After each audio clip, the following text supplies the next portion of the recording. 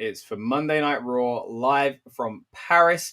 And we're going to give you a play-by-play analysis of the show itself, then hit you with an instant reaction review after the show. So stay tuned. Before that, though, we're going to break down Monday Night Raw itself and also talk a little bit about Clash in Paris as well. We'll do that right after this. Welcome to the Rebellious Noise Pro Wrestling channel. On this channel, we bring you some great content from inside and outside of the squared circle.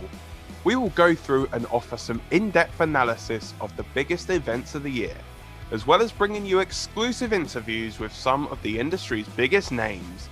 There will also be live show reviews, in-depth features, and podcasts. So make sure you give that subscribe button a slam so you don't miss any of the action.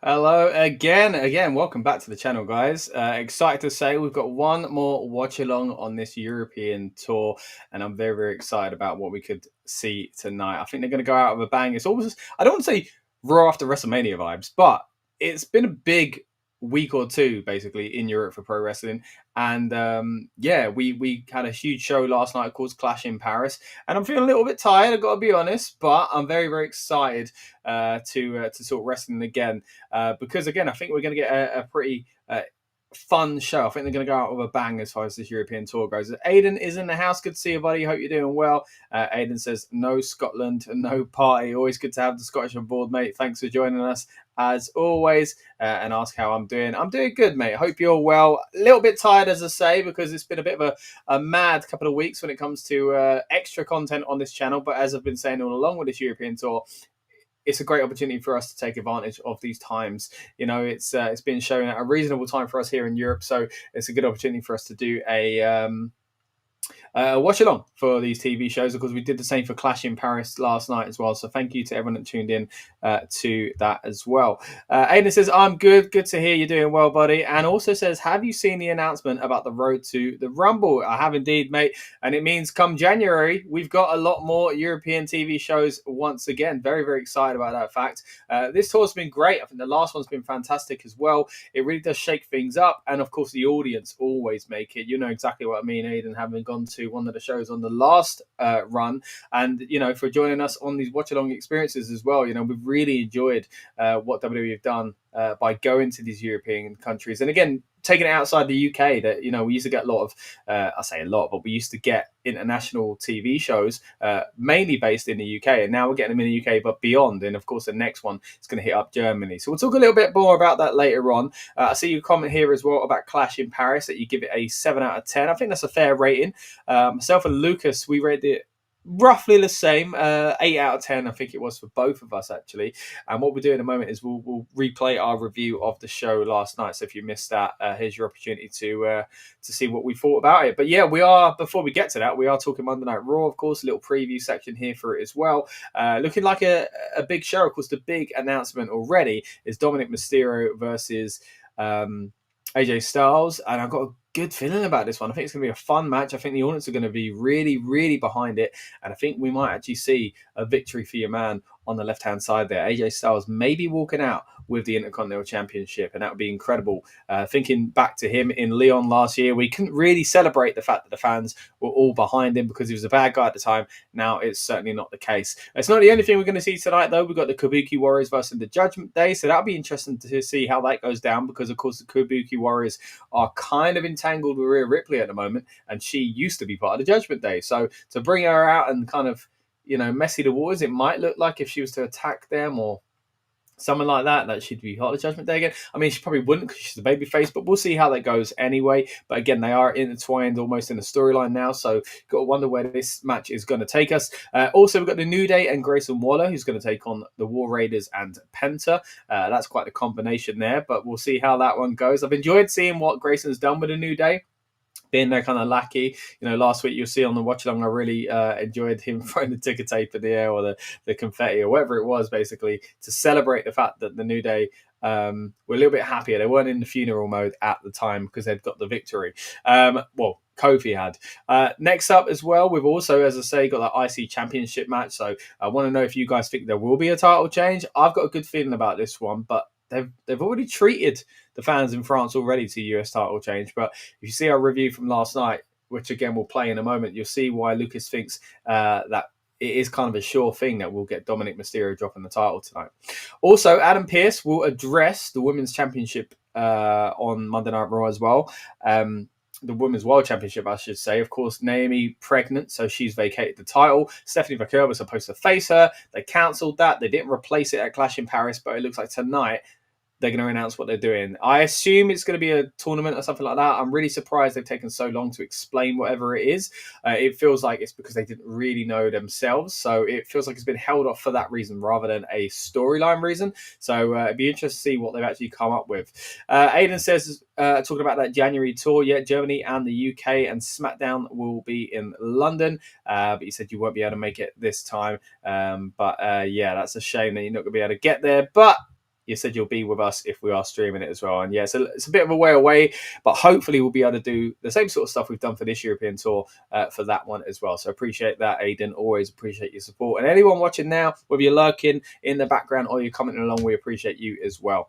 Look, we are about an hour and 23 minutes away from Monday Night Raw kicking off. Of course, it's an earlier start tonight. Very early start if you're out in the States, because, of course, if you're watching live, I think it's like either 10-1 or, depending where you are, or 11-2, something like that. It's an early one, but I think one that's going to throw up a few kind of big stories because, again, it's the last show, TV-wise at least, on the European tour. I'm not sure if they've got a few more house shows to kind of collect up, but TV-wise, it's the last one. So again, just to recap what's been announced so far, the Kabuki Warriors will face off against the Judgment Day. Of course, Roxanne Perez and Raquel Rodriguez. We've also got the New Day and Grayson Waller taking on War Raiders and Penta. Dominic Mysterio, of course, the champion, in defending his Intercontinental Championship against AJ Styles, which has really been the hook for this show for the past week. Really, that's what they've been kind of advertising it off of. And then again, as I mentioned just a moment ago, Adam Pearce is apparently going to address the situation relating to the Women's World Championship on Raw as well. So quite a stacked show. I'm hoping it's not 3 hours, even though it's starting earlier. It'd be nice to finish a little bit earlier as well. And then we'll have an instant reaction review after the show as well. So stay tuned on this very stream. And if you're watching on demand, you can find it on the channel. It'll be re-uploaded here as well. But yeah, looking forward to it. What did you think of Clash in Paris? No castle this time around. I thought it was a pretty fun show. I mean, it kind of lived up to the Clash name. I think Glasgow was pretty good. I think Cardiff was fantastic. I mean, it was there. Maybe I have a little bit of bias for that one. But let me know what you thought of last night's show. I really did enjoy it myself. So hopefully you feel the same way. A lot of rumours going around tonight about a possible return. Of course, the big story coming out of last night, the biggest story, I would say, is the new member of the Vision being Becky Lynch. I mean, they haven't said that's the case, but you would imagine tonight they solidify that, and it's clear that she's in the stable, and it's not just that she's helping her husband. And I've really been hoping they do this for a long time. Now, a lot of people, we didn't even mention it in last night's stream, have started to think that maybe this means a certain AJ Lee might be coming back to the WWE soon. And this is something we've discussed for a long time now, ever since CM Punk came back, and just wondered if it was about timing. You know, she didn't come back at the Rumble, and I was like, oh, okay. Later on, WrestleMania Raw of the Mania? No, it didn't happen. Oh, okay.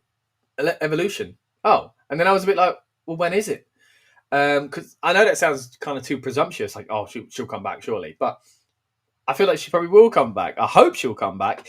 And I didn't even think last night that this is that opportunity, right? Her to come back to face off against Becky Lynch for CM Punk, you know, to kind of even the odds. We could be seeing that. And some people think we might even see it tonight. I'm not sure if it'll be that soon, but it'll be fantastic. Aiden says, if she returns tonight, I will lose my mind. Me too, mate. I've been looking forward to an AJ Lee return. So her coming back tonight will be fantastic. Madman is in the house again. Good to have you with us, buddy. Says, Cena match yesterday was awesome. I remember you were staying up as late as you could out there in India to try and get that Cena match in, and you were struggling to stay up. I'm pleased that you managed to watch the Cena match in the end, buddy, and I'm glad you enjoyed it as well. It was really good. Aiden also says, I'll scream the house down if AJ Lee comes back. I think she's the last big name from the women's roster that's just never made a return, right? You know, we get Trish, we get Lita. I guess the other one you could say is Saraya. Paige, of course, a lot of people expect her to maybe come back as well. But I think AJ Lee, because she's just been gone from wrestling, whereas Saraya went to AEW, of course. AJ Lee's been gone for a long, long time, and she didn't pop up in AEW like people might have thought when she had her husband there and CM Punk.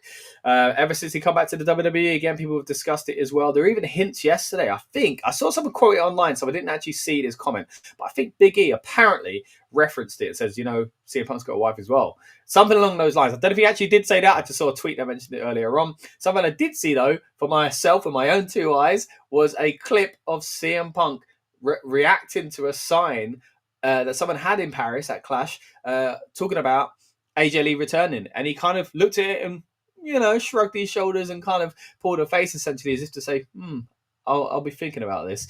Madman says, I had to watch it the next morning. Of course, this is referring to, again, the John Cena match, but I'm glad you enjoyed it, buddy. If Paige comes back, do you think she'll revisit that triple? Oh, no, I'm getting that comment off. Don't be saying that. Don't be saying that. That's not fair. I should have read that before I put that up. Look, I'm looking forward to tonight. I think it's going to be a fun show. And again, I really appreciate everyone that's tuning in now, whether you're watching live or if you're watching on demand. If you are watching on demand, we're an hour and 18 minutes away from Monday Night Raw kicking off.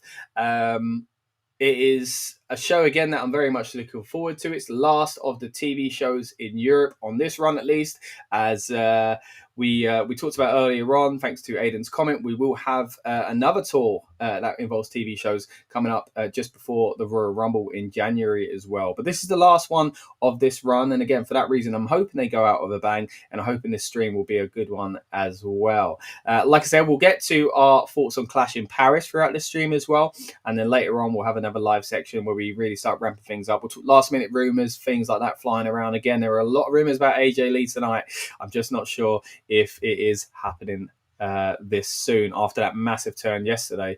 Not turn, but massive kind of revelation, if you will. I wish Goldberg in a match with Bron Breakker before retiring.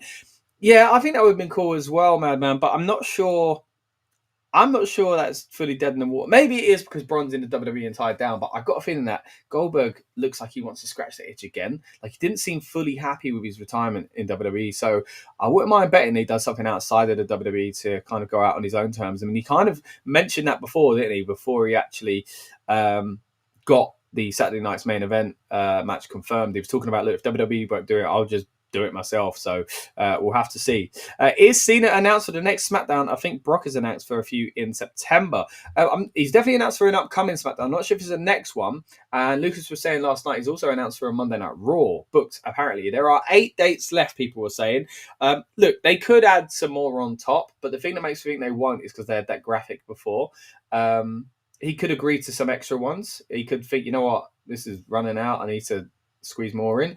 That's a way to kind of prolong it rather than doing it by length, but just fitting in more dates, essentially, if you're starting to think, oh man, I'm winding down quicker than I want to. There is a way around that, but they did have that graphic pop up when he was a heel. But then again, he's not a heel anymore, so he could just say, yeah, I want to give you more. So we'll see. Maybe we'll get a few more. But yeah, dates are getting limited now, essentially.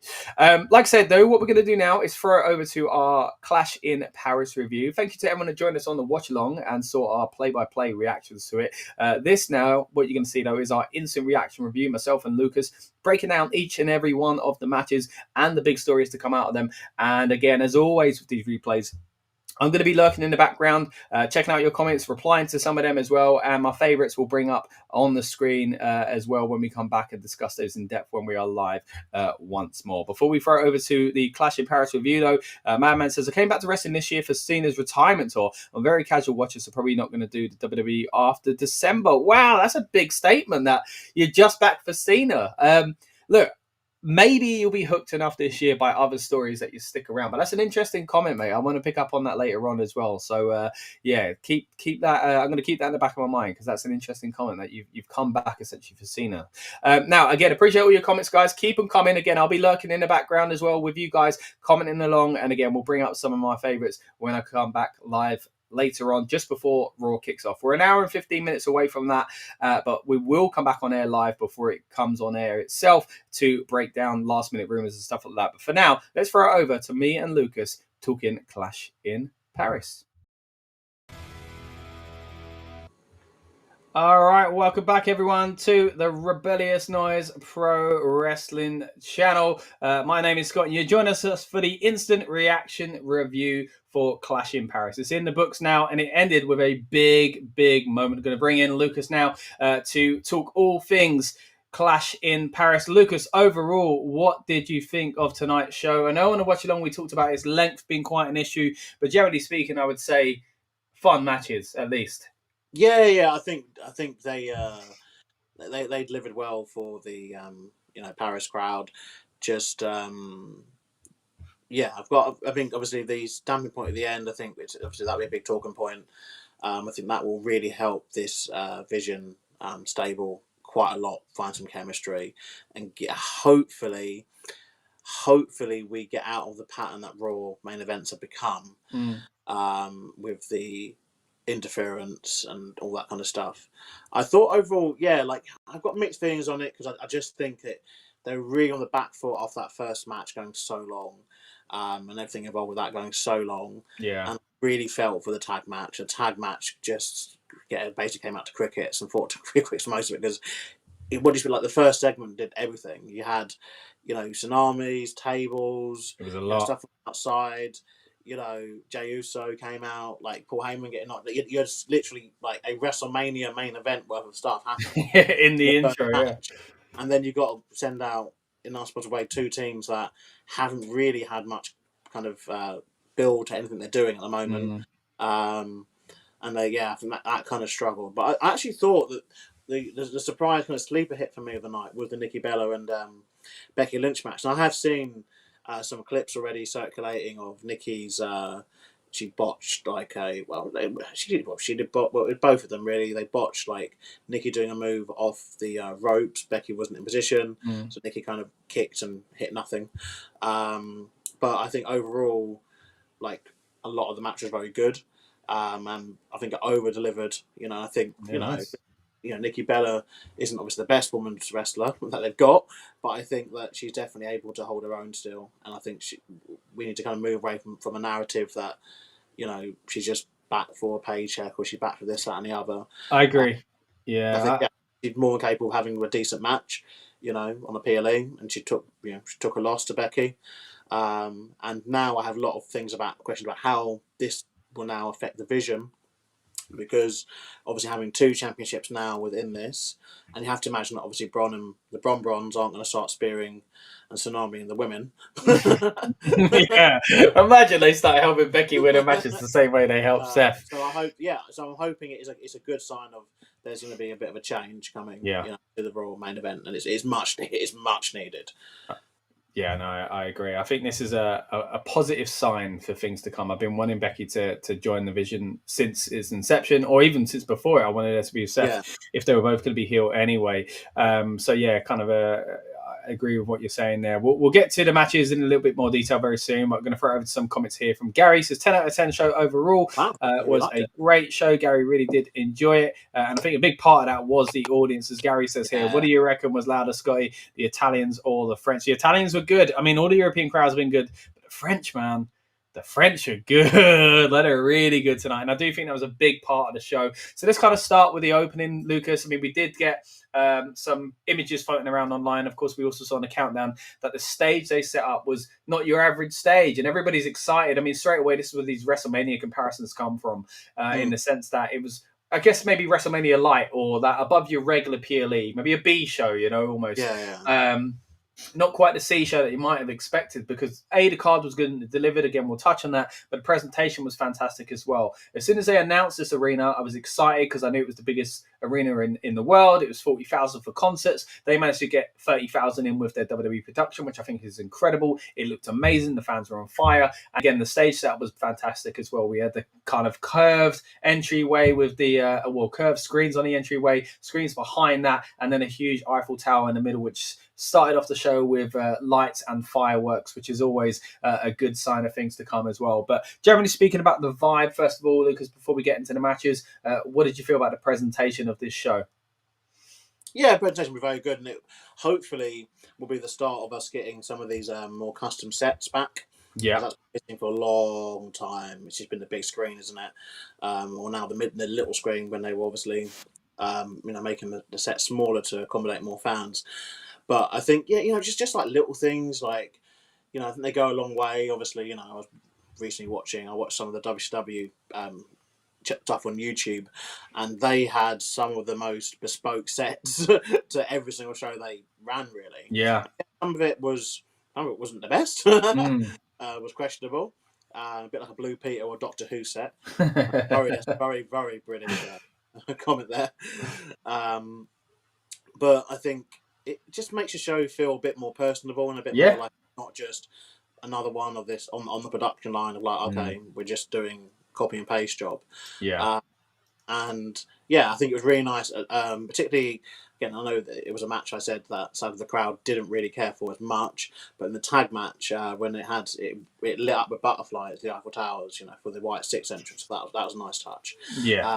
And it's a good use of like the stage being part of a show essentially, which I guess has kind of got forgotten lately because it's just been big screen. Yeah, and like you say, a lot of times they've used a smaller screen to get people in, so I guess in a smaller entryway get people in. I think this time they could have kind of afford to, because again that this venue leans itself to good production, and I think that is a big benefit of the venue itself. So you've got that, and also there's been a lot of discourse online recently anyway about people missing those old stages and that personality, as you kind of rightly compare it to. It's just a part of the show and it makes you remember it. I think anytime this comes up, the obvious ones, the SmackDown Fist and all that, but like the one-off ones are fantastic as well. I think a lot of people remember Backlash where there was kind of claws, so to say Backlash, you know what I mean? So was it TLC when it had all the chairs hanging up? Yeah, and Cena pulled him on Wade Barrett on some weird thing that covered him. I didn't expect Wade Barrett to get crushed, don't get me wrong, but I think it looked terrible when they did that.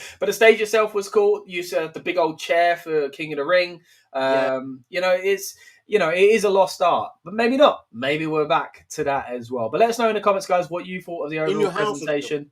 In your house. In your house was always great. I mean, they did a good one when they brought that back for NXT at first, though, didn't they? So we're still waiting for what the big story was with the Charlotte. Oh yeah, mate, I forgot all about that. Yeah, there was a reason behind the women's match, the decision they went with, weren't it? Triple H said, and we never really understood. We never understood what that was. Gary says, kind of looked like old school SmackDown entrance minus the Eiffel Tower. Yeah, I think it definitely had that kind of flavour. Yeah, minus the Eiffel Tower. Yeah.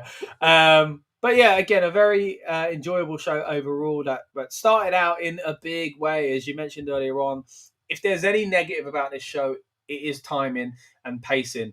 I don't know, maybe if I watch this with fresher eyes, I could look at it again and judge where I would move things around. But the way we got it started out as we kind of expected, though, with Roman Reigns, because of those rumors. Who knows how true it is about Roman Reigns either starts the show or he ends the show. And tonight he started the show, and to be fair to him, although it was long, they did it in a big, big way. It was a match that I think was, again, as we mentioned on the watch along, and thanks everyone that stuck with us, it started out slow. It's not my favorite kind of match where they have the slow bit and then it explodes, but at least the exploding bit's good, right?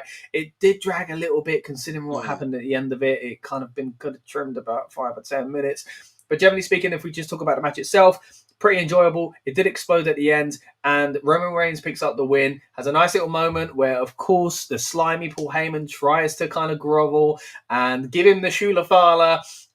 In the end, Roman turns on him. Obviously, he's not buddies with him anyway, but attacks him essentially. And Heyman's off to the hospital, by the way.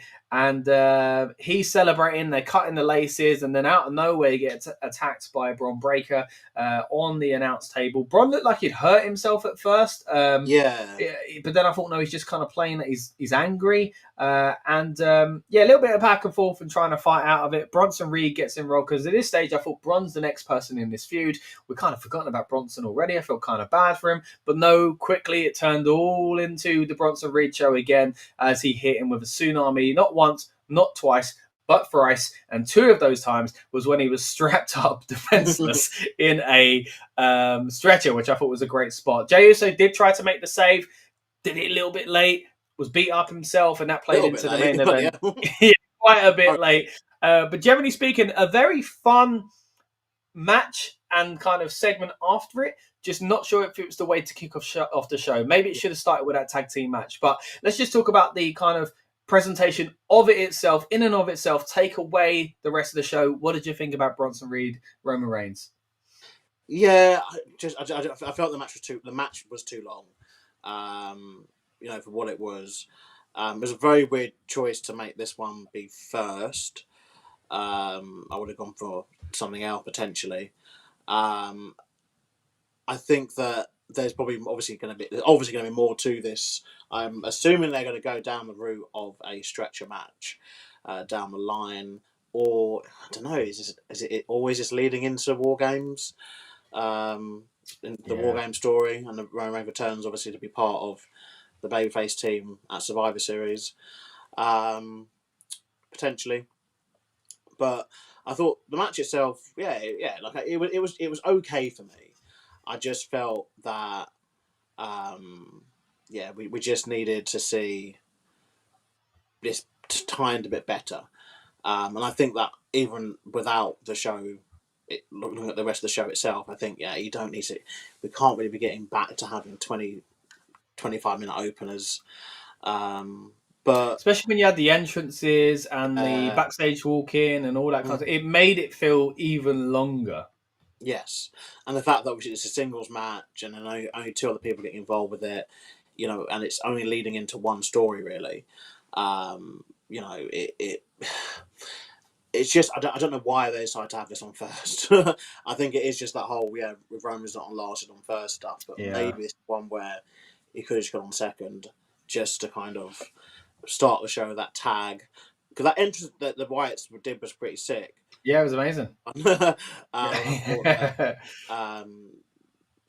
guess I have the weird sponsor. We'll get to that in a second. Yeah. But in terms of Roman and Braun, the right person won, but obviously they need to write Roman off. I'm guessing he's not going to be on WrestlePalooza, and they're looking, or Crown Jewels, we're looking more at Roman being involved with the next. Like Survivor Series. Yeah. I know they have that thing with Roman and with some of the bigger names that, they will not. And this is where, obviously back in the day, it wouldn't exist this, but you'd have, they don't like people basically being on a show, having the kind of quote unquote random match and losing. It's like before at the Rumble, he had to get taken out of the Rumble because he couldn't be in the chamber because he couldn't get pinned. So you're then losing your top star for 2 months because you just don't want him losing, a match. And this is probably similar. It's a case of like, well, where do they go next with this? They probably want to do, if they want to do Bron Breakker and Roman, or a rematch between Bronson and Roman. But do they want Bronson to win that? It's like they don't want Roman to be on the next show and lose and then set something else up. So it's all gets a bit difficult. But I would have said, match itself, I would have just trimmed 5 minutes off. I think would have been more there, especially considering how long the post-match stuff happened. Yeah. And the post-match stuff, I think even that, it could have been done a bit more succinctly. I'd argue that the backstage update could have been just explained by the commentators, being deadly honest, and then maybe done maybe just done something on Raw the next night, or say, it's next night. Actually. Yeah, I guess. What do you mean as far as saying they're banned and all that? Or I think it played into the drama of the thing later on, though. Part of the brawling thing, you said look, if you guys don't get out of here, you guys need to get out of here. You're banned from ringside. I don't know why then go backstage to get another segment. Yeah. It could have just been done in the ring. I think that actually got a bigger pop as well because you're right in front of the fans, and Adam Pearce, people know his Pearceisms, and the whole I need a drink, and I think that could have just been done a bit more because again, it's just they went to adverts, didn't they? And they came back and went straight back to the same. Into the same story, and a story that had move it on, already taken up the first hour of the show by that point. But again, it's not strictly true because we had the promo package and all that, but it just feels like that when it's the only match we've seen at that point. It kind of doesn't lean in his favour, essentially. Aiden's back in the house. Good to see you, Aiden. Hope you're doing well. Keep the comments coming, guys. Let us know what you thought of the show. Aiden was popping in and out, wasn't he? So I don't think Aiden's managed to see all the clash, at least. Gary did agree, though, that the opening match was a bit long. But after the opening match, we moved into the one that, as Lucas said, maybe suffered a little bit here because it didn't, it kind of lost a little bit of that shine. Usually this is the kind of match you would open up with, a kind of high-flying tag team, multi-person match. I do think they delivered. I do think it was an enjoyable match, and there are some interesting things story-wise with this as well. We start out, as you say, with the entrances. There's a Borderlands entrance, first of all, for the Street Profits, which made me think, can they turn on each other while in a advertised kind of set of gear? That's a bit weird, right? Or what is the advertisers got? They paid for basically a big moment, right? So I was kind of second guessing myself, because they did have a lot of the hints again towards the Street Profits splitting up. Either they're playing into the rumors that they know are out there, or they're actually doing it. Montez was on the outside, tagged himself in, all this kind of cheeky stuff as well. Got a little bit better towards the end, but at the start, there was definitely friction between the two of them. The White Six, completely different story. They come out on top of the world, tag team champions, and they had a fantastic entrance. As you say, the Fireflies up and down the Eiffel Tower, the Fireflies in the air as well, as far as the fans putting their phones on and singing the theme song as well. I think it's a fantastic song. It's nice to have that legacy continue from Bray Wyatt, who sadly didn't get to use it that long. It continues over, as does much of his legacy, really, into this stable. And it was really nice to see the audience sing that part of the song really, really loud. So it was you often get with the legends, right, and the old school songs like Randy Orton, CM Punk, Edge, but you don't often get it with these kind of newer acts. So I thought it was really cool how the fans in Paris really kind of sung to the top of their lungs in that entrance as well. It's probably the best entrance I've seen for the Wyatt Six. They've got a great presentation already, but you add that fan base in, you add all the kind of Fireflies. I thought it really, really was good. And again, I think the match was good overall as well. A lot of cool high-flying stuff, including from Angelo Dawkins. He started to look a little bit kind of heelish at the beginning, but later on was very happy himself to kind of bust out a few moves that you don't often see from a guy of his size. So this match overall, really, really good. It was the Wyatt Six that came out on top, which I think is the right decision. Didn't want them to hot potato the title back to the Street Profits. But Lucas, thoughts on the tag team title match overall? Yeah, it's a solid match. I mean, the Street Profits are fantastic. I'm not the biggest Wyatt Six fan in terms of in-ring work, but I think that the entrance presentation is very good. They're being used quite good here. It's interesting, though, because they've been booked more as babyfaces since they've come back, but they were very much the villains in this match, which is also interesting when you layer on the fact that they were teasing the Street Profits trying to turn as well. Yeah. But it didn't really take away too much from the match, but it did just make me question that they're probably not going to do the turn. Even though I was kind of thinking they wouldn't do it anyway today, because obviously they're in Paris, like it hadn't really built this at all. But I guess it'd be interesting seeing the reaction from the Street Profits, come SmackDown, I guess, by the time they get back to the United States. Yeah. I like them having B-Fab with them, and I'd like potentially B-Fab to factor into any turn they do. That's what I was saying, right? So I think B-Fab should align herself with Angelo Dawkins, who is annoyed at Montez for always being flashy and showing off, because that is kind of the thing. Everybody thinks Montez is great, right? They can play into that, and there's always a risk when you turn and you split up a team, and everybody has said it about Dawkins. I think he's really kind of improved over the past few years as well, and kind of almost prepared himself, I think, for the split. And I think putting B-Fab with him will be positive. And then if you wanted to later down the line, you could put Bianca with Montez if you really wanted to do that as well.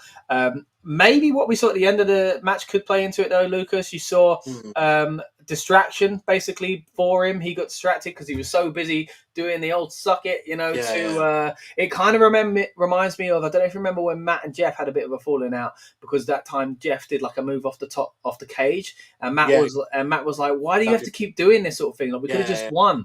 It kind of reminded me of that. And obviously he got his leg caught by Nikki Cross from under the ring. He, as a babyface, if that did happen, could argue, what are you talking about? You got distracted a moment ago by, Big Red, basically. So the seeds are there for a split and a story to be told. And I do wonder if the end of this match will start to play into it as well. But as we both have said, really, probably the right decision to keep it on the Wyatt Six. And as Gary says in the comments as well, it was a great match, but Wyatt Six's entrance stole the segment. The thing is, this has been a good example, though, where going back to needing to feature other backstage segments, after this match, I would have cut backstage to the current Raw Tag Team Champions or the contender for the tag titles, spoken about that scene. Because, we need to know that, okay, we have this tag division, with the Wyatts and all that lot on SmackDown is actually more than covered. But the other tag belts, we find ourselves left with so many questions about certain bits and pieces where these little gaps you have, just use them. Just give it. Doesn't have to be like, not everyone has to do 20-minute opening episode of Raw promos to get stuff over. Just literally have a segment backstage where maybe you've got LWO arguing with Viking Raiders or War Raiders, sorry, over something, and then it's like they're both going to be the tag champions, in on Raw, and then have Judgment Day walk past them and brush them up and be like, we ain't facing either of you, and then Adam Pearce walks in and just says, well, okay, well tomorrow night on Raw we're going to have you two against you two. Yeah. Like, where's all this spontaneity gone? Like, where it used to exist all the time with all the belts, but now it's just like, oh, we won't know what's going on with those tag belts for a long time. Yeah, It got so bad that they booked non-title matches against random tag teams just to get the Judgment Day to have a match. Yeah, they haven't built up any other tag team to face them. I mean, Stephanie Vaquero is the other one, right? Why have they still not decided what they're doing with her match? I think that's poor taste. That she should have appeared on some capacity on the show, and that's another thing that Vince would have been good with. Even at ringside, to be like, she should have had a match tonight, but she's still here. Yeah, I guess potentially commentary might be, being guest commentator might be a bit out of her wheelhouse. Obviously, with English not being her first language, but yeah, definitely something. Like Vince would have done something. Like whether it be even just be the pre-show match or just like another match. Because again, I don't remember the last time she wrestled either. Yeah. Well, talking about someone who didn't get the show, let's move into women that were featured on the show, and one of those in a very big way at the end of the night, but we'll hold our horses on that for now and talk about the match she was in earlier on, Becky Lynch versus Nikki Bella. Now, this is one that, as Lucas said earlier on, was basically, I don't know, I guess a bit of a dark horse almost. It was a really entertaining match in a show that was entertaining overall. As you mentioned earlier on, a few kind of sloppy bits and stuff like that, but for the most part, very good. I actually feel like Nikki Bella should be winning that title, but not straight away. But now that we get to this storyline she's in with her husband, I don't know where we go with that title. But again, maybe that's a bit of a conversation for another time. But this match itself, again, I was kind of judging it through the kind of eyes of, okay, well, if Nikki Bella hasn't won, she'll probably win it next month or the month after that. I'm not really sure where we go with that now, so I'm not really sure how that makes me feel about this match, because I would feel bad if Nikki now had to get lost in the shuffle. I mean, realistically, she could end up being in that spot against Stephanie Vaquero, but that's awkward when she's also a babyface, so maybe not the best idea there. The thing they've got to be careful with too is they've now got two villain groups on Raw that have two championships. Obviously, Judgment Day have both the IC and the tag. Yeah. Rollins and Becky with the other two belts. Wait, is there a single babyface champion on Raw then? Definitely win that belt tomorrow, I think. There's, yeah, because you got Becky. Yeah, true. Yeah, if AJ Styles wins, then that'll level things up a little bit more. But yeah. Yeah, I mean, yeah. So, well, I don't know. I think that basically has confirmed it. I mean, to be honest. Yeah, I think we just walked into a spoiler, maybe. You've got all your belts on two stables, who are all villain. Yeah, I think we'll be seeing a title change tomorrow, guys. Yeah, I think so. And look, we'll be covering it on this channel because we will be doing a watch along for Raw in Paris, the last show on the international TV run. So stay tuned for that. Yeah, it's been good fun. It's been good fun. Viking Raiders, what such a better name than War Raiders, says Gary. I can't even get my words out here. I actually quite like the Viking Raiders name. I'm just not a big fan of the whole pretending to be a Viking thing, to be honest. To be honest, but you like them tend to be going to war. I don't really. Who said I liked them? Gary also says, to be honest, I'm glad Becky won because Bella didn't do anything to deserve the win, just for coming back. Yeah. So Gary asked earlier on in the stream, how did she get this match? And it kind of was just like, oh, I'm back. I'm the good guy. You're the bad guy. So yeah, I kind of get where you're coming from there. Maybe this is her way to earn into something like that, though. I don't know. I think she kind of has. She's kind of earned it, but in a weird kind of wrestling earned it. Like, I think, obviously, when she came back, she was obviously promised the match with Liv Morgan at Evolution. True, yeah. She then, she then ate a bit of crap and she went into the Battle Royal and didn't win that, by the way, at Evolution. And so I think this is kind of the kind of quote unquote kind of reward for, kind of putting up with that, so to speak. Even though it's not obviously her fault, it's not their fault either. If someone gets injured, but it's a case of, and potentially this is something we should be seeing with Stephanie Becker because again, it's not her fault that Naomi got pregnant and that took a match away from this. But I would just say the way to do that would just be to book her in a match. I don't have to be anything spectacular. Just needs, there's lots of women on the roster that could have dealt with it. You've had Natalia and Maxine Dupree literally begging for a storyline, on television. Just go, Natalia, Natalia with Stephanie Becker could have worked here tonight. Easy peasy, 5-minute match. Natalia's always a safe pair of hands, and it would just get her on the card. But it's something that you should do quite a lot, with this. So I disagree. I think, yes, she hasn't, in terms of the storyline perspective, she hasn't earned it. But we've seen worse happen previously, including with people like Becky Lynch herself, who just decided to come back and win the tag WrestleMania. Gosh, We've seen Charlotte Flair do this multiple times before. And obviously on the men's side of things, we have Brock Lesnar and Roman Reigns who just go, I'm going to fight for the championship. And then we all just go, oh, okay. Not here for 6 months, but now you're going to fight for the title. So I don't think it's fair to say that, it's a bad thing here. It's just, that's how it's gone. Yeah, no, I think, again, if this feud was to continue, I can see it picking up the win. And it might still happen, but again, it's kind of hard to tell because of what happened at the end of the show. Again, we're going to get to that in just a bit, but we're doing it match by match for now. So let us know what you thought of this match, guys. We're talking about the Women's Intercontinental title, but also what you thought of the rest of the show in general and what you would rate the show. We'll get to our ratings at the end of the stream. But again, keep the comments coming, and we appreciate everyone that stuck with us from the build-up show into the watch-along, now into the instant reaction review.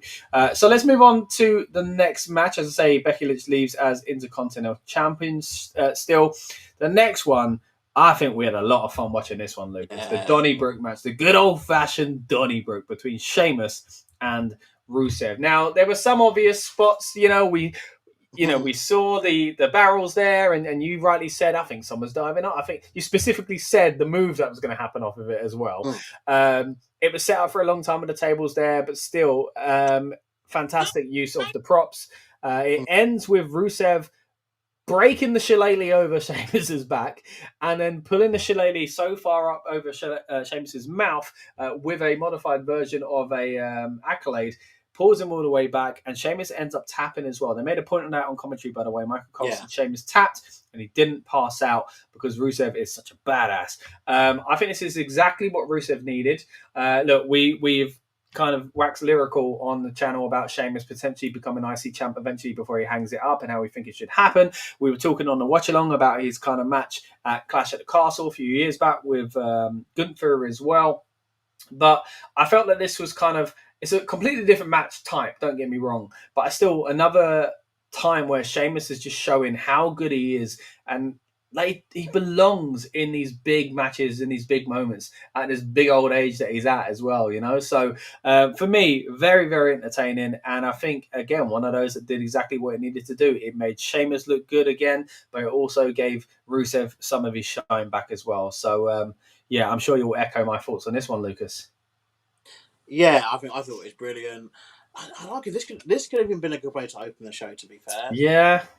Just a nice, fun match. Gets, but it really woke the crowd up at this point. So potentially, again, just looking at how we were with this show, where we had, obviously, like several was touched upon it, really long opening match. I think this was a good way of getting people back invested. Yeah, there were some slow bits in there, but yeah, this is one where they both hit hard. They both, they worked together to create this match. Yeah, there was, like I said, some obvious spots that happened, but I thought it was really well done. I think it's the correct winner. I was surprised that it was a tap out. Sheamus is not a guy who we see tap out quite a lot, so it's always a big deal.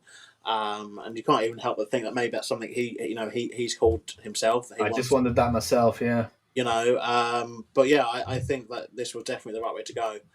And I'm assuming that's like the feud ended now, and Rusev will move on to whatever is next for him, which I hope, I hope it's something that we can all kind of enjoy again.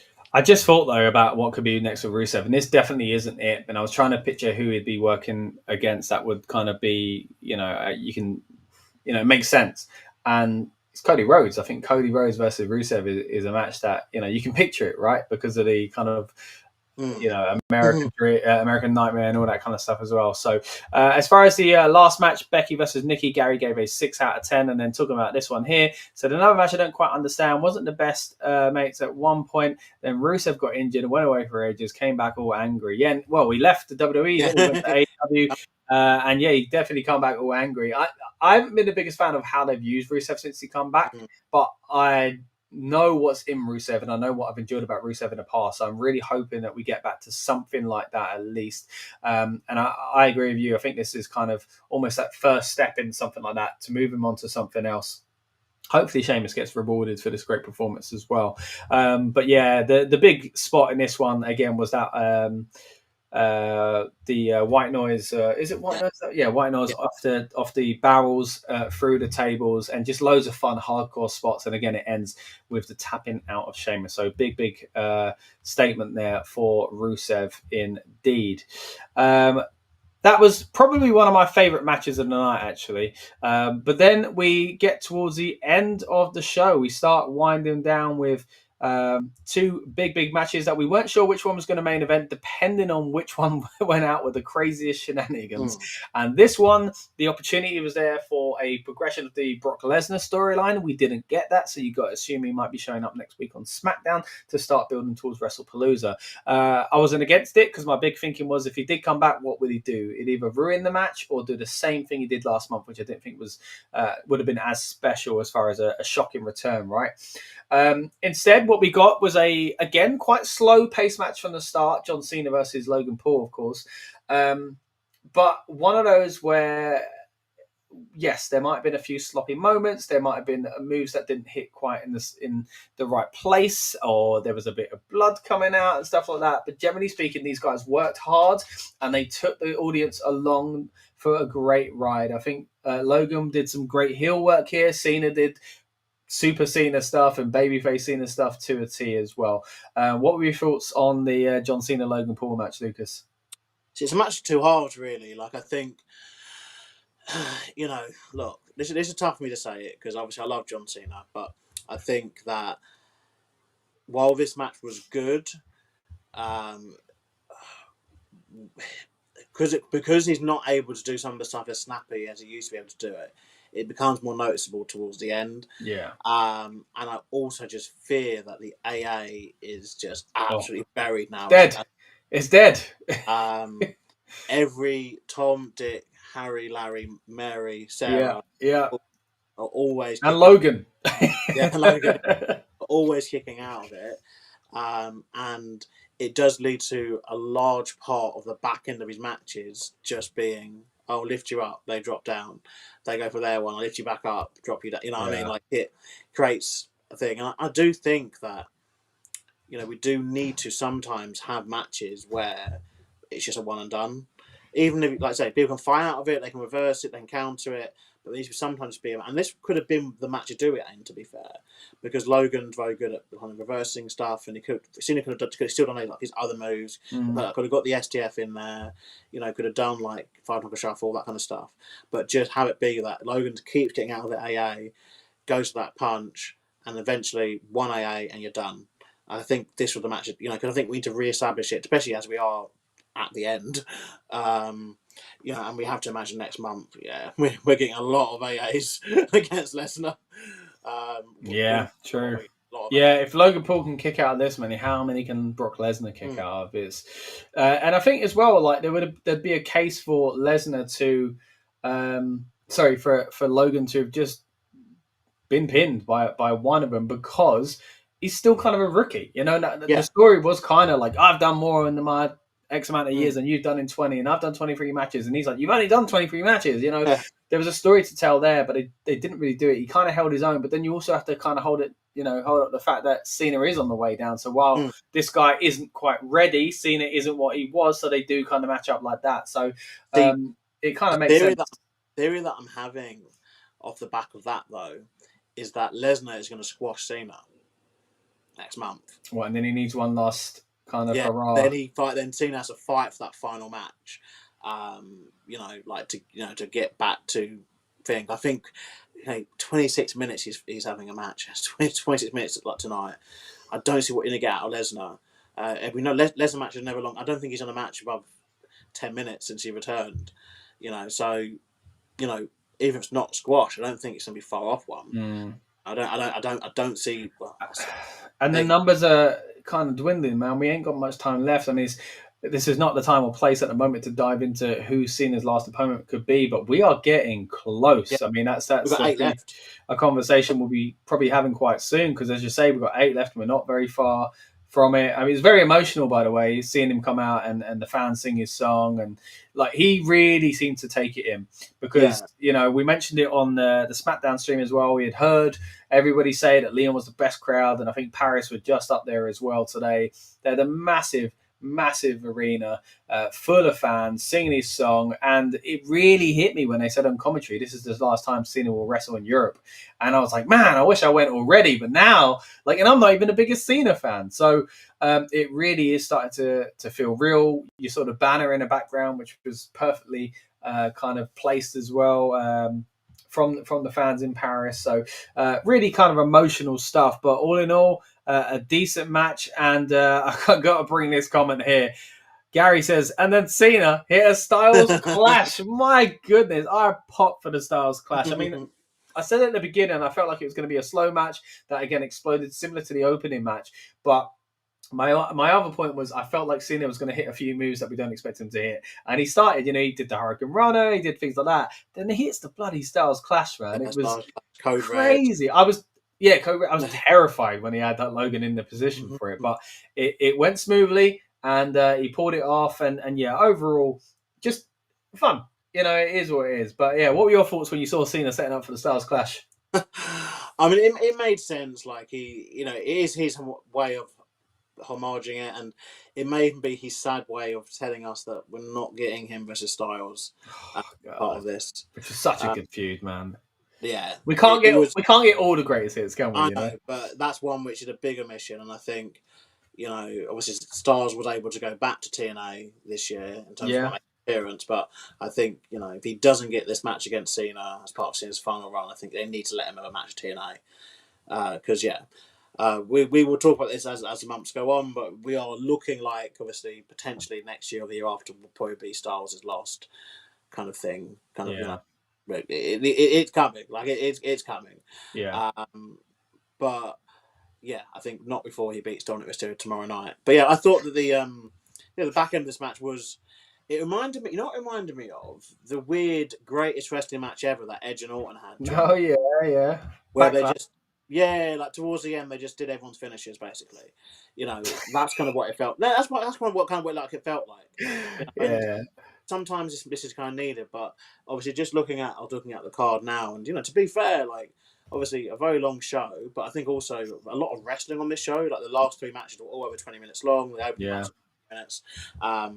And so I think that may be where the pacing's going. Like they're trying to give a lot of time to everyone, which just particularly like those last 3, it was a long, a lot, a big chunk to watch.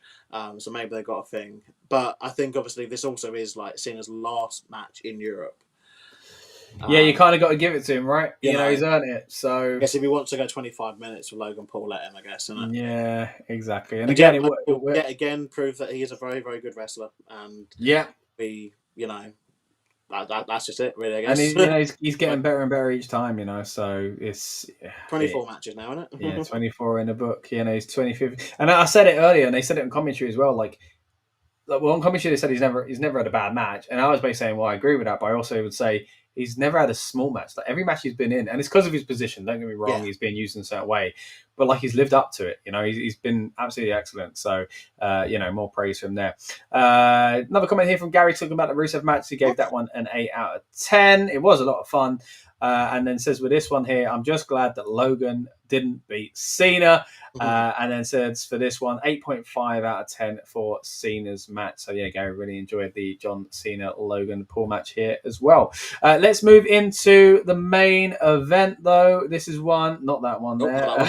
It wasn't the main event. This one here, CM Punk, Jey Uso, LA Knight, and Seth freaking Rollins for the World Heavyweight Championship. And again, this is one that was kind of laced throughout the night. They opened up with, again, Roman Reigns being taken away, but so was Paul Heyman, Bronson Reed, and Bron Breakker. As far as Heyman in the hospital and the other two banned, and they were told, look, if you come back, you're going to get fined and suspended without pay and all that kind of stuff. So the wheels are in motion. I mean, they've been in motion for a little while, really, about maybe a new member. Seth said a few things, kind of hinting about always having a plan, that kind of talk. And he said the same here tonight. But he also said, I've done stuff like this before on my own. Don't worry about it. And it kind of like looked that way in the match for a little bit. He was definitely a man on a mission. There was that bit where I was laughing earlier on where he kind of just ran at people viciously, you know, hit a stomp on Jey Uso, hit a stomp on LA Knight, and then realized Punk was getting up and tried to stomp him into the chair as well. But yeah, I thought this was a really fun match. Of course, it ended with the Becky Lynch thing, but we'll get to that in just a moment. Thoughts on the match overall? Table spot, kind of no DQ-ish type stipulation to it because it was a fatal four-way. But yeah, pretty good and a nice way to end the show. Even if we didn't get the big surprise at the end, I think this is pretty deserving in the main event spot. Yeah. I think it just felt like there was three main events tonight. Do you know what I mean? Like three like big matches, which, don't get me wrong, is good. But I think it's, you know, going forward, something they've got to look at which one, we kind of maybe need to just, you know, lower it a little bit so we're not three matches that are over 20 minutes long. But yeah, I thought that, you know, they're getting very good at telling and intertwining a lot of storylines into these multi-person matches. And so they do seem like a big deal when they are done now. And they're not a random kind of thing. So I always give props for that. It does seem that this World Heavyweight title division could go in multiple directions, which is good. You know, I would argue we maybe do need to start thinking of, like, you know, another option, like an alternative option, because we are, you know, at the moment we've seen quite a lot of crossover between the four that were in this match in particular. And obviously, you know, once you add the Brons in as well. So it would be nice to see someone else kind of break through the upper echelon into the upper scene. Potentially, you know, this is where, you know, I know they're always been a fan of people losing upwards. Maybe this is where Sheamus can come in. Maybe this is where, you know, there's plenty of other people kind of on the roster that could. You know, I just don't want it just to be just like four people basically. But I get that. I can say that LA Knight has squeezed his way into it because I don't think anyone really expected him to win today. I do feel like in a certain kind of scenario at a certain time he could become world champion still, but tonight weren't going to be that night. So he's kind of squeeze his way into the story as well, but been woven in it, like you say. You know, it was his match that Seth faked the injury, and then recently him and Punk have been going back and forth. And as you speculated while we were on the watch along, do we, you know, does it look like we're going to get towards that being the match? And it certainly looks that way now when he bumped. But then because we've had that finish, surely obviously Punk's going to want to obviously avenge that loss and be like, look, you know, cost me the match. The match. You know, I deserve the match. And maybe they can long that out by, you know, maybe doing either an injury angle with Punk, then they've got to realise we're just done with Roman. You know, that you're really going to have Roman and Punk off your show. Is the answer to that. You know, not if you don't have to anyway. Through last year already with Punk being injured and stuff. You know, you could prolong it with, I don't know what you could prolong it with now, really, because basically, there's now, it seems like, at the A Knight thing, now I'm thinking about it realistically, A Knight and Punk are now even. So unless something happened between them now to reignite it, it's kind of done. Because obviously, you think, Well, yeah, because, you know, Punk did the whole accidentally put LA Knight through a table, and now LA got it. True, maybe that's just that's kind of the payoff, and they're both baby faces, so it would make no sense for LA Knight to all of a sudden keep having a problem with Punk and vice versa. Particularly, the main thing that Punk should be wanting to focus on is the fact that, you know, he was about to be World Heavyweight Champion again, and someone's wife comes out. and Yeah, he's been screwed again. And get screwed again, which we've now seen twice, 2 times back to back. So one would have to imagine, we need to have a third occasion of this happening, this match going down, and potentially it doesn't happen. But it's a case of, like you said earlier, like, is the Punk Rollins thing going to WrestleMania? It can't blow off at WrestlePalooza, so that would just feel really weird. Like, talk about interwoven storylines. This has been since the night he came back, and the rumors going around the night he came back of almost Seth Rollins. Rollins ain't happy, and those clips and stuff like that. Him and Drew, they've done so well to turn these into fantastic storylines. So you got to expect, unless it goes much like the Drew one does, to what hasn't been announced yet, but maybe could be happening in October, is another Bad Blood and therefore another Hell in a Cell. It's definitely a feud that screams Hell in a Cell in some way, especially, to keep out the Vision and stuff like that.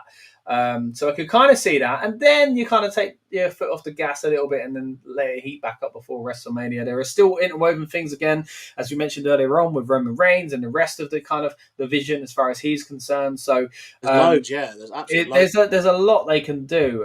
Get to Gary's comments here as well, just talking about the match itself. Says this one's tough as far as kind of rating it, but says it's just a shame in these type of matches that the ending interference and not with a straight win, because I think if it didn't, basically the title would have changed hands. And that's basically the story they're telling here tonight, is that they, the Vision were banned from ringside and they weren't able to help out Seth Rollins. So what was he going to do? Well, a smart man, of course, had a plan up his sleeve all along, and it ends up being Becky Lynch. And it's something I've wanted them to do for a while. I think when she came back and they showed that footage, I mentioned it then after WrestleMania, she hadn't turned heel yet. She come back as a face, and they showed her backstage online and stuff like the WWE socials celebrating what Seth had done as a bad guy.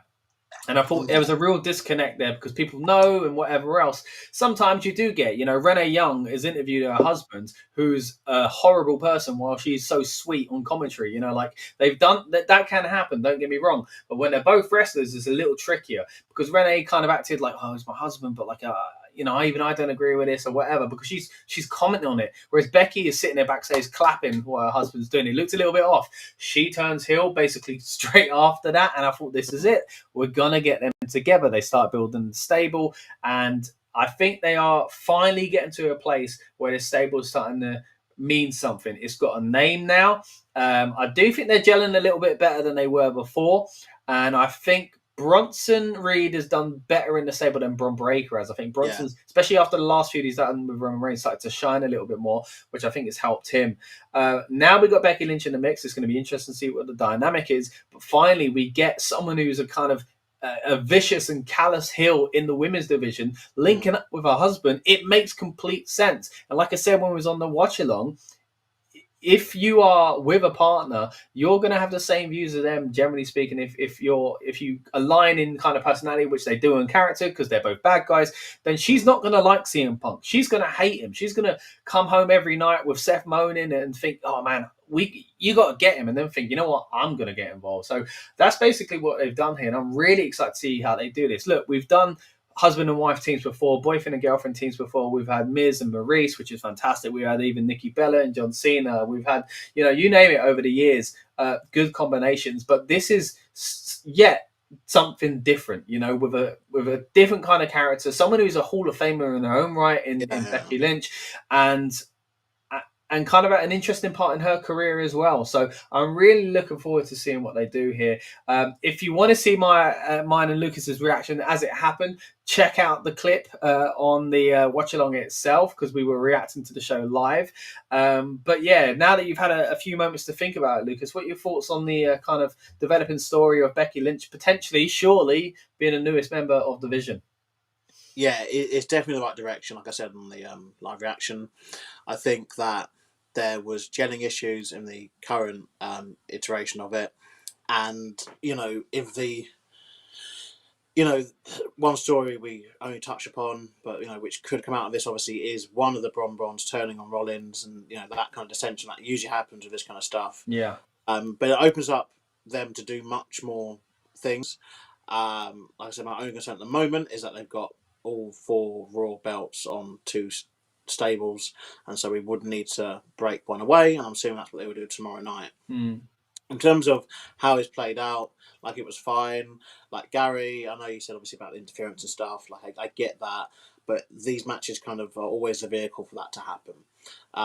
Triple threats exist because you don't want one person getting pinned by another person, and so four ways are similar in that you've got a group of guys here where you want to protect everyone in the match essentially, and WWE do different ways of doing that. So obviously, Jey Uso they gave the injury to, so obviously that explained why he was obviously more affected by a lot of stuff, and so he couldn't then be part of the finish. Obviously, A Knight was, I guess you'd argue, he was the disposable player in this one. He went for the table, and then he is one of the people that Seth stomped on the outside as well. So, I think this was fine though. I think.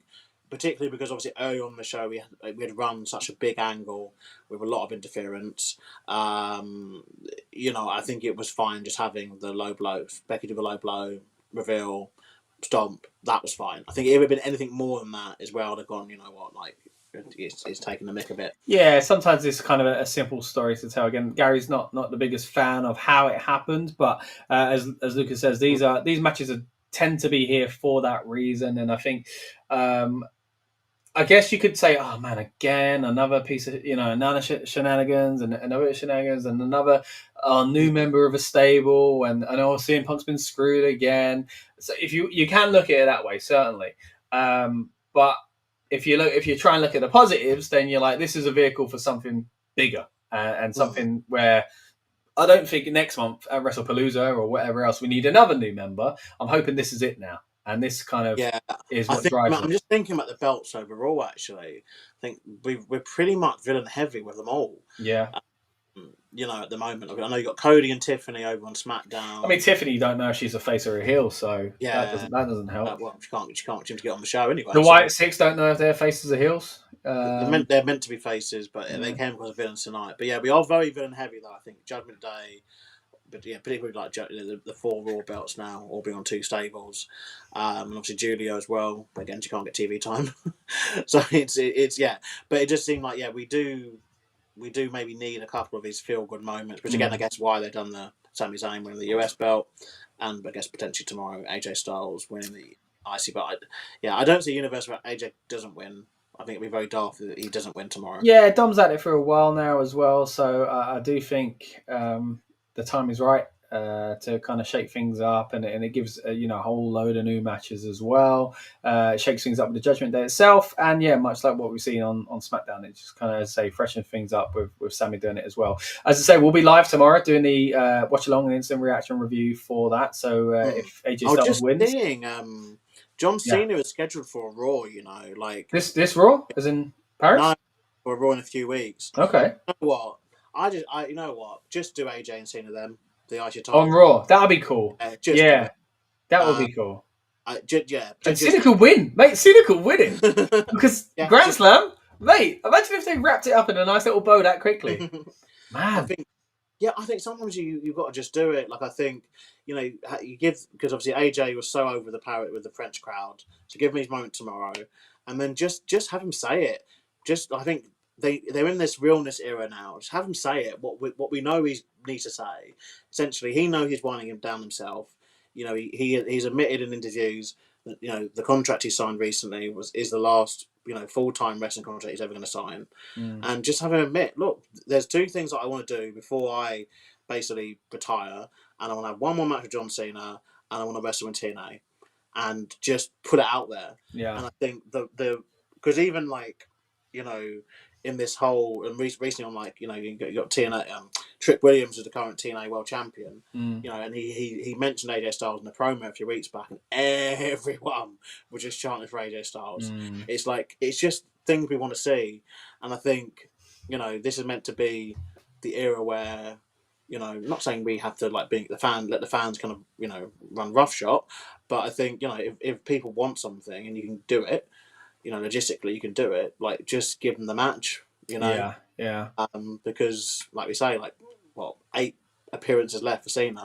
Yeah, if he's on Raw and he's just going to do a promo anyway, then come on, he's got to feel that himself. Though. It writes itself. Yeah, and he's got to feel like, man, I ain't going to be in this ring many times I could squeeze in one more. You know what I mean? So, look, that's again kind of that's future planning. That's future stuff, but also Dominic and kind of AJ Styles. I mean, it might not even change. The title. We're kind of future booking something that might not even get the opportunity to be there. But AJ versus Cena could certainly happen, but he might not have the belt at the time. But we'll see tomorrow night in Paris. Gary says a good 9 out of 10, I should say, for the main event. So Gary was a fan of what he saw in the main event. But that does start bringing us towards the end of the show now. So we'll kind of go over some last-minute thoughts and kind of overall feelings about Clash in Paris. So get your comments in, guys, if you've got anything else you do want to get in. Or if you're watching on demand, don't worry, you can drop your comments down below and we'll try and reply to those as well. But yeah, thoughts on the show overall as we start stepping away from it and putting a pin in Clash in Paris 2025. Lucas, what would you give it out of 10? I'd give it an 8, to be fair. I think, we've touched on the problems that we've had with it, mainly with regards to pacing and the length. But I do think there was a lot of quality wrestling, on display. Over 2 hours of in-ring action on this broadcast. Yes, I know it went almost 4 hours all in, but, that's just, part and part of the parcel. I think that we've got a very interesting Raw main event scene to look forward to, with a lot of names that can kind of interchange and do different bits and pieces. We've got a new direction for the Vision, which was much needed in my opinion, because Raw was becoming a copy and paste job every week. This should hopefully change it, at least for 1 week, until they decide the new formula. It was nice seeing the tag belts defended on the PLE. It's very rare we see that outside of, obviously, we saw the TLC match last month. But yeah, we do need to start seeing more, tag title defenses on PLEs going forward. Very strong performance by Nikki Bella. I think that was a very good match, and the Donnybrook match I think was very, very good as well. Just like I said, my main criticisms are the pacing, and I think again, I'm assuming they're bookending the weekend with 2 titles changing hands. Obviously, we're assuming the second one's already happened. Obviously, Sami Zayn won the US belt, but just question, is this a tactic they're going to use for these 2, 3, 4, 5, how many days they want to do in a country events going forward, where they essentially split the attraction, and obviously, there's wrestlers that weren't on the pay per view that were on Raw, and vice versa. Yeah. To SmackDown and not on this one. So it'd be interesting seeing if they use that as a formula going forward. As obviously there's other weekenders that they've got. Obviously, the next one will be Crown Jewel, which is start of October, I think, isn't it? Start of October. You know what? I keep saying about what the schedule is, and I completely forgot about Crown Jewel because it's in Australia as well, isn't it? Yeah, start of October, isn't it? Yeah, you're right. Which John Cena is scheduled to be a part of as well. One of these, one of the 8 that are left. Yeah, we got 2. I think we got 2 in September. We got plus WrestlePalooza, and then and Survivor Series, and that final match. Man, and how does we could be here all night talking about John Cena's last run. We'll have to hold fire on that. But it's been a great show, guys. I really appreciate everyone that's tuned in for this instant reaction review of Clash in Paris. Thank you to everyone as well that joined us earlier on tonight when we hyped you up and got you in the mood, hopefully, for the PLE itself, as we always do on this channel when it comes to PLEs. Also, a big thank you to everyone who joined us for the watch along, and I hope you enjoyed your play-by-play experience with us. And like I say, thank you, rounding it off with the instant reaction review. We appreciate all your comments, which, by the way, I can see Gary in the comments thirsting over Tiffy time, which I think is a good time to say, Gary, I think it's bedtime, buddy. But thank you for all your comments tonight anyway. We appreciate all of them. If you haven't already, please subscribe to the Rebellious Noise Pro Wrestling channel. As I said earlier on, we're going to be back talking all things Monday Night Raw, and we will have a watch-along experience for that, as well as a instant reaction review for it as well. So I've been Scott. He's been Lucas. This has been the Rebellious Noise Pro Wrestling channel. All right, and it still is the Rebellious Noise Pro Wrestling channel, but now we are back for your Monday Night Raw watch-along, and that was our Clash in Paris review. I hope you enjoyed it. Keep your comments coming, because we're now 16 minutes away from Monday Night Raw kicking off again live from Paris, France. I'm really looking forward to it, because as we said, as we came on the air with our first live portion of the show earlier on, this is the last of the European TV dates until January, by the way. But still, that means I think they're going to try and go out with a bang here. We've been treated to some pretty special moments on the tour so far, especially with Clash in Paris. I thought it was a fantastic show, even if it went a little long. Hopefully tonight will be good as well. Joe Gebber's in the house. Hi, Joe. Hope you're doing well. Hope you're looking forward to Monday Night Raw. What else have we got in here as well? I saw Jolly asking what time it is in Albania, and always good to have the community helping out in Aden, saying it's 8 p.m. start in Albania. It's 7 p.m. start here in the UK, which is 15 minutes away. So wherever you are around the world, essentially it starts in 15 minutes. Joe loved Clash in Paris. Good stuff, Joe. I'm glad you did. I'm glad you had a good time watching it.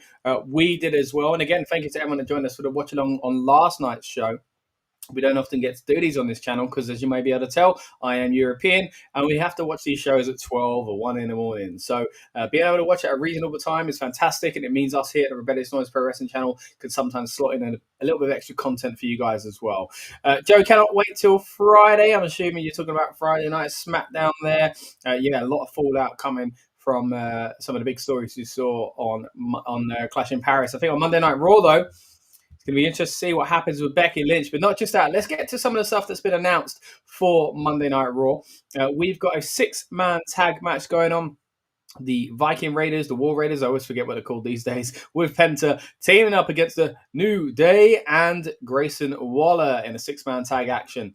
We're also going to see updates when it comes to the Women's World Championship. That's right. Adam Pearce has announced that he's going to basically update the audience and let us know what's going on there. Will it be a tournament announcement? Will it be a one-on-one match? Who knows? But I'm looking forward to finding out. Also tonight, we've got tag team action in the women's division with Judgment Day, represented by Raquel Rodriguez and Roxanne Perez, going up against the Kabuki Warriors of Kairi Sane and Asuka. Kairi and Asuka in a little bit of a mood at the moment with their friend Io Sky, who seems to be buddying up very closely to Rhea Ripley. We'll see where that storyline goes and if it has any progression tonight as well.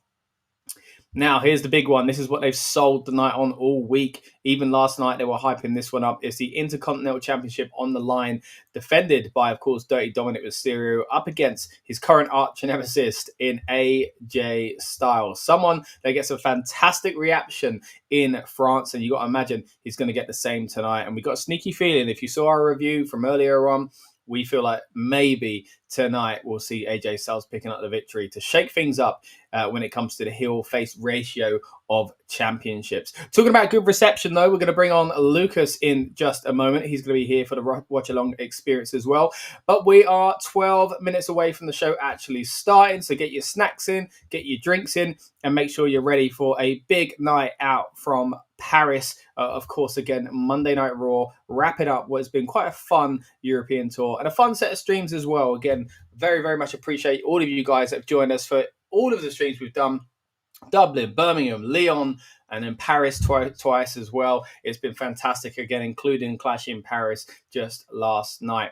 So we're going to stay live. This is going to be your watch-along experience. It'll be a play-by-play kind of commentary from myself and Lucas, and we'll be letting you know what we think of the show and describing what's going on in the action as well if you're unable to watch it. But if you are, I would say it's time to load up Netflix and get ready. Stick them in the second tab, though. You want to keep us on here live, and again, we'll be your play-by-play experience for that as well. At the end of tonight's stream, we'll finish off with an instant reaction review. And of course, that's exactly as it sounds. We're going to tell you what we thought of Monday Night Raw as it goes off the air. But you are here for the watch-along experience. And as you can see, again, from the graphic, a big, big story tonight. Dirty Dom versus AJ Styles.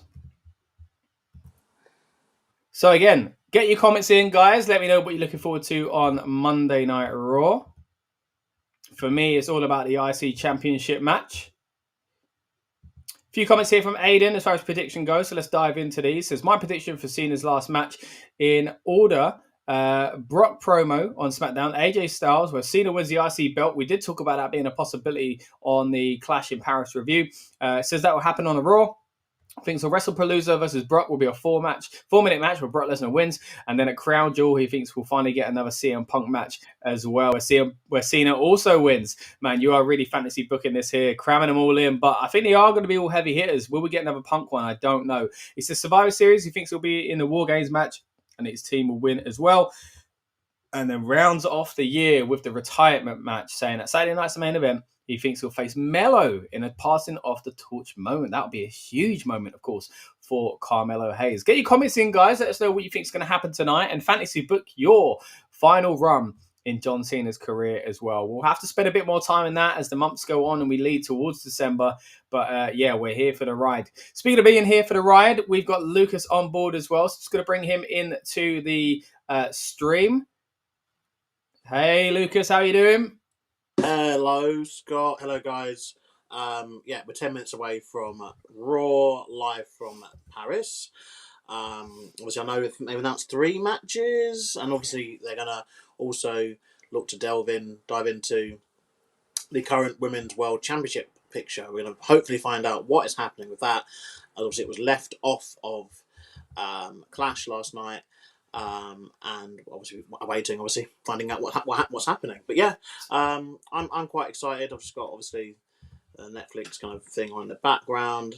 I love the countdown timer; it's so cool. I don't know, it is cool, yeah. Touching on the women's title though, Lucas, you know, off the top of your head, because we don't know how quick into the show we're going to get it, so we can't speculate for too long. I guess it could be the opening segment, probably not, but just in case. What do you reckon they will announce tonight? A tournament or a match or some sort of kind of heavy multi-person match, or what do you think they're going to do?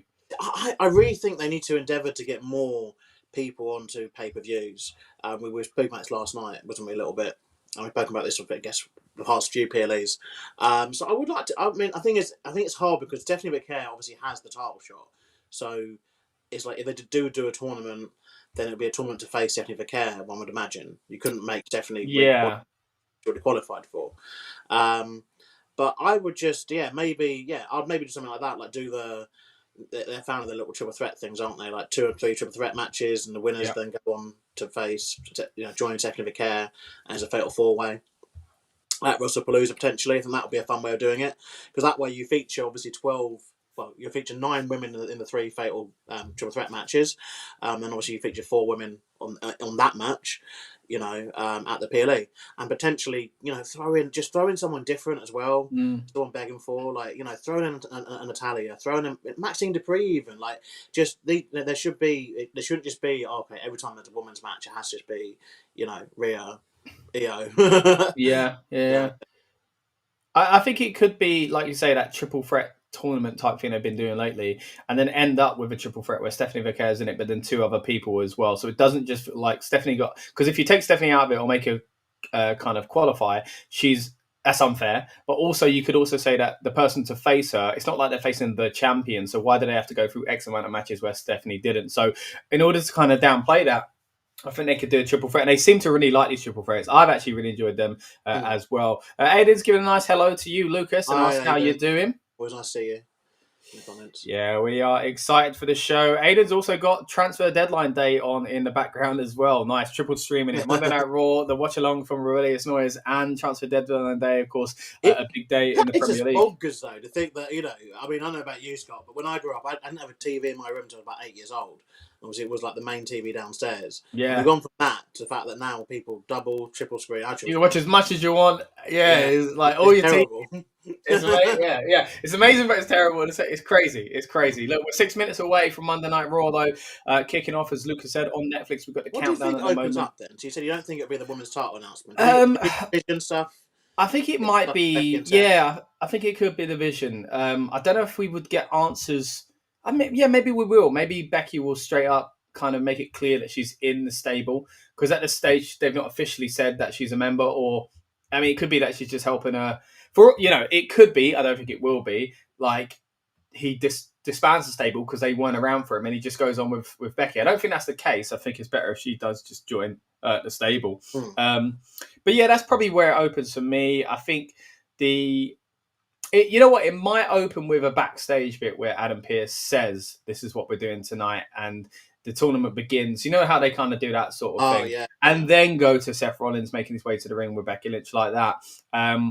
But yeah, if it's a tournament on, starting with tonight's show, then I could see it being a quick opener, and then the main kind of segment being that Vision promo. Well, they've already announced 3 matches tonight, haven't they? They've announced obviously. What have they announced? So I'll get the card up here. we've got, of course, the main event, or what is kind of what's been a hook essentially to promote this. Might not necessarily go on last, but the IC title match. Again, the announcement of what's happening with the Women's World Championship. There's a 6-man tag between the Viking or War Raiders, always forget what they're called these days, and Penta. That's quite the combo. Against New Day and Grayson Waller. Also, we're going to see tag team action in the women's division. The Judgment Day versus the Kabuki Warriors, which is an interesting one because they are kind of leaning into this Rhea Ripley, Io Sky thing. And if Rhea comes out here, which I don't think she would because she's not the heel in the storyline, it would look like she's aligning herself with the Judgment Day, which is a bit messy in itself. But they could play it through the night where Io comes out to kind of, or is in the corner and gets attacked, and Rio comes to even things for the Judgment Day, and the Kabuki Warriors don't like that. They get jealous. That's the way they could potentially do it. Because I do think that story will progress a little bit tonight. Really interesting how they played it last week, Lucas. I don't know if we've managed to chat about it, but to me, they were closer than they've ever been, right? They might be just that they're ramping up being mates, but I've got a sneaky suspicion there's a possibility this storyline is going to be a little bit more than just Io and Rhea being friends, because they were very touchy-feely in their backstage segments as well. And it was super emotional. Like, they've really ramped up. They've always had respect for each other being baby faces, but now they've really turned it into this kind of almost a forbidden love. You know, like Asuka especially is really angry about this. And Kairi's going along with it, looking kind of sad and torn in between the two. So it's a strange storyline. It's ramped up very quickly. I mean, I've only seen bits of it from last week. I didn't watch last week's episode of Raw, actually. But obviously, this is a story. It's been a bubbling understory for a little while now. And obviously, I don't know how much of it has been them obviously longing it out until they do this announcement of the Women's World Title match, or was it just something that was always going to happen anyway?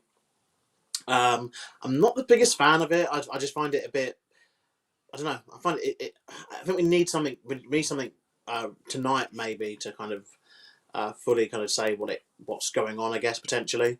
Yeah. It's a bit confusing because usually with these things, like, we get to see the first bit, and then the wrestlers learn, like, as things go on, kind of thing. So take like the Jay Cargill attack. Like, we saw the first bit happen, and then it was that kind of whodunit kind of thing. Yeah, that makes sense. But here it's like, it's almost like they filmed something. There's something before all this happened. They kind of did it twice as well. Because I was thinking the same thing. I was thinking, this in the future will be played in a promo to advertise a match. They'll say, they'll show them in the background watching the hug and, or, you know, all that kind of stuff.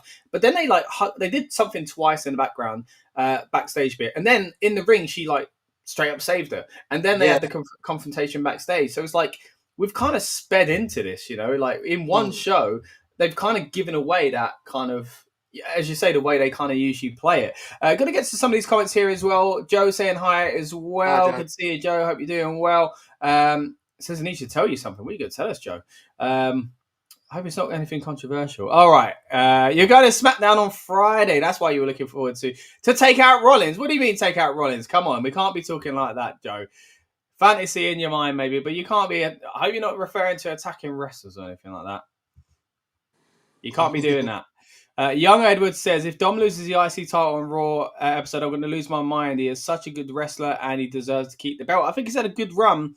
It's got to come to an end at some point, Edward. I appreciate what you're saying. And I think tonight's just kind of an opportunity to give a big moment to the fans in Paris. I mean, look, Leon got a big moment in Sami Zayn. So I think it will happen tonight. I like Dom, don't get me wrong, but I don't think there's a million other things for him to do with his title reign. So maybe it's time to give it up. But I appreciate your comment. Aiden says, Edward, sadly, he will. Aiden agrees that it will happen as well. Okay. Right. It's good. I mean, I think AJ's got to win. I think we spoke about it last night, mainly just because they can't have all 4 belts, you know, at the moment, currently on 2 stables. And then obviously we don't know what's happening with the Women's World Championship at the moment. But that's obviously also been very linked in with the Judgment Day for the past kind of year or so anyway. So it'd be nice just to see a fresh women's champion and a fresh IT champion. And then the other belts, obviously, the other belts. But yeah, like, I think AJ's going to win. I think and will hope this is the main event, mainly because I just can't deal with another long Vision promo for someone to run out to set up the main event. You know, I think we need to leave that stuff. I think, honestly, we need to just bin that off Just Yeah. just completely just been off that. Especially as a formula that happens pretty much every week. I think it's all right every now and then for storytelling purpose, but when it happens every week, it does get repetitive, especially on a show that's 3 hours long. If it starts with a kind of, oh, this again, it's not a good start, is it? Keep your comments coming, guys. Let me know what you think is going to happen on tonight's show. Young Edward says, Lucas, are we not promoting the DKW shirts on these lives anymore? Then he wore a DKW shirt last night, all right? So the other day, I think Friday as well, I wore one. In a second, maybe after this first promo bores me. Aiden says that the transfer window is now closed. I don't think any big deals, Aiden. I don't think Arsenal's made any other big deals that weren't already speculated anyway. And I quickly get to your comment before the show actually begins because the signature started. Your prediction for the women's title is a 6-pack challenge at WrestlePalooza between Bayley, Asuka, Rhea, Roxanne, Stephanie Vaquer, Lyra. When Stephanie wins, and then Lyra wins the Rumble, and then at Mania is Vaquer, Lyra, and Naomi. Mate, you were going far into the future with that booking.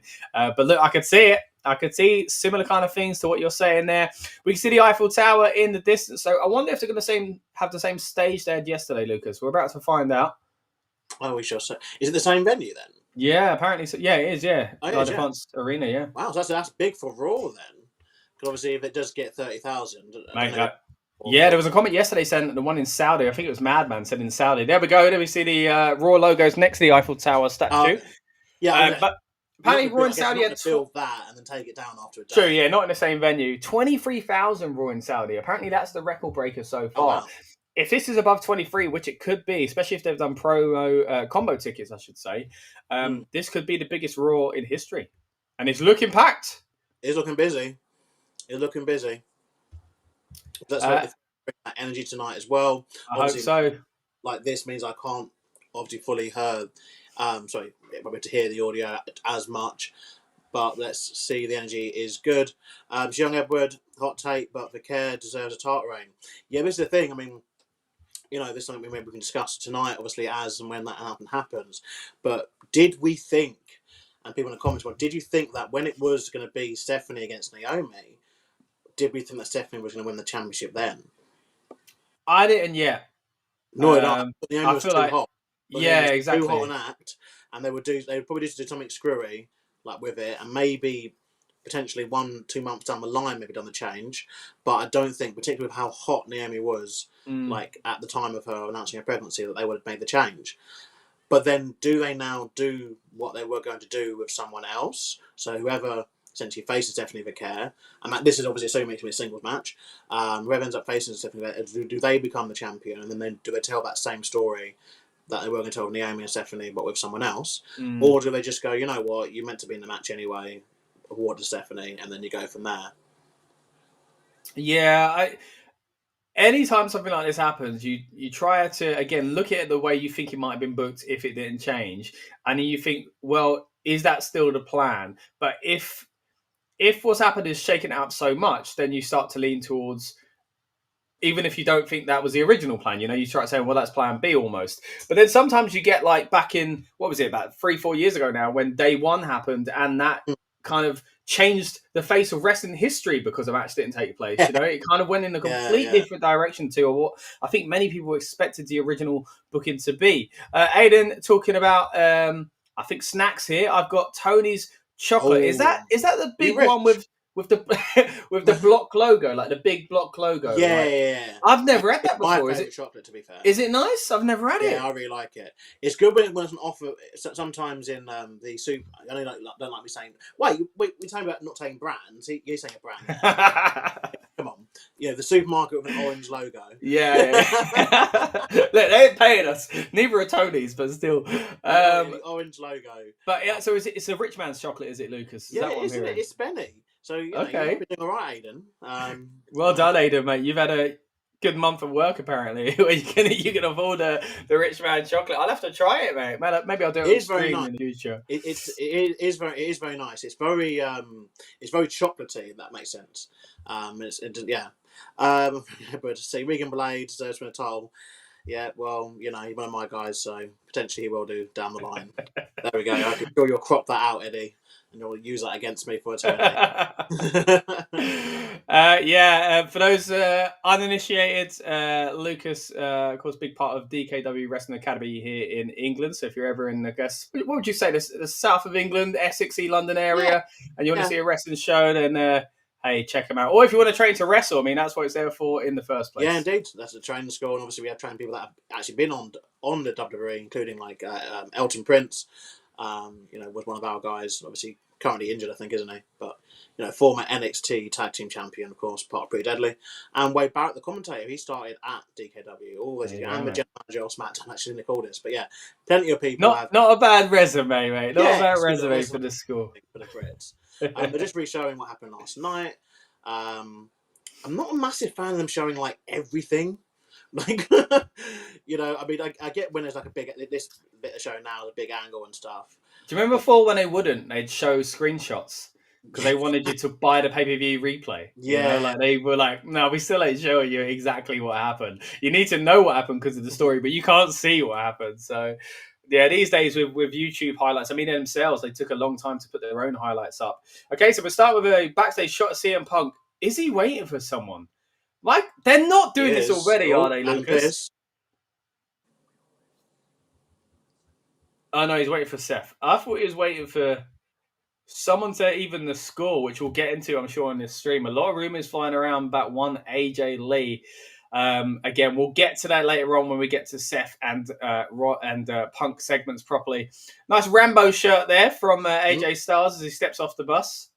Big ovation, it sounds like, for him. So we're now going into the arrivals. Kabuki Warriors backstage as well. Of course, they're facing off against the former tag team champions in the Judgment Day. Penta doing his walk, even backstage, coming out of a lift, I think. Fantastic. Did you see the house show clip of them all doing it? No, I didn't. What, in the ring? Him, Punk, and someone else was doing it. I didn't watch the video, but I saw it mentioned online.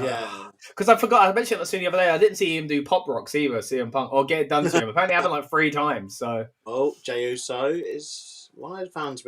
he's somewhere where fans are... Oh, he's starting. Okay, I didn't expect that. Did not expect that at all, because I don't see how it links into anything. But anyway, here we go. Jey Uso, former world champion, is making his entrance.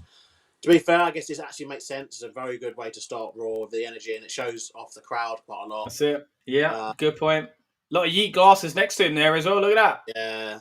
This is the thing. There are a lot of people who, still aren't on the Jey Uso bandwagon, and so I can see a lot of the detractions from him, but I think end of the day, like, he's over, and there's been so many times in history where they just haven't taken advantage of it. Yeah, taken advantage of that, and they've let people literally walk out the company. Yeah, still being as over as they can be.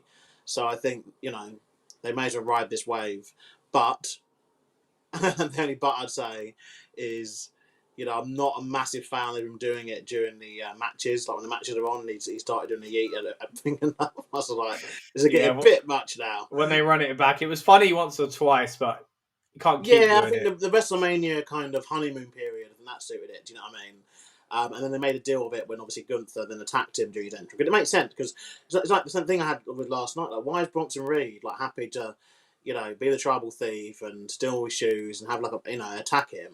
But then you're still happy to watch Roman Reigns take 10 minutes come into the ring. Like, why would you part with it? You'd be like, no, like, yeah, it makes sense. And I do like it when there's, villains that have logic to what they do. But yeah, Joseph is making his entrance. I guess it wasn't the best night for him last night at Clash. No, and he's still holding his ribs. Yeah, he's still sending someone dressed as Rollins behind him, I think. Green shirt guy is there. Yep, still there. Aiden says 5-minute promo, then the Visionary interrupts, and then Punk comes out. We could see it go that way. I mean, this leans into obviously the Vision, but more the side of the Roman Reigns story, which maybe that's what we're getting here. Maybe we're getting an update that Roman Reigns is, he's not going to be around for a while or something like that. They're selling the injuries. We'll have to see. But of course, referring back to Bronson Reed's ridiculously over the top attack on the Roman where he's on the stretcher, which I did find hilarious at the time, but it was a long opener to Clash in Paris, even if it wasn't entertaining. I get a feeling the Punk thing might be longed out for the rest of the night. Same. I mean, at the moment he's waiting for him to arrive.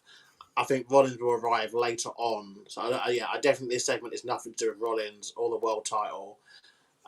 It's definitely going to be linked to Roman Reigns. But then I guess you can't then mention that without then mentioning Bronson Reed, who is part of Rollins' faction. So yeah, and then they've got to kind of acknowledge that they weren't there at the end, and yeah, it's somewhat messy, but we'll see how they do it. I mean, what was looking very clean though was that drone shot down the aisle. By the way, I mean, it looks fantastic. It's such a good venue. I'm so glad WWE have used this and took it to its kind of maximum as far as selling out the tickets and using its facilities. They're definitely going to go back there. Oh, they've got to. They've got to. Definitely. If I was them, I'd try to get the deal just done for next year already and announced. Yeah, 100%. Just do the Clash. Give them a whole week, innit? If they have to. I mean, the thing is, they tested the waters in Leon, right? Leon was great last year for Backlash, but at the time we were like, oh, okay, interesting. Not Paris. Because it feels like they're moving away from the Capitals unless they get like a big offer. But I think this shows why you got to put the Capitals in these shows as well, because they've got the state-of-the-art facilities. They're all saying to run it back. Fans are wanting it to be all right. I think they probably will. You got like 30,000 people doing it. Oh, okay, nice. Playing into what's actually going on in story. He's not too thrilled. Hey, it kind of touches on the title. I forgot he was in that match.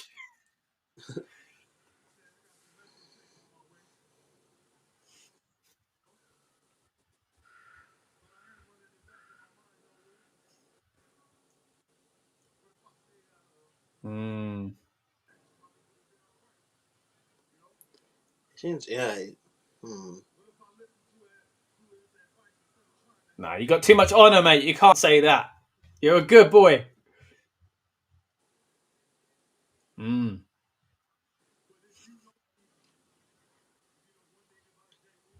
you go, mate. Stick up for your family. Aiden thinks that the Vision could maybe come into a different part of the arena. And also says Scotland need another PLE. Of course, last year's Clash was in Glasgow. It'd be good to see Scotland get another. Yeah, just don't book it on the same weekend as Scotland in the Euros for the first time in about 25 years. At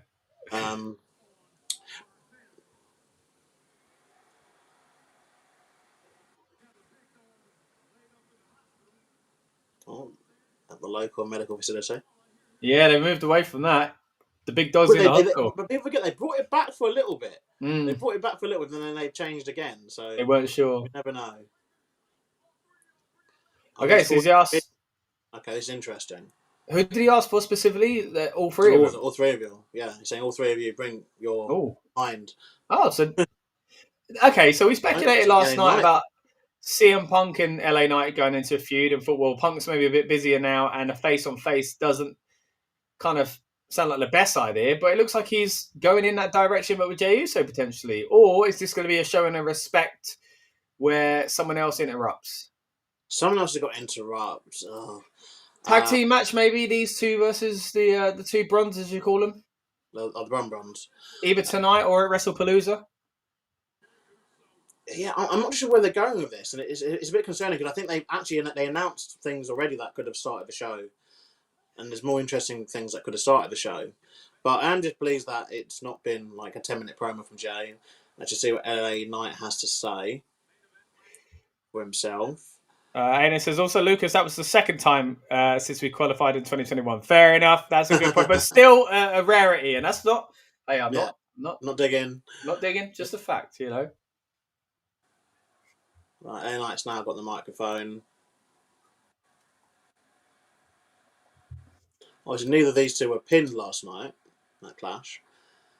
True. They were stomped on the outside by Seth towards the end of the match.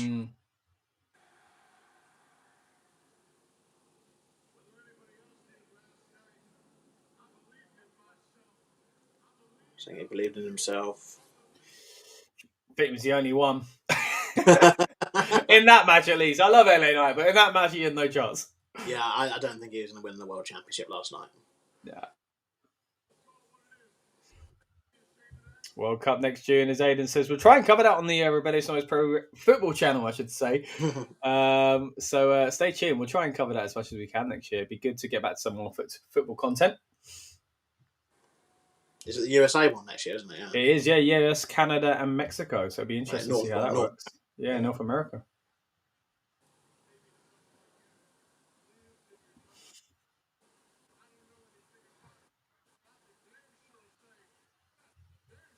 Oh, so they've mentioned the Becky Lynch thing now.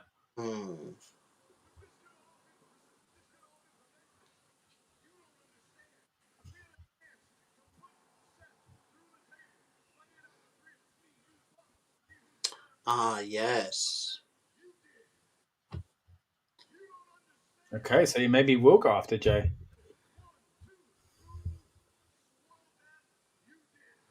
Well, yeah, it was Jay who super kicked Knight, wasn't it? Mm. And then I think him and Punk went at it.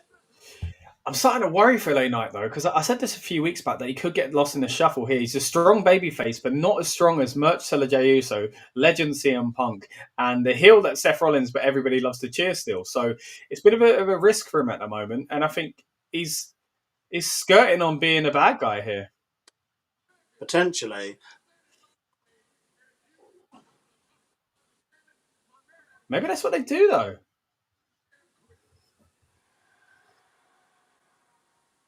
Oh, face to face.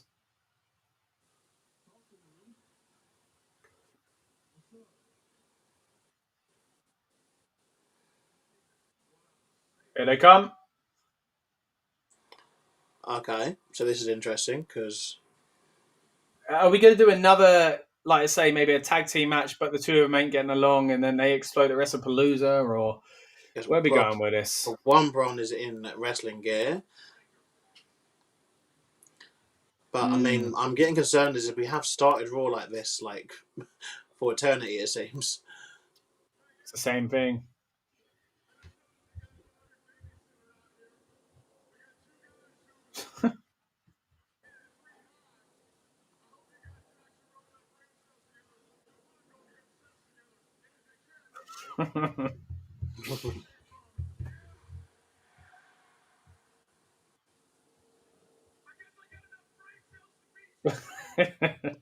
I love how he always gets a sign the mouth in referencing. Yeah, true. It's a nice little thing to get in. A little nod.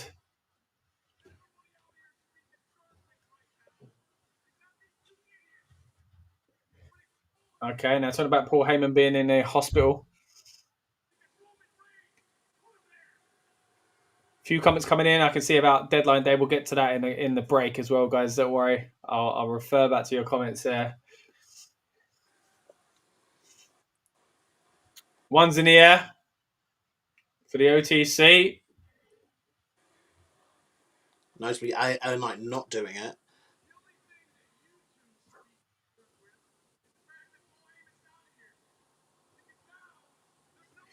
Roman Reigns chanting as well. Aiden says, I can't lie, I love singing Seth's music. And also says, tag team match in the main event. LA and Jay turn on each other and set up a match at the next PLE. So that I can kind of see. I can kind of see, but I'm also very annoyed that that's them going to bump the IC title match.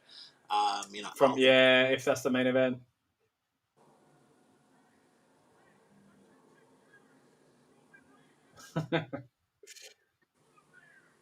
Could be a mic work here from Breaker.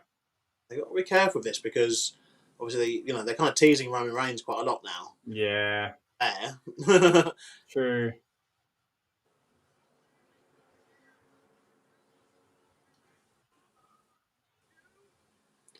He's kind of repeatedly promo now, but yeah, we know this. Chanting something not very PG at the Bron. Yeah. Right? Bronson Reed's got a mic. I think both of them are improving with their promos. Yeah, I agree. And the way they play to the crowd, And I think that is the benefit, even if we're not seeing as much on screen as far as chemistry-wise, like you've been saying. This shows the chemistry backstage between Seth and Heyman to tutor him. For me, it's just that it's disjointed. I think these two have chemistry together, but they have no chemistry with Paul Heyman and Seth Rollins. Yeah. If Seth Rollins and Paul Heyman don't have chemistry, and it doesn't make sense as to why they're together in the first place. As much as they're trying to explain it, it doesn't make sense. And it also doesn't make sense as to why Bronson Reed is with Seth Rollins barely 6 months. After what? Yeah.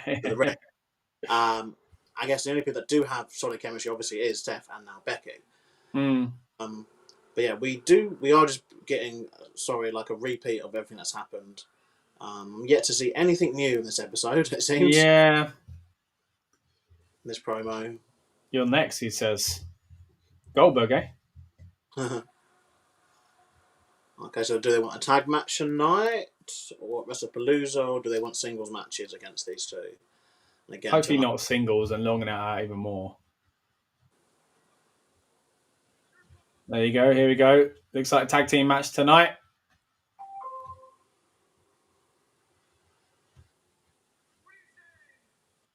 Oh, I thought he was going to say right now. Looks like it probably will be the main event. But then again, I think we need some promo time with Becky. Yeah. Unless they're going to save that for next week. Could do. Maybe she shows up and kind of gets physical again, but doesn't actually speak until next week. Because I think in answer to why we kind of know why what she's going to say. I do know. Yeah. Think it's not too much of a shock her joining. Yeah, it's not like a why Becky why.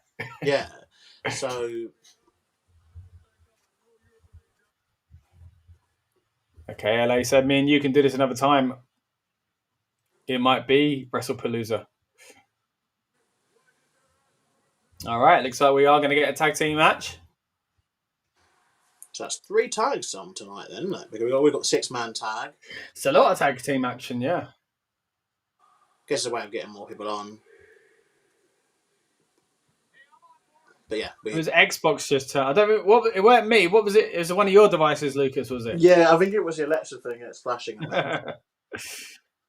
All right, so first segment out of the way. More of the same old stuff, but we'll see where we go with it. Because again, I'm agreeing with you, Lucas. I hope it doesn't bump the IC title from the main event, but it might mean we don't actually get the big title change that a lot of us expect. I mean, the only thing I can think of is if Roman Reigns is going to be there. That's a big save or something. Eclipsing an AJ Styles title win in Paris, I think, is something we all want. So, it's. Oh, Wade Barrett is there. He was there last night as well, wasn't it? Sorry. Who's that? Wade, I forgot he's on Raw now, isn't he? Wade? Oh, right. Okay, I thought you meant someone in the crowd. I was like, what, Jelly Roll again? The two friends. A few comments here about Deadline Day. I didn't get to watch it, Daniel, but thanks for commenting, buddy. Hope you're doing well. Also asked, what's the best season? Got to be Isaac or Pedro to Chelsea. Aiden says Pedro to Chelsea. And Daniel Wiley says Isaac. For me, it is Isaac. And I'm terrified as an Arsenal fan about what Liverpool are going to do this year. But appreciate your comments.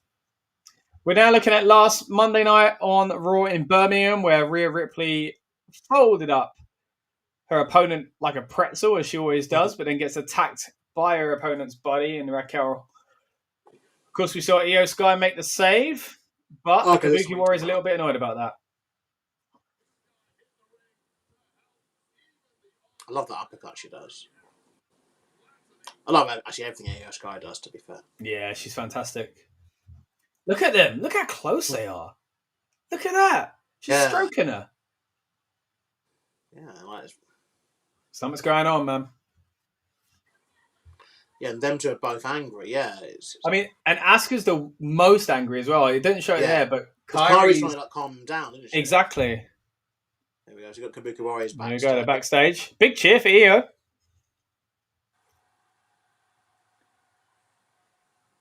Yeah, even now, but Kairi looks nervous, doesn't she? Yeah, she does. Asuka saying it's okay. It won't be okay. I'm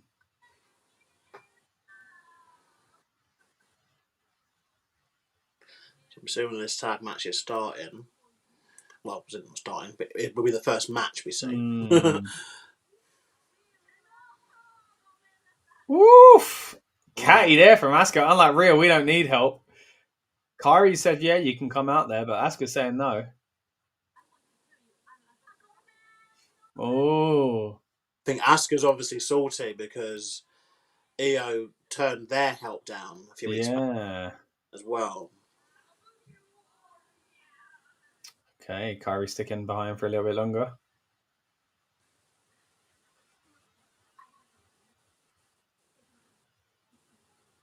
Oh, Kairi's definitely torn. Do you think it could be just a heel turn by Asuka then, or do you think Kairi will end up aligning with her as well? But it feels like.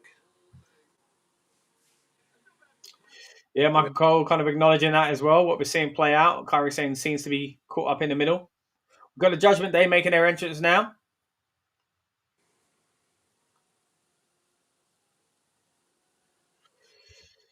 And again, you're tuned into the Monday Night Raw watch along. Raw is live from Paris tonight, which means we get to watch it at a reasonable time in Europe. And what we've got now is the tag team match between the Kabuki Warriors and the Judgment Day. We've already seen how Io Sky is playing into this a little bit. I think she probably will, like I kind of predicted earlier on, probably will come out and actually try and make the save. And maybe Asuka thinks she gets in the way and it just creates more friction. Or Rhea does come out and it really creates friction. Judgment Day continues to make their entrance as we head towards the break. I think Rhea's got to get involved because they've obviously already mentioned her. It would make, but I don't know if it's a wise choice to have her, getting so close to Judgment Day stuff again. Same. It's a very interesting story because it's different to what they're doing already. We've got the countdown at the moment. 2.5 minutes to the live feed comes back, but if you are watching internationally, you can still see what's going on at the moment. It's just a continuation of the ring entrance for the Judgment Day, who I think have gelled quite well together, Lucas. I've actually enjoyed them working as a team. In a weird way, I prefer Roxanne and Raquel over Liv and Raquel. Yeah, I think I do as well. But I like Liv and Raquel. I don't know. But obviously, I guess we are setting up, for Liv to come back and disrupt this. And we're getting the announcement, obviously, of the Road to Rumble Europe tour. Well, not the German tour. Not supposed it's a German tour where they've said, Denmark and Scotland exist for a little bit. But no, there's a fair few dates. And it does then lead, I guess, because they're going to do Saudi as well in January. Have they even announced a date or dates for the Royal Rumble itself? I don't think they have. I think they did already, didn't they? I've got it down in my calendar as. Oh, maybe that was last year's one then. Maybe because I looked it up earlier. I looked at my phone calendar. Maybe it went back to last year. Let's have a look. No, you're right. Yeah, just as January. Yeah. Because that's why the speculation came that they were looking to do, the 2-day thing. Right. Well, I wonder then, where does it leave us? So the end of that tour, because I don't think it'd be straight after. The end of that tour is 19th. 19th is Monday Night Raw. So I feel like they'd have an American show before. Like, remember WrestleMania? The last tour was. They did the tour for WrestleMania, they said, but then they went back to the States to really build WrestleMania. Well, yeah. I mean, traditionally, obviously, this year they decided to throw all caution to the wind, it seemed. They did the Rumble in February, the first day of February. But if we go based off that calendar, it would mean that the last Saturday, the last 31st. Day is the 31st, and it's a Saturday. Yeah. So hopefully they see sense and do it on that day. Yeah, that would make sense because you'd get Friday the 23rd, so you get a SmackDown in the States there, one more Raw on the 26th in the States, and then a go home SmackDown. Actually, probably in Saudi Arabia. That'd be Saudi, wouldn't it? Yeah. So do they just I don't know, either extend that tour in Europe for 2 more dates? Maybe logistically, it's probably or just do a whole week in Saudi. I don't know. Yeah, but then maybe the idea, especially just after Christmas, to give a week back with your family in America. I mean, they'll still be working Monday Night Raw and Friday Night SmackDown, but there's I a think few the days thing in is as well, between. they said also with this, they really want to focus on ticket sales for that for obviously Rumble, the Rumble event itself, which is why they're obviously not they're not doing their usual autumn event, in Saudi, which is usually Crown Jewel, isn't it? Mm. And obviously, usually they run. Obviously, they're Night of Champions, didn't they? Yeah. Yeah, in Saudi in June, and so it'll be a nice gap between the two. Yeah, because this year we've got Crown Jewel coming from Australia again, which will be interesting to see how they present that show. Aiden says Raw on Netflix in Paris from January. Are we saying what they got a show as well? Did they? No, I don't know. There's no French dates. Yeah. I'm going to be honest. He says I love Roxanne's work as a heel. However, I would love to see her as a face. I think that time will come. But yeah, she's doing good as a heel, as you say. Matches underway now in the ring. First of all, is Roxanne Perez and Asuka. Continuing the tradition of Raw not having a match for half an hour every week. Oh yeah, here we are, half an hour into the show, as you say. Yeah, they've got to change this up a little bit. Yeah. This should be actually quite a good tag match, though. It's two established teams. We've dealt with a lot of thrown together tag team, particularly in the women's division, over the years. But these are, two quite. I mean, they would have been thrown together themselves at one stage, but I mean, at the moment, they're definitely seen as established, as you say. They've kind of pulled it off, both teams.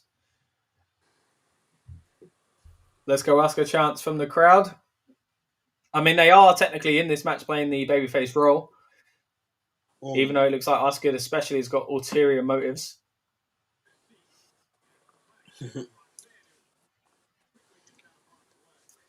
Roxanne slides out the ring and asks for a timeout, and then again the crowd very much behind Asuka at the moment. Maybe for one of the last times, if booking is to be believed as far as the way it's going, it looks like Asuka may be turning heel very soon, if not tonight. And talking of heel work, we got Roxanne tagging in her partner to a chorus of boos. Yeah, Raquel Rodriguez just does her job very well. We'll see. Well, Dragon Lee vs Finn Balor also confirmed for tonight. Oh wow, that'd be a good match. The match graphic. And obviously, we've got the 6-man tag. The tag match has been confirmed as well, by the way, the Bron Brons against LA Knight and Jey Uso, and the state of the Women's World Championship. So quite a lot to pack in, to be fair. It is, yeah, not a lot of room for unannounced stuff. Waiting in the car park. Yeah. Show up. I do think that could play into the last match, as Aiden kind of said earlier on. Maybe Punk's waiting in the background and Seth and Becky show up and kind of attack LA Knight and Jay, and then Punk runs down to make the save. But yeah, potentially. But it just basically, for me, it would just fall back into that. We're not getting anything new. We're just doing the same thing again and again and again. But it does seem like it's somewhat being set up differently. We're obviously Punk in the car park and stuff. So, yeah. I wonder if we're just going to see him there all night, sitting there on a stool with a cup of tea or something like that, Aiden trying to clarify his comment from earlier, said it's a deal for them showing Raw on Netflix. Isn't Raw already internationally on Netflix, though? I thought it was, didn't it? Maybe some territories, and I would assume that. But then again, I think some of the deals haven't run out, right? They would have been done at different times, so maybe some countries still don't have it. Oh, nice pin there by Kairi Sane. Sample him on do again.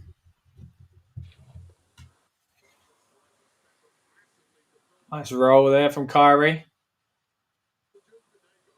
Leapfrog. Oh, beautiful roll over there.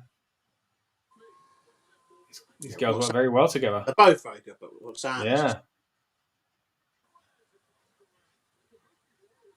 There we are. Raquel's going back in now. It's funny looking at Kairi. She's had a bit of an interesting kind of arc in the WWE. I mean, she looked like the biggest star of her and Io for quite some time, and she's definitely been lost in the shuffle for a while.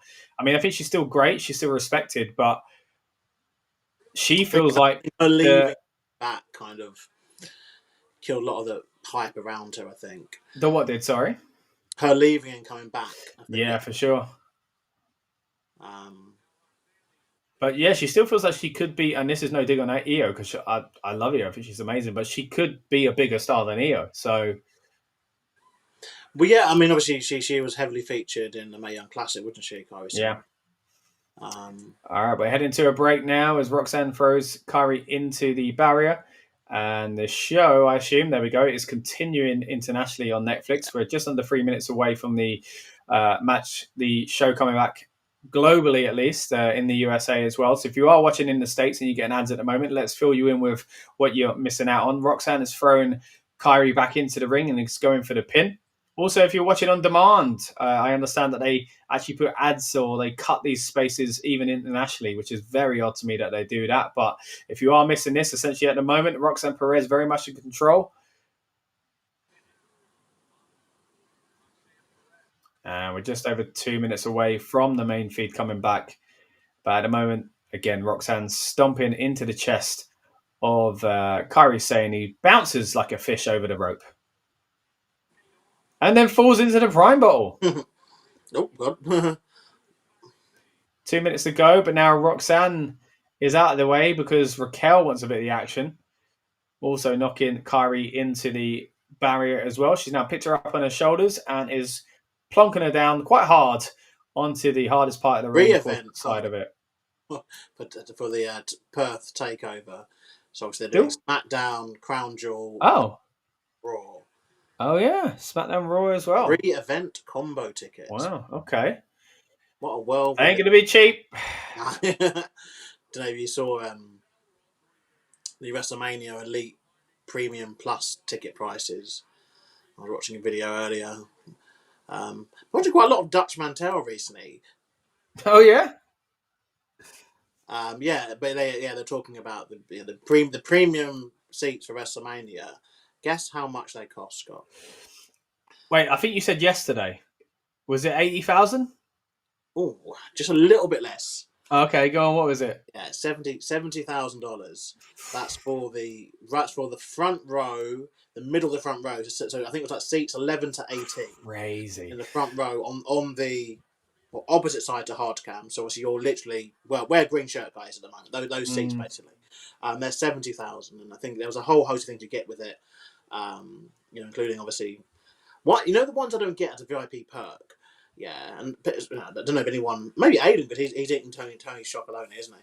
So he might. Yeah, Aiden's rich. But the VIP perk where it's like you get access to the shop. It's like, but doesn't everyone? Yeah, like a few hours earlier, something weird like that. I mean, you got so much money. They want like a personal spending time, I guess.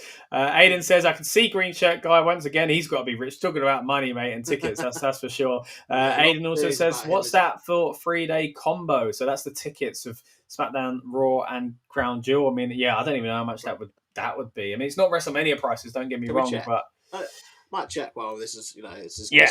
We're still in the middle of the battle. We're coming back now. Coming back from that's it. The break is over. Nice drone shot from above. Bit wobbly, but still cool view.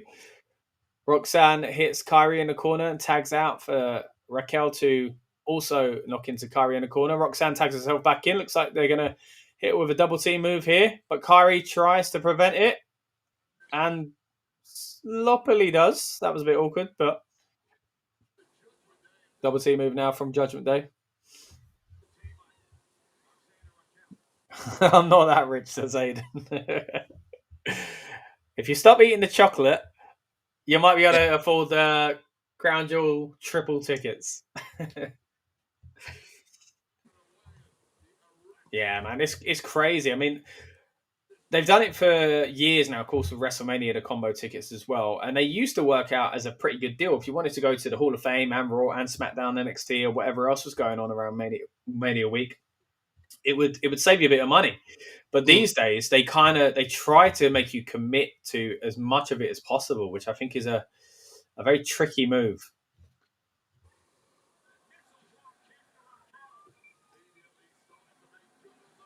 We've got Asuka and Roxanne trading blows. Asuka's not someone to trade blows with, though. We've learnt this over the past decade or so that she's been in the WWE.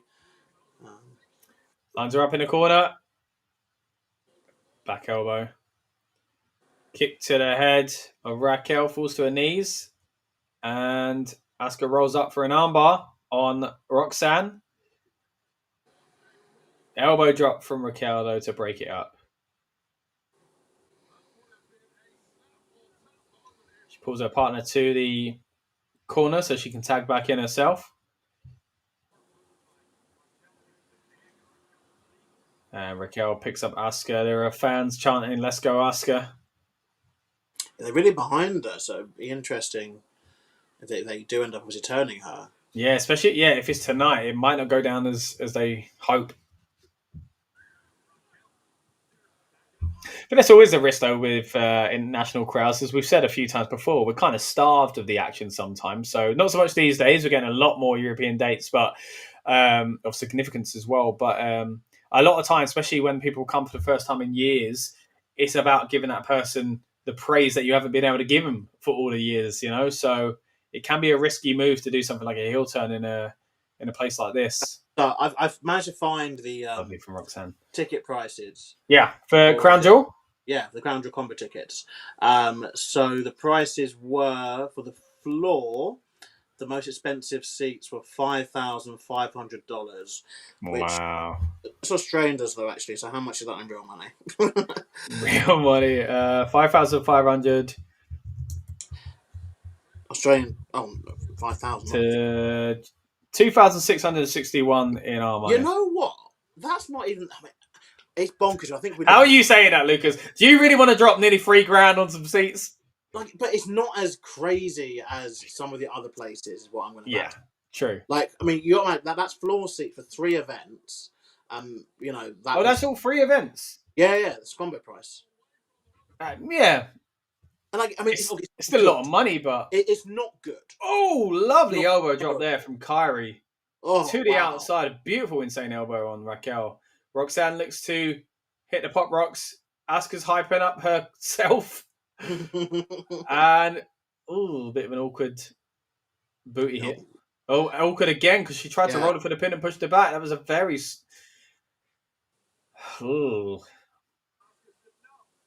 Asuka, look.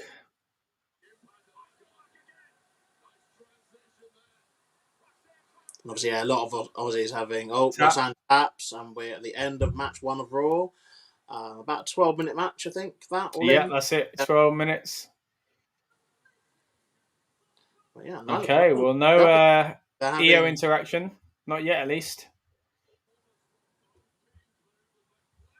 Aiden says, I was over $2,000 for my travel, hotel, and tickets. Yeah, I mean, when you add it up like that. What was that for? That's for the O2. Aiden came from Scotland down to London on the previous tour. I think it was it Raw or SmackDown, Aiden? I forget now. But, I mean, it adds up, man. It really does. So apparently, there are a lot of problems with the combo tickets in Australia as well. Just reading, obviously, I'm on a Reddit thread, so obviously not the, but a lot of people are having problems with obviously trying to get tickets and the Ticketmaster, problems. But yeah, a lot of people, complaining about ticket prices. Well, here we go, Lucas. Tag Women's World Title being talked about. Both. So it's going to be a 1-on-1, it sounds like. Stephanie Vaquer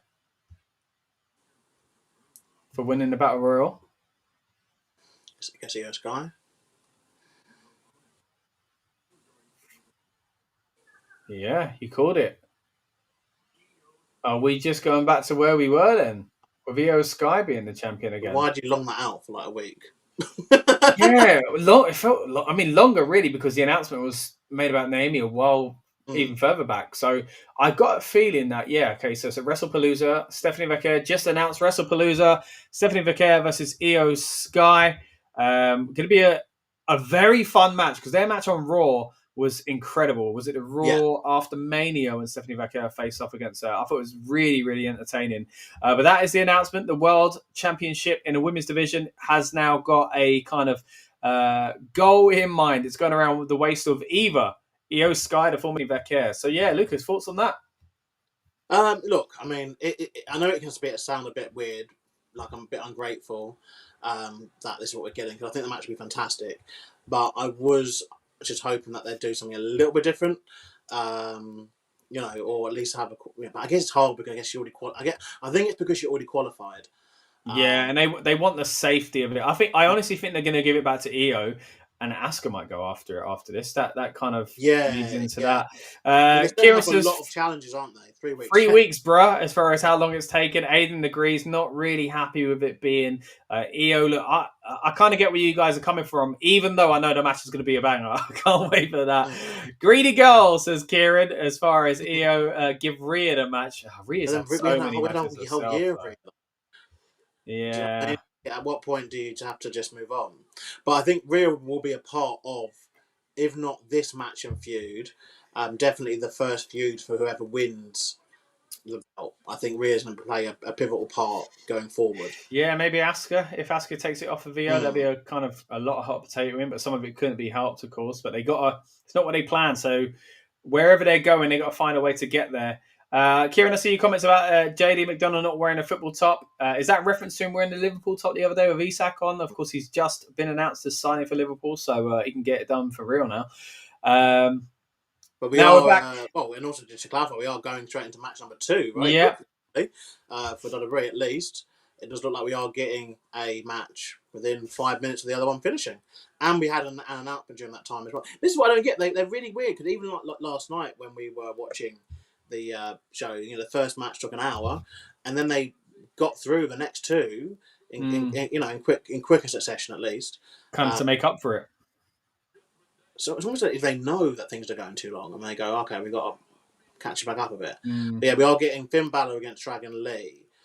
Wasn't it the other one? It was JD McDonough versus Dragon Lee last week, wasn't it? Yeah, that was a fantastic match last week. I've got to say, I did really enjoy it. Aiden says, don't get me wrong, the match will be a banger, but EO again, and as I just say, I think this match here is going to be a banger. Finn Balor versus Dragon Lee on Monday Night Raw. We're 2 minutes away from the main feed coming back if you are watching without the continuation and you're seeing ads. Basically at the moment we've got Finn Balor in the center of the ring. Kieran says, I think Sami Zayn supports Newcastle. We went to the Newcastle game last week in a classic 90s shirt with, I think it was with Pac as well, or Adrian Neville, as some of you may remember him in WWE. Yeah, well, I think it's going to be a good match, man. I'm looking forward to it.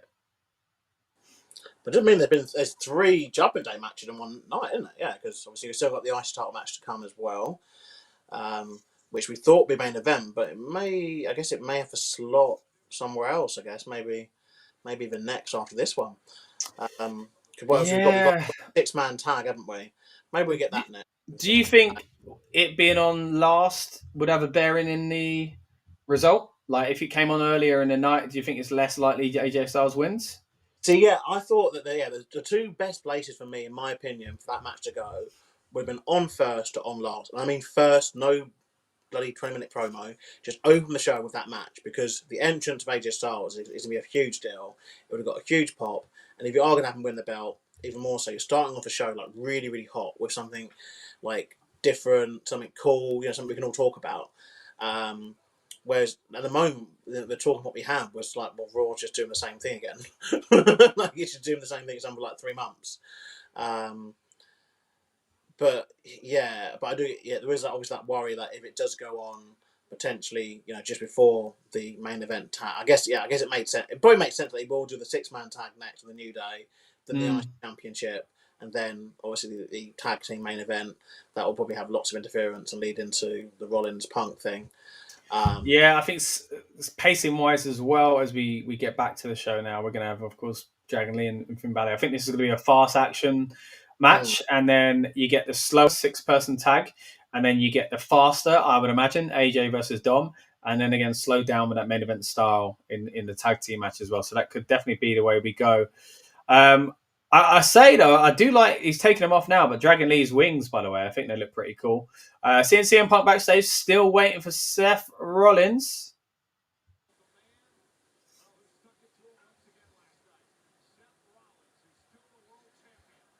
I like when Finn had the mask on, says Kieran. I don't like him now. That mask was pretty cool. And also says Lee, how small are those shorts, bro? Did you get extra small? Hey, mate, if he's got something off, mate, I guess he wants to flaunt it. I don't know.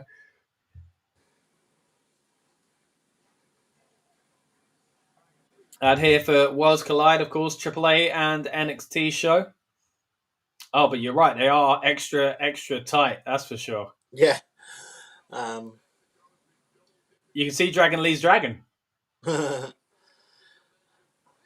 Seems he's come out. It's just him they've flown over. Then I guess as the other LWO members aren't at ringside. It's quieting down though, hasn't it? LWO. They haven't really featured him as much. They're still in the group, but it's not as prominent as it once was.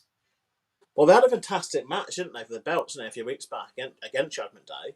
Probably one of the few highlights of the Raw Tag Division for the past year, as it's not been good, has it? It's really not been good. But it's almost as if, like, communication-wise, there's just none between the brands sometimes because, the SmackDown Tag Division has been one of the highlights of the show. We can all agree. Every single week, SmackDown, which honestly I think is the most random 2-hour house of wrestling you can watch in a week sometimes. But one strong point has been the tag division for the past year. And Raw has a tag division that is so barren of any creativity. It's got talent, of course, because why wouldn't they? But it's just like they don't do anything with the tag teams. But then you flip that to the women's division. The SmackDown women's division is probably the deadest it's ever been, to the point where the only thing they've come up with is just Tiffany would just face people she faced 6 months ago. Yeah. Like there's no one built up. Wait, we've said it before though, haven't we? It's like they can book one women's division at a time strong. They can book one tag division at a time strong. It's as if they think that we don't have the capacity to watch that much entertaining tag stuff or that much entertaining women's stuff being highlighted that heavily. But that's what you got 2 shows for. Yeah, I feel there's still a lot of vintagisms that creep into the creativity, creative-wise, where there's still that thing with tag teams where they're just not. It's just not a division they actively ever want to push, and we're seeing that now for both the men and women. It was one of those things that was a thing when Vince was in charge. Like he doesn't like tag teams, he hated tag team wrestling. And so that's why the divisions ended up as it did. And it does seem that although Triple H did seem to do a good job on NXT for periods of time, and including stuff which, again, even NXT they've let go, like with remember the Dusty Attack Classic and stuff. Yeah, it does seem that hasn't translated into whoever's kind of booking and putting this stuff together on the main roster. It still feels like a lot of tag teams are a bit of an afterthought.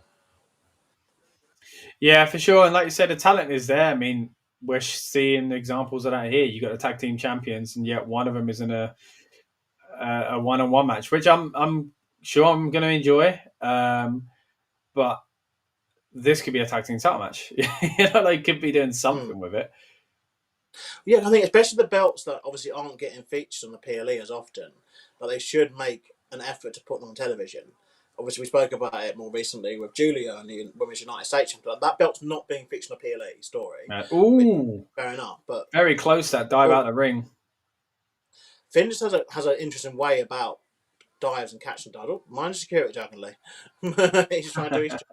The security's going to see the dragon if you're not careful. We head to a break now. It fades to black, just under 3 minutes until the main show comes back on. But Dragon Lee is back down away from the security guard and kicking into the chest of Finn Balor. See your comment there, Kieran, about Mark Gay not going to Liverpool. I'm glad that's the case. I was terrified at the great win that I'd had so far, so I really didn't want them to get Mark Gay because I think he's a fantastic player. Also says CM Punk will be standing for a while, it seems. Yeah, and I do wonder if, as Aiden said earlier on, he's going to be in the wrong part of the arena, that Seth's going to show up and Punk's going to miss him and he's going to have to run to the ring essentially to kind of catch up. So who won last week though? Did Dragon Lee win? Oh, I can't remember who won last week. Or did Big Ed win? I think Big Ed might have won. With his headbutt. That's literally B's finisher, I understand. Play into it, man. Yeah, I mean, why are we doing this though? Because usually it's because one guy's working for a stable or because 2 members of a team are going. Because although he's in the LWO, do you see it him and another member of the LWO going after the gold soon, or what? What do you think this is all about with I Dragon assume Lee? so. Yeah, I mean, I'd assume that maybe they called it. The match went down very well. I felt the match was a very good match, Yeah, I loved it. and it did feel a bit like they may be do something. And obviously, they may be potentially flirting with. They've got that thingy show soon, haven't they? The Worlds Collide things. Potentially, they're setting something up for them. I'm thinking because they didn't. They had Mr. Iguana team with Dragon Lee as well. Right. Recently on Raw to face Judgment Day, so potentially they're leaning towards something at AAA. Yeah, I could do. I mean, Well, they've that's been next featured Friday. heavily into the AAA stuff, Yeah. haven't they? Yeah, that's next Friday. That's you're seeing you get some sort of what the crowd doing. Man, the fans are on fire, arms in the air. Finn Balor's playing up to it. They're doing the la la la la. I don't know who they're saying. No, is it Finn Balor? Let me see if I can turn this up in my head. It is Finn Balor. La la la la. Interesting seeing a heel playing up to it, but we are on the breaks, so it's not officially on the show, I guess you could say. 40 seconds away from the main feed, coming back about now, and just in time for that, it looks like we're slowing the action down. Finn Balor's got a rest hold in for Dragon Lee.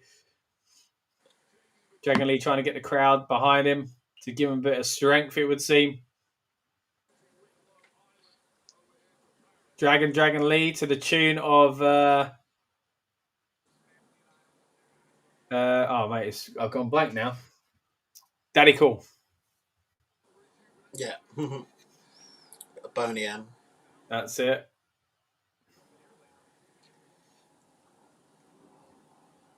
Dragon Lee nearly showed his Boney M earlier, didn't he? Back from the feed. We're on the main show again. Again, rest hold continuing. Raw in Paris. 23,000, Lucas, they say. So not quite the 30,000 we saw last night, but still impressive. I don't know if that breaks. People went now. yeah. I don't know if that breaks the 23,000 that Saudi had, or if it's just under. I don't know what the exact figure was in Saudi, but be interesting to know if this is the record breaker. I'm guessing by the fact they just said 23,000 means it may be slightly under, not be the record breaker. Nice snap German suplex there from Dragon Lee. Kick to the face of Finn Balor as well. Nice. Hops over his head. Ooh, lovely super kick. Balor wobbly, but grabs him. No, he doesn't. Ooh, setting up for a powerbomb. Nice. Oh. There we are. Nice big powerbomb. JD looking a little bit shocked. The head tried to get involved, but his head got stuck on the ropes.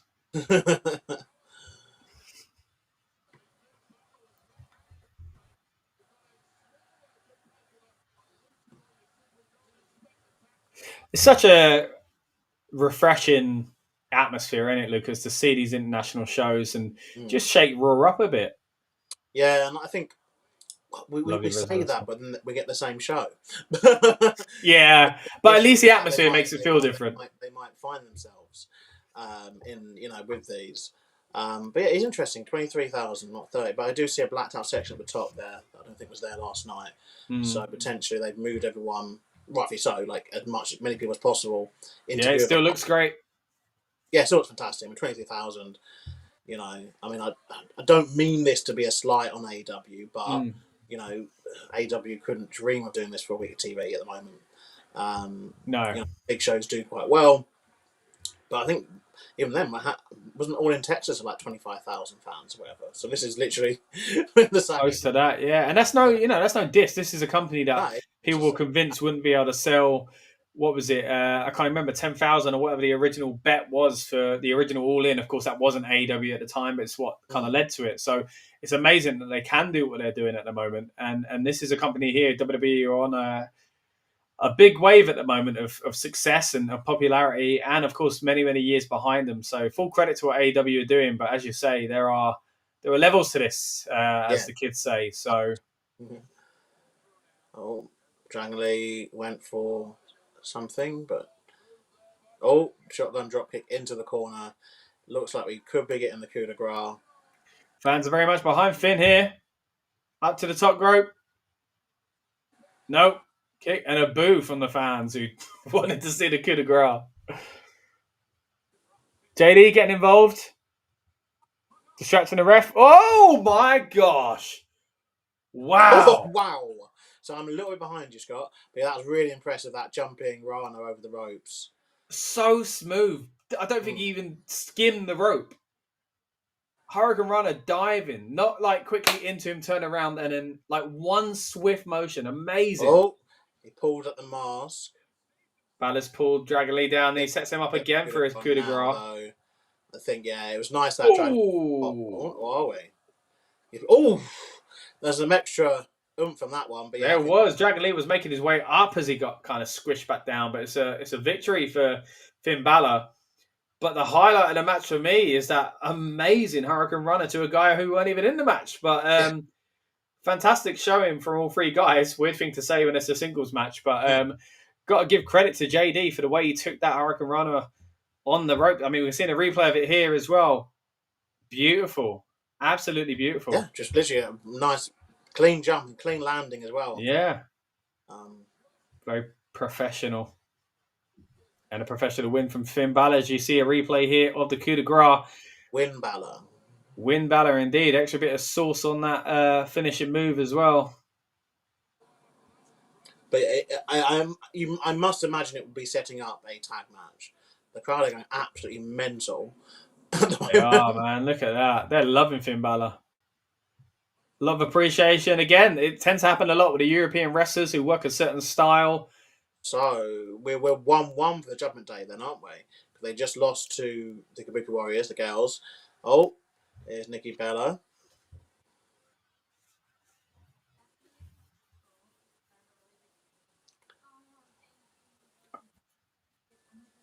Oh, gosh. Oh. Asuka doesn't even want to be friends with Nikki Bella, it seems. So it's a jealousy thing that reaches beyond Rhea.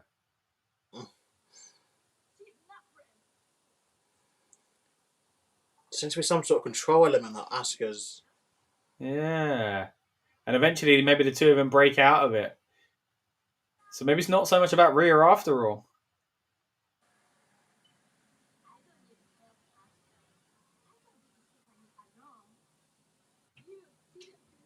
Ooh.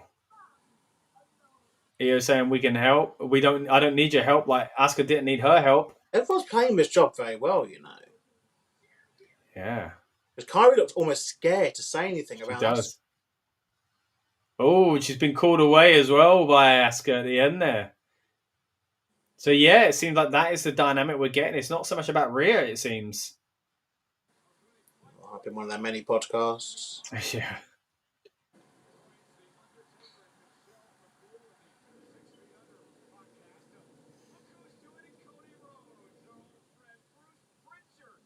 Old friend, he still works there, you know. Yeah, no, we talking about that.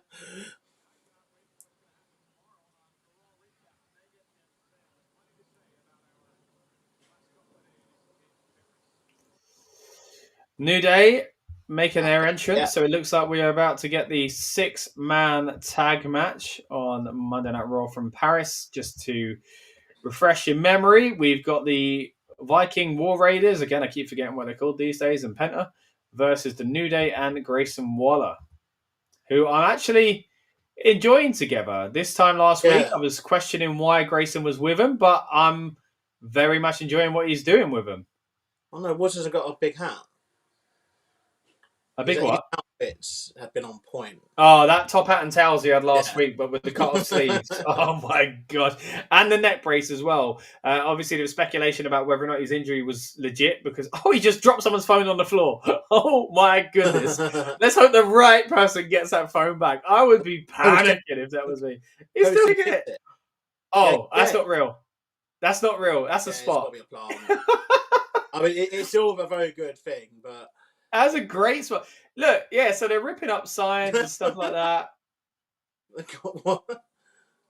Because last week I was gutted when they ripped up the Penta sign with the moving logo on the mask. I was like, nah, man, like that was so cool. Like, so I like they're doing classic heel stuff, but they should rename them the Nougat Day. Oh, mate, the Nougat Day. That's brilliant. Can't help but think. Gary says, "I'm guessing CM Punk's still waiting." Yeah, you can believe it, mate. Yeah, I'm guessing so. They haven't actually. Usually they go back to this, don't they? I mean, you think they would. Was in the second hour of the show. We last saw CM Punk an hour ago. No, they showed him a few minutes ago. Oh, did they? Oh, okay. In the back, yeah, it must have been when you were looking up something. Newcastle fan in the audience is cheering up the two crowd. Yeah, we are in the break now. It's 2.5 minutes before it comes back to the main feed, but there's a promo going on from the New Day. They always seem to get this spot. Let's see what they got to say. You smell like feet and spoiled milk, says Kofi. I think because have they got rid of then? You remember when it first started, they were doing the promos and the ad breaks, weren't they? Like at in the arena. They've been doing that still. Yeah, they're still doing that. Are they? Oh. On the side of the like next to the crowd and all that. Yeah. Yeah, they're still doing it. I really like it. I haven't noticed it the past month or so. Yeah, New Day did one last week. That's like I said earlier. They were dropping confetti over them. Well, yeah, this is the thing. I mean, New Day have been doing a lot of theirs that way, and I think that might be another reason why a lot of people think that their run with the belts and this turn hasn't gone down as well. But it's just like they haven't featured them enough on television. Yeah, Always little bits.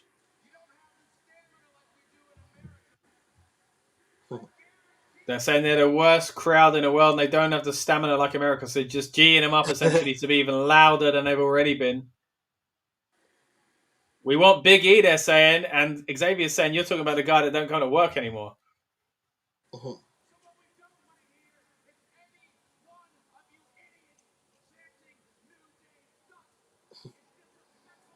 Michael Cole says Big E worked last night.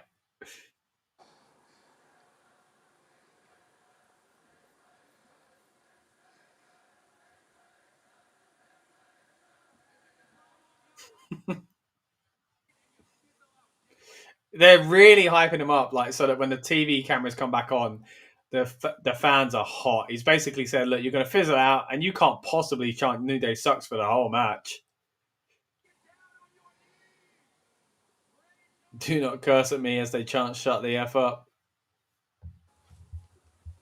Kieran would love it if Big E interrupted this match. I think someday we've got to get back to Big E, but in what capacity, I don't know. Because when they obviously won, when obviously they did the turn, there was a lot of speculation that it would lead to obviously something at the Rumble. Remember they did the turn in December, didn't they? And obviously that's a long stretch of TV, and they did very well at first.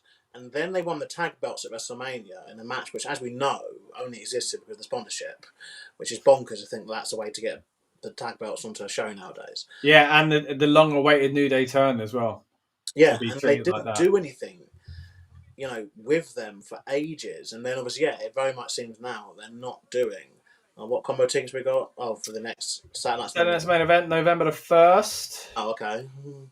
So that means October. Yeah, that means we've got. So we've got WrestlePalooza 20th of September.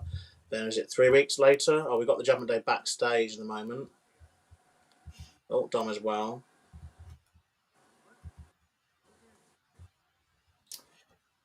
He's upset with Finn not dealing with AJ. And appears backstage with him now. Okay, laying down the law. Okay. Oh. JD and Finn are banned from ringside in the Intercontinental Championship match. Unlike last night, I don't think it's because we're going to get a new Judgment Day member. Maybe he wins with it all stacking against him. It's official, guys. I think that's a way of also saying to us that there will be a lot of interference in the main event. So yeah, you can have one match without interference, guys.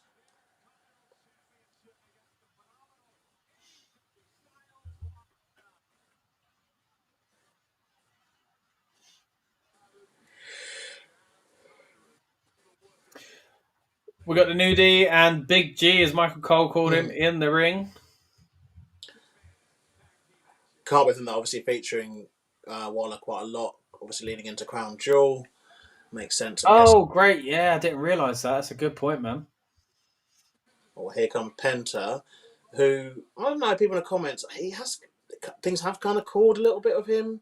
For Like he sure. was very hot. He hit the ground running like very good. Like obviously got on the Mania card. It went so fast that I thought they were going to give him the IC titles really quickly. Yeah. And then things have slowed down so much that his brother has come closer to winning gold than he has, you know? So very strange. Seeing as his brother come in later, and as much as people were into him, they were massively into Penta when he first came in. Penta walk. Lovely walk. I can't help but think, but I think a lot of these people, though, in my opinion, are victims of them not doing house shows. Though I think that the house shows for a lot of people, if you're not like a household name like a CM Punk, you know, like a Roman Reigns, etc., like John Cena, like it's very hard to maintain the level of popularity if you're not kind of regularly wrestling. And so obviously at the moment, the only wrestling they do for most people is on television.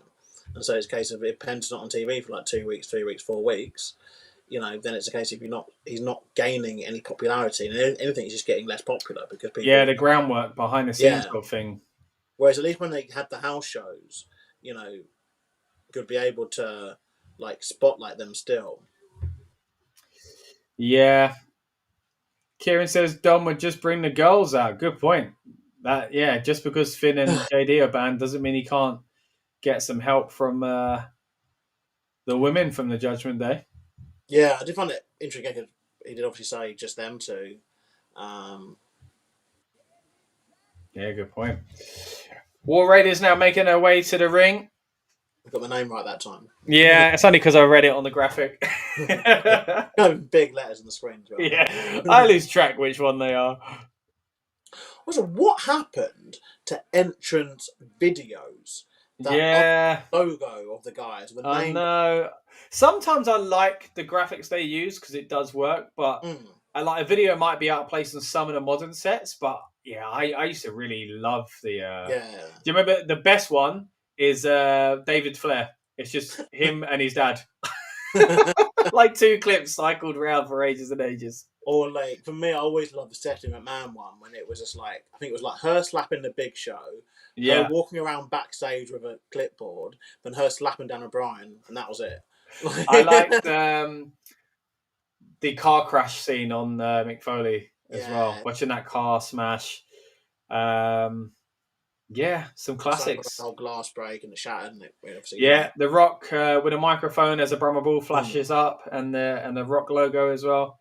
Some classics. Yeah, I think they can be a bit more creative. You know, maybe not do the videos like with match footage, I guess, but they could do definitely. Yeah, you know, it's 2025, but it does seem like a lot of things have just been simplified since then. I mean, I know the one that gets thrown around a lot is obviously the old McDonald's versus new McDonald's kind of thing. How they used to be like really like fun looking buildings, and play spaces, and all the furniture was like unique and bespoke. The one near me actually used to have like it was 50s and like American diner themed. So it had like a piano. Oh, I remember that. Wait, was it there? There was one that had like a pink car in it as well. Where was that? Like a 1950s car. I'm sure there was a McDonald's in that sort of area, but the one near me had Elvis and that on the piano. Maybe did it have a car? I feel like there was a Elvis in it. Car, or I remember some sort of 1950s stuff. Cause it was always, but now obviously they're pretty much like office blocks, aren't they? Yeah, very bland. Unlike Penta, who was about to dive off the top rope onto everybody in the match. Oh, apart from Eric, I believe. Penta looks weird with these two, says Kieran. Yeah, it's definitely a unique combination. Yeah. Oh, look, they're all doing the Penta walk. Nice.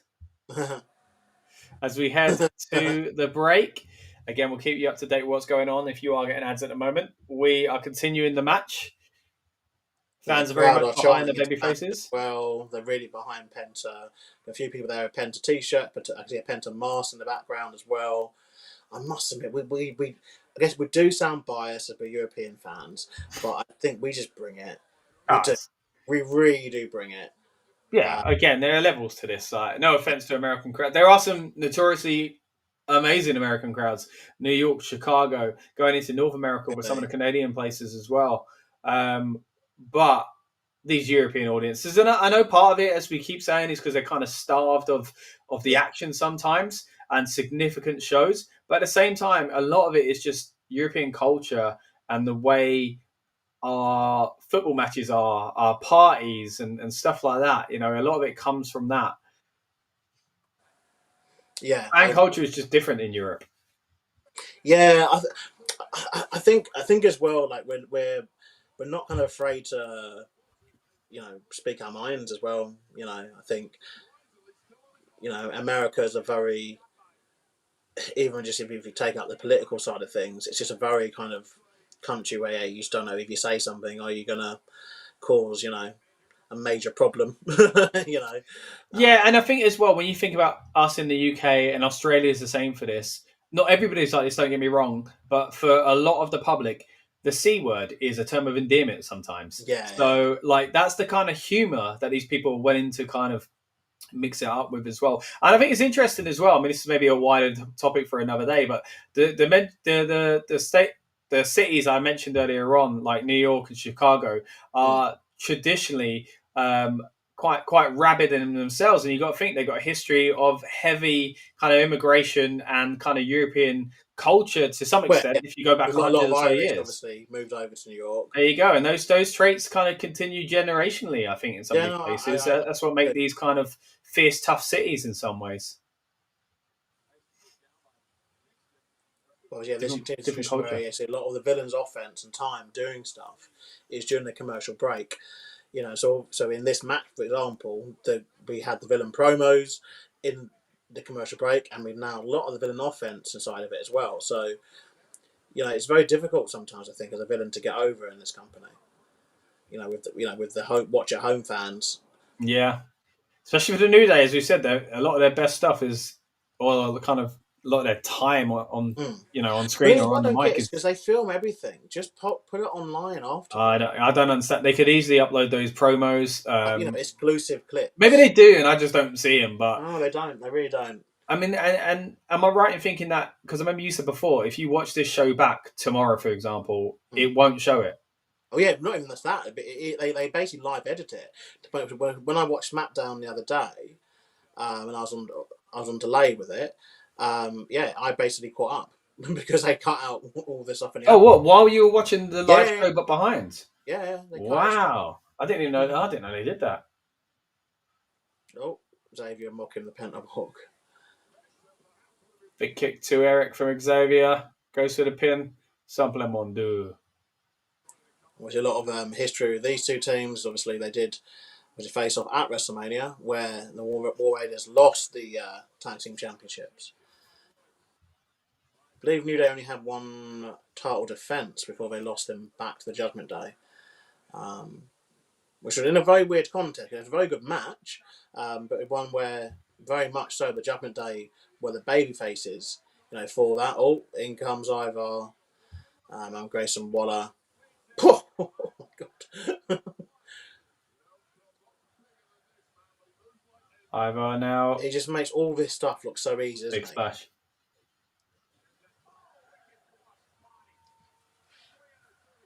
Fans are chanting the war chant. Ivar misses though. Kofi. Oof. What a splat indeed. Oh, and then he misses. Oh, misses that though against Waller. Yeah, Waller did well to move out of the way just in time. There might be another tag coming. Penta seems to want in the match, as does Woods. Xavier. Yeah, Woods. Yeah. Well, I feel like the tag missed just then. We'll let it slide. Obviously, we get that. Sting blade from Penta. There we go. Wheelbarrow roll through. Oh, lovely combination there with the DDT. Yeah, that was lovely. But here's a question: when are they going to reunite Penta and Rey Fenix? Because obviously Rey Fenix is currently teaming with, or has been teaming with Andrade. I don't know. Yeah. They've used that team in the last couple of weeks. They might be giving it a rest or whatever while we've got other stuff going on. But would that be maybe the next thing to kind of get Penta popular again? If they I'd be surprised, because it's not like they need to. It definitely could be. If it weren't for tonight with AJ Styles going after Dom, I could see a world in where Penta does pick up the IC title at this point, because they do need to kind of pick back up. Fans are still clearly behind him, so yeah, that could be the way they go. But then, as many have said, in WWE, TV time is currency, and if Penta thinks he's getting enough TV time, he is still heavily featured, in this. So he may just feel happy with what he's doing. Mm.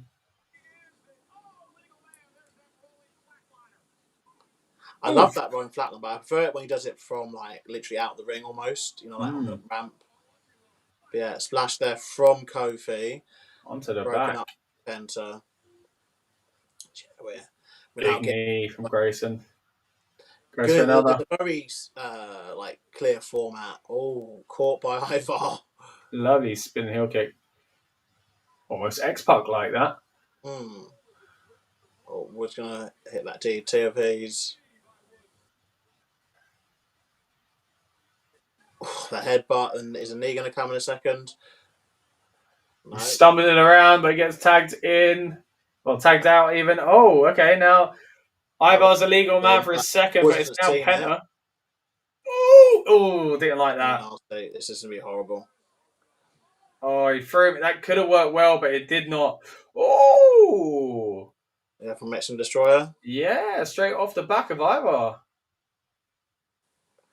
Believe that'll be it. Yeah, that's it. Everyone else is out. Yeah. That was a bit of a clunky move there, wasn't it, Lucas? Where they threw him into Ivar jumping off the rope. Yeah, usually he does the leg drop thing. Just snapped the head off of Xavier Woods there. It was a nice home stretch though. Obviously, these 6-man tags, they kind of follow a familiar format in WWE. Yeah. So we kind of know what when it's winding down. But yeah, having that was a fun match. Obviously, I don't know if the War Raiders have been on TV for a little bit as well. Yeah, I don't know what it was aiming for with that. I'm guessing like a splash, dropping him down just. But yeah, the idea was he's been thrown into him, but the angles were just all wrong. Yeah, I mean it worked in the sense that David's not injured. It doesn't seem like. Ironically, he's been selling a bad neck anyway, yeah. So kind of plays into that at least. All right, we're backstage with Kathy Kelly and Rhea Ripley. Big cheers for Rhea.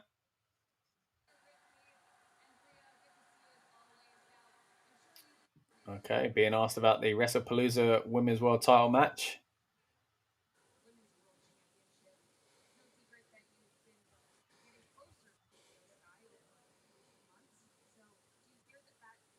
Okay, so Rhea is being asked about EO still.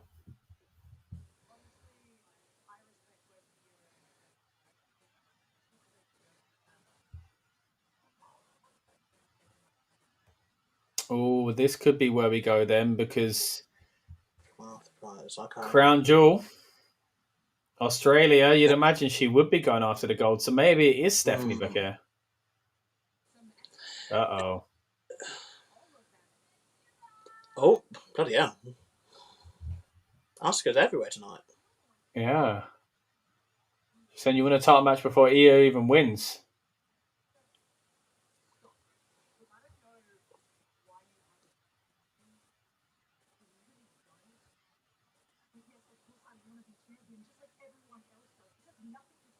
Oof. Oh. Asuka's really not anyone's friends. Yeah.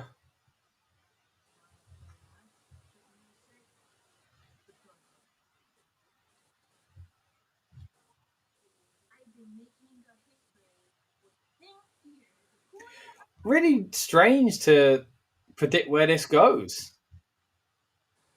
I quite like that. Asuka reminding her, man, who she is. I mean, Kairi still looks terrified though, doesn't she? Mm. Left alone with Rhea. Oh, this is a common thread now. Oh, she's being called again. Yeah.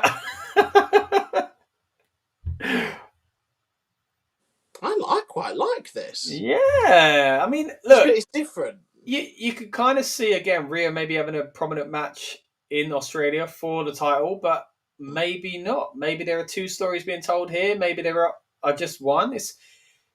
There are a few different scenarios. Oh, what's going on now? It's silent now. What's going on? Hey, AJ Styles. Okay, so something. Here we go. Not the main Intercontinental event. title match coming up now. As you say, Lucas, it is not the main event, but it's the match that we've been anticipating all week. It's what they've sold this show on. AJ Styles going up against Dominic Mysterio in his native France. I kid. He just gets a great reception, of course. The fans are very much behind him already, but will he pick up the victory? We shall see. I might hop out for this match to charge this iPad, and then I will be back after that, I believe. Yeah. No problem, Lucas. See you in a little bit. I'll hold down the fort for now. All right. So again, we're continuing to watch Monday Night Raw. Thank you to everyone that stuck with us on this watch-along experience. And what we have up next is the Intercontinental Championship match. As I say, Dominic Mysterio defending the gold against AJ Styles. It's a match we've seen quite a few times lately. And a few times I've thought maybe AJ's going to do it. But this time really feels likely. Fans are very much behind him. They've shown close-ups there of singing his song. But now they're singing the song that they've kind of given him. The phenomenal song, of course, that they sang in Leon last year. And again, the key difference this time round is that we know what this is about. WWE have kind of played into it by having AJ in this match. The fans are going wild at the moment. And again, the key difference really is the fact that they are prepared and AJ is a babyface and he can really soak it up as a character and use it maybe to his advantage to become champion. There we go, as he fist pumps in the air. He couldn't do that this time last year, guys, or just after WrestleMania when they headed to France for Backlash because he was a heel. And they were not prepared for it. But again, this time round, it's a very different story. It would be great if, like, English-speaking audiences learnt this song and sang it. That would likely happen in England because of the kind of football connection. You get a lot of chants done in football that aren't necessarily in your first language sometimes, or even parts of chants at least. So maybe, if they were in London next week, I reckon there'd be some Londoners that give it a go. We're now on the ads, though. It's 2 minutes 40 seconds away from the main feed coming back up. AJ Styles is on the top rope, really soaking up this atmosphere from the fans in Paris.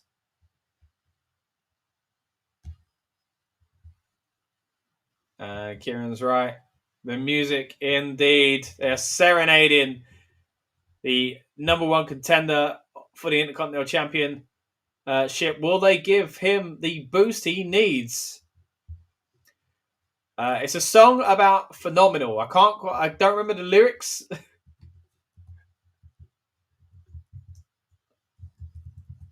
Let me see if I can find the lyrics online.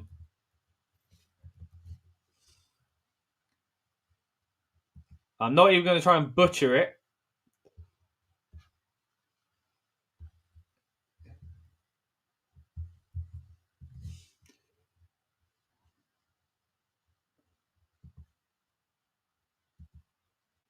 But it's kind of a party kind of club anthem from what I can gather.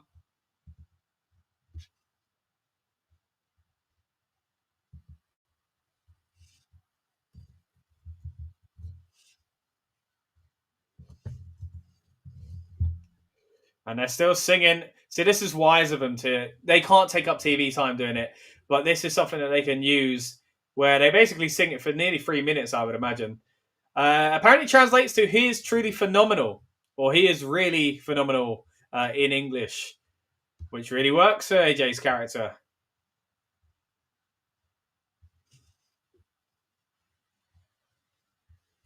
And they're still singing strong. 32,000. 23,000, excuse me. Got those numbers back to front.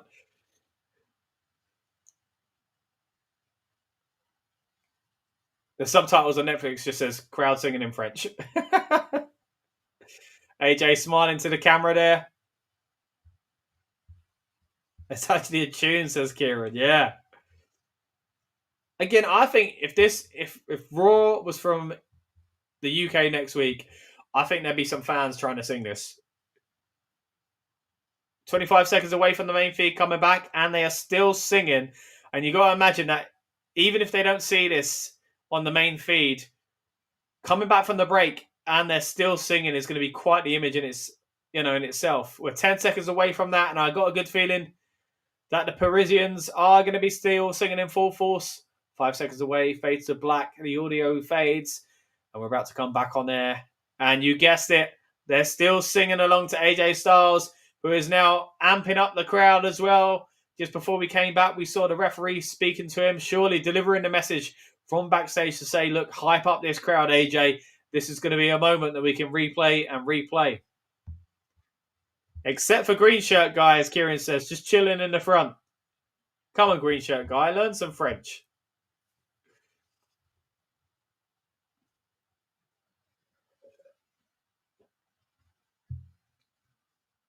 Did they just boo being forced to stop, basically? They've booed a skyline of their own city because it looks beautiful, but they're thinking, you've just made us stop singing.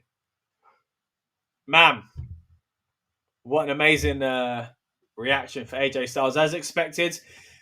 And a good time to remind people, as they are, that they are coming back to Europe for another tour. This time it's going to be in January. The road to the Royal Rumble. And again, we'll bring those dates up on the screen for you now as well. There you see some of those TV shows, Raws and SmackDowns again. Monday Night Raw in Düsseldorf, Germany. Berlin actually gets SmackDown. SmackDown also in London. Raw in Belfast, Northern Ireland as well. Oh, now Roxanne Perez wants her way into the world title match.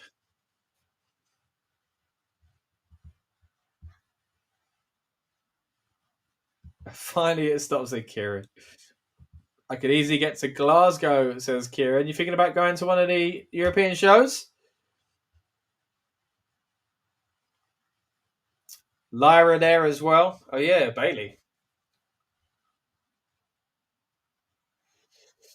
Oh, Lyra sticking up for Bailey, but Raquel says, after the way you yell at her, no wonder she ain't showing up to Raw. Oh, Lyra struck a nerve there with the Judgment Day. Where are we going with this?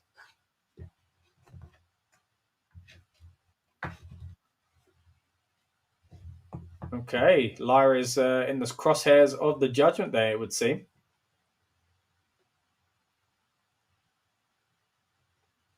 So Bailey has been spoken to by Pierce. She said some weird things, he says, but she'll be back soon to take out Lyra, surely.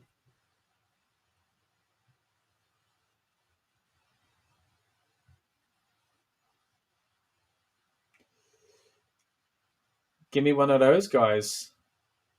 Will this be tonight? Next week, okay. Lyra is going to face either Roxanne or Raquel, it would seem.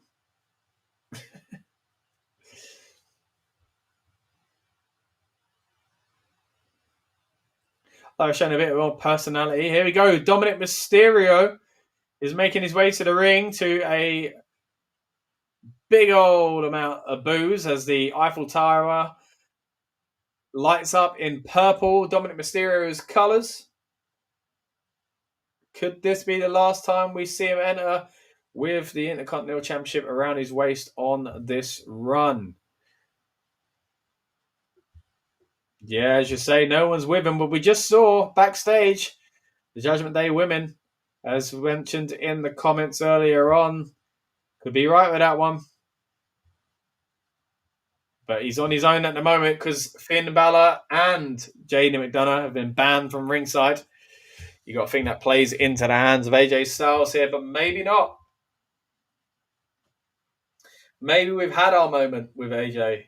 It's not the win, it's the entrance, which is kind of what got us here in the first place with AJ being featured in France again after what we saw last year, where fans were singing and really, really getting behind him.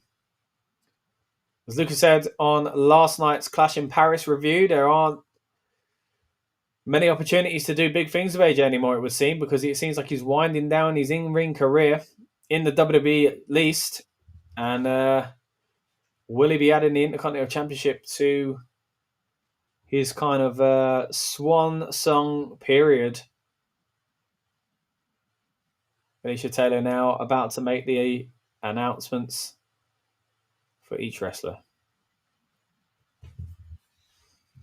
Hope you enjoy Monday Night Raw, guys, and I want to know what you think of the show so far. I think once again Paris have been on fire, and I think they'll continue to be so here. I had a really good feeling about this match as far as it delivering and it becoming a memorable moment because AJ Styles wins it. I don't know if that's still the case because of the placement on the card and the stipulation now where Judgment Day members have been banned. And the fans start singing again. He is phenomenal.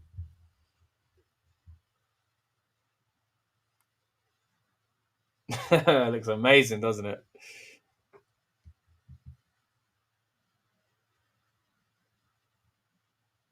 Oh, Dominic Mysterio just attacks AJ Styles there. Didn't even get his own introduction there.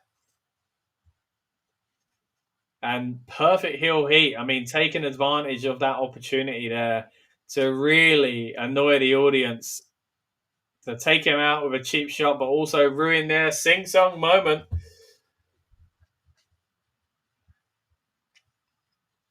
Maybe this is the right way to take the title off of Dom because I think he was so over when he won the title. He was almost turning babyface. He made sure to tell people, I'm still a bad guy, but I think people are sympathetic to Dom. They really like him, and they would want him to keep the title, even as a heel. So I think maybe the best way to do it is do it against someone who is going to have a massive, massive reception in a particular arena. And that here, of course, is AJ Styles in a French arena in Paris. So, which is something I didn't expect to ever be saying a few years back. But, you know, last year showed that he's their guy. What happened? You walked away. Oh, Dominic Mysterio attacked AJ Styles as he was soaking up the atmosphere once again. But we are now in the break. We're just under 3 minutes away from the show coming back on air. But the international feed has continued. So I'll let you know what's going on at the moment. Outside the ring, AJ Styles is attacking Dominic Mysterio. And so far is getting the better of him. He's thrown him back into the ring. Again, this is Monday Night Raw, the watch-along experience here on the Rebellious Noise Pro Wrestling channel. We are now watching the IC title on the line as Dominic Mysterio tries to walk away. The old classic heel move of saying, I'm not going to continue with this match as he walks up the aisle, but AJ Styles stops it as we're 2 minutes and 20 seconds away from the main feed coming back on there. I can see the Newcastle fan now, Kieran. Is that the one you saw there? Or was there another one? Yeah, good point. A lot of success in Europe. Didn't AJ Styles win was it the WWE title he won in Europe on like a house show or something like that? Or what was it? Let's have a look. Oh no, it was an MSG. He beat Kevin Owens for the US title. I thought he did something in Europe. Oh, maybe that was it. Was that the Jinder Mahal one?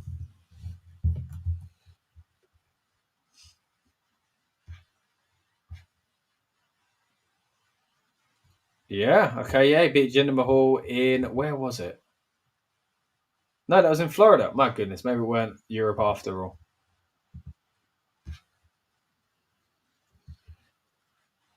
How's he got the Intercontinental title? He's an awful fighter. Talking about Dominic Mysterio? I think he's a great character, though.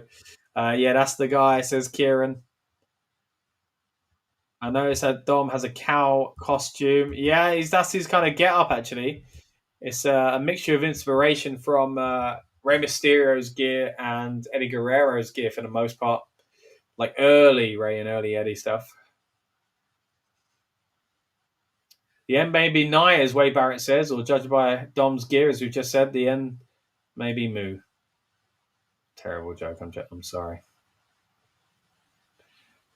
Would have been better if he was a horse and I said the end, maybe nay. Oh, well.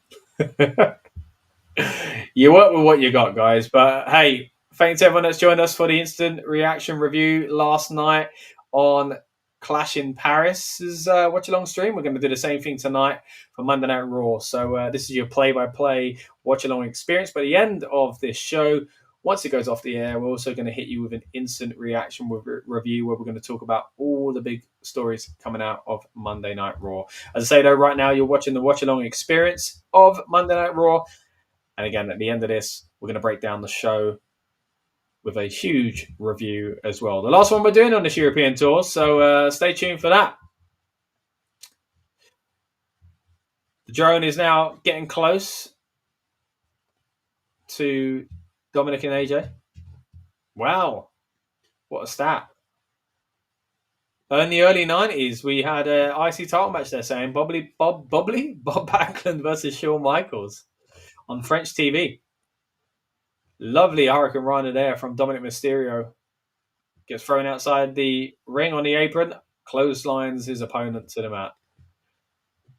Dominic Mysterio does the Eddie Guerrero shuffle and then rolls back into the ring as Eddie once would.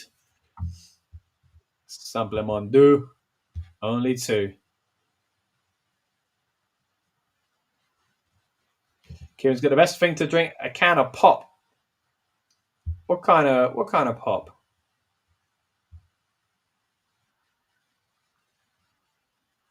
Dominic taking the mick out of AJ Styles there, essentially. Hitting the AJ taunt.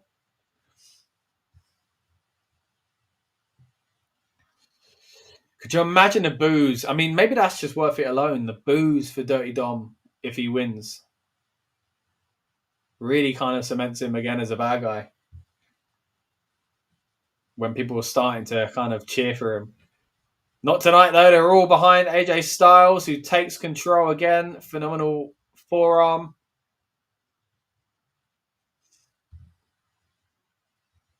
You drink it from the bottom? From front? All right. What? As in the bottom of the can? Or the bottle? What was that? Always good to hear what people's snacks are for the shows, though.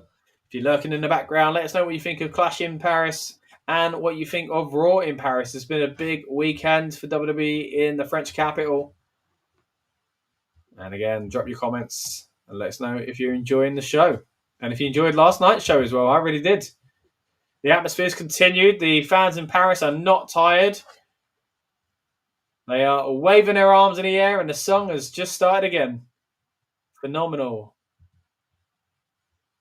Styles now, hung up on the top rope with a kick by Dominic Mysterio, who jumps up to the middle and then head scissors to the outside. From the bottom of the can. Why are we doing that, Kieran? Does it taste better to you? I used to do that with those ones you get in the carton. Don't know why when I was a kid. You know when you pop the top with a straw, the film on the top? When I was a kid, me and a lot of people I grew up with would bite the corner of the plastic underneath and squeeze the drink. Don't know why we'd do that, but we did. And then people used to put it on the back of their bikes between the brake so that when the bike wheel hit it, it sounded like a motorbike. Those drinks had multi-purposes, obviously. Dominic goes for the Hurricane Runner, but he gets caught and hits into the announce table there by AJ Styles with a powerbomb. It's the best way to drink a can of Fanta, says Kieran. Wow, okay. Maybe I'll try. How do you cut the can? Do you just pierce it with something? And as you say, we haven't seen CM Punk in a while talking about fizzy drinks. Of course, the man who loves a Pepsi. We've seen him backstage twice tonight, waiting for Seth Rollins to return, to show up, I should say. He hasn't tonight so far. Got a feeling it will happen in the main event. We're 2 minutes away from the main feed coming back. The audience is still singing along for Mr. Phenomenal AJ Styles, who is now holding his back and getting back into the ring as the referee counts to at least 5 now. And he's telling AJ, look, this is for the title. You ain't going to win it on a count out. But he rolls back out the ring to break the count and to bring Dom back in the ring. You bite a can. A can. Like, but the bottom of the can is the hardest bit. What? How are your teeth, mate?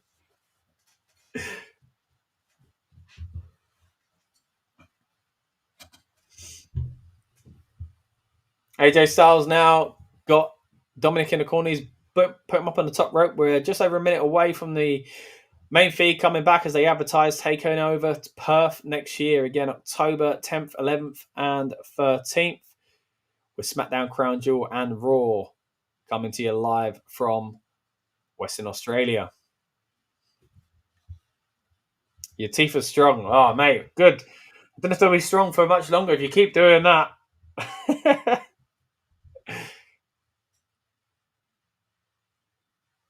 We are 45 seconds away from the main feed coming back, and AJ Styles has lost control of the match.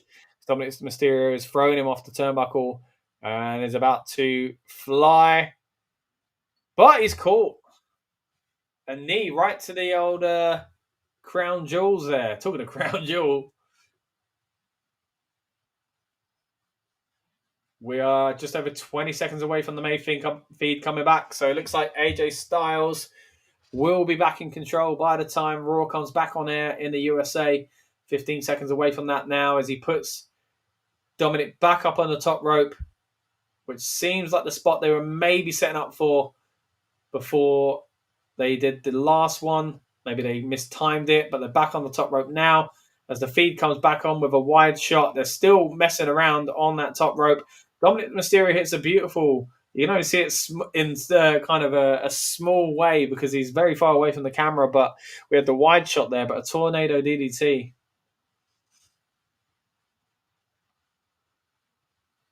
You didn't have a good weird food combo today. I forgot about your weird food combos. So you're drinking Fantas upside down, and you've got these crazy combinations of Italian with, what was it? Italian with Indian, and then Indian with Chinese.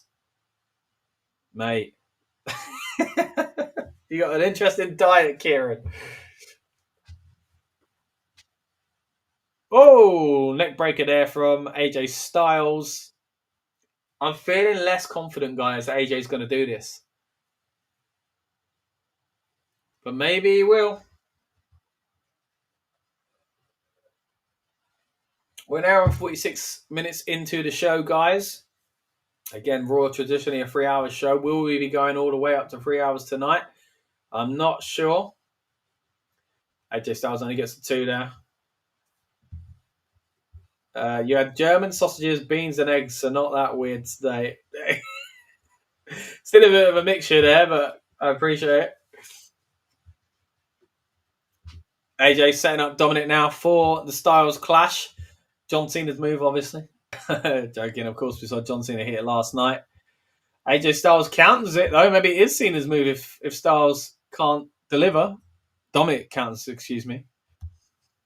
2 count only, though.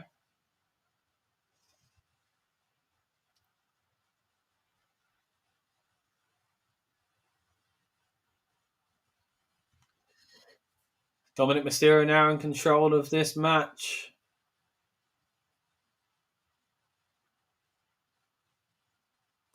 And as Michael Cole says, yeah, John Cena paying homage to AJ Styles last night with a clash, with the Styles clash at Clash in Paris. Suplex into the turnbuckle there by AJ Styles. Dominic Mysterio's been taken out temporarily. AJ trying to get the fans back behind him. Snap suplex, as you see again with a replay, into the turnbuckle there. The fans are getting behind AJ Styles as expected. The song is loud again, and AJ and Dom both get to their feet at the same time.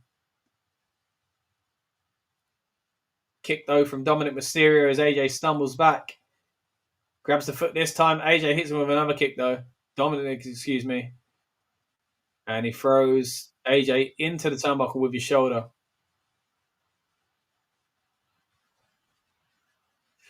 Then again, oh, lovely Michinoku driver there from Dominic. Only gets the 2, though.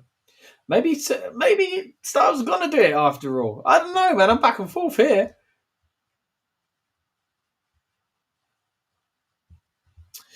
Talking about the timing for the show, I think it's the Braun one is after this, and maybe it'll be the last one.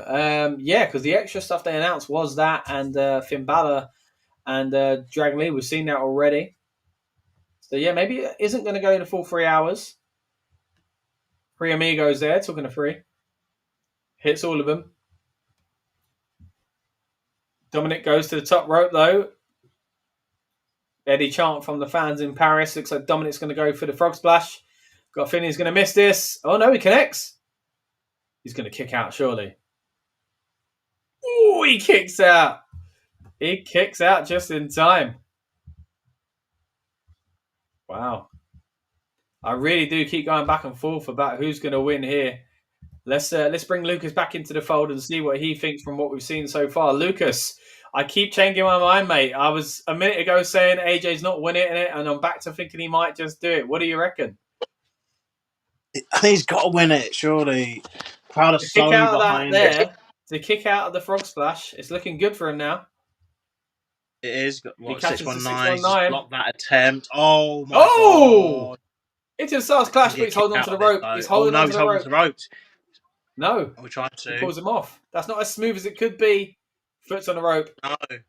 We got a foot on the rope. Kieran doesn't think Styles is winning this one. I mean, after what we just saw there, I think you might be right.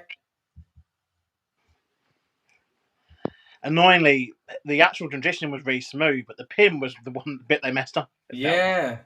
And she wasn't into the middle of the ring now.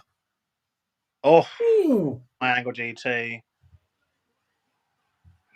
Wow. But yeah, the crowd were mental for example. Yeah. Absolutely mental. There we go. Setting up for the springboard phenomenal forearm, it would seem. I feel like he's going to miss this.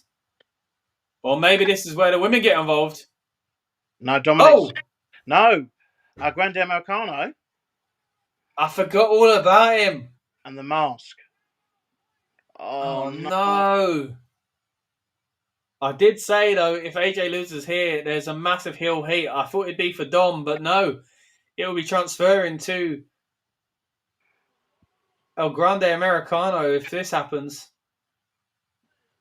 Because he kicked out the first frog flash, didn't he? Yeah. He did, yeah. And he's been down for a while. It's been a long while. Oh, this could be it. That's it. Oh, un, deux, trois. It is over. Wrong decision, WWE. Yeah. Because who beats Dom? I was saying earlier on, Lucas, when you were gone, that I think this might be the opportunity to take it off him, because Dom usually is actually beloved by the fans, even though he's a bad guy. They love to hate him, and he's got a lot of respect lately. I think it could be a risk. Going to the Penta thing, or maybe Penta. This story like this just felt like it was the right time to do it, though. I know, yeah. Kieran says, of course, Dom is helped. Yeah, because doing it here where the fans are so behind AJ Styles, it moves you away from that risk of people not accepting Dominic losing. Yeah. And why El Grande Americano? What's he got to do with AJ Styles? I'm sure something we may find out. And that is it. Unless we're going to continue this into a triple threat, maybe, or... Yeah, I mean, it'd be crazy if El Grande wins the Intercontinental Championship. But that's it. The title match is over. The hook for this show is in the books.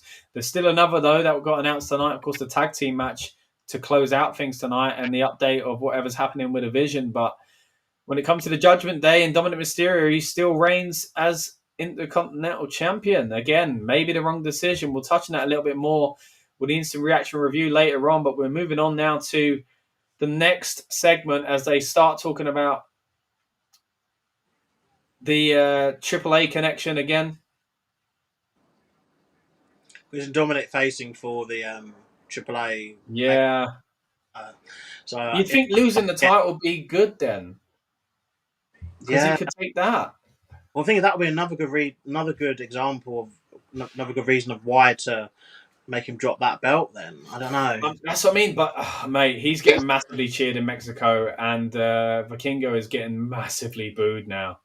Like, he was their guy. He's the AAA guy, but because he's the chosen AAA guy, I think he's getting a lot of fan backlash. He's incredible. He's so good in the ring, but people just want to cheer Dirty Dom in Mexico.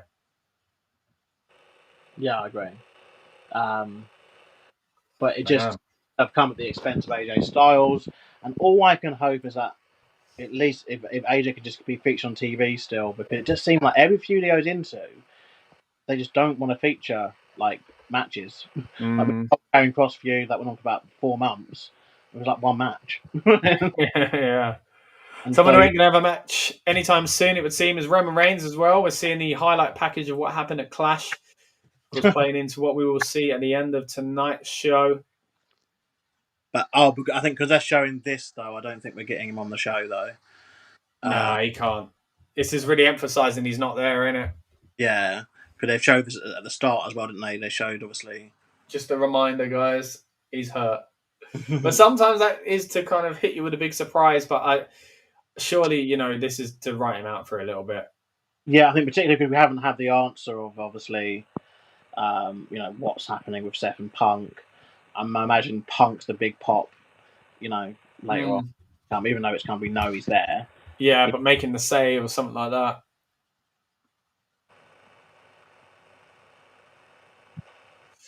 Yeah, so again, we are 5 minutes away from hitting the second hour being up. Again, traditionally a 3-hour show, but it wasn't the case last week. It went 2.5. It feels like that might be the case here, Lucas. Have we got anything else that you can remember that's been promoted, or are we likely to head into the tag team match? Yeah, it usually is 2.5 hours. They've settled on that, it seems, since the Netflix thing. Because, like I said, the show's been the same every week. So, I mean, it's not hard to obviously hit the same time when they're just doing the same thing again. True, there is that. So, obviously, giving updates now.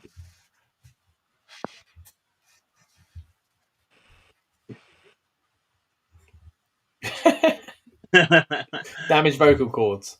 Of course, okay. Fractured ribs, they're saying, for Roman Reigns.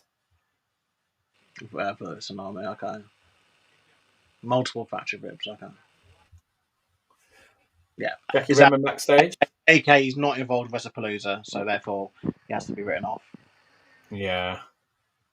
LA Knight now with... surely there'll be something else in between this then, unless LA just has his music hit and walks straight out after this. We've seen that before, but...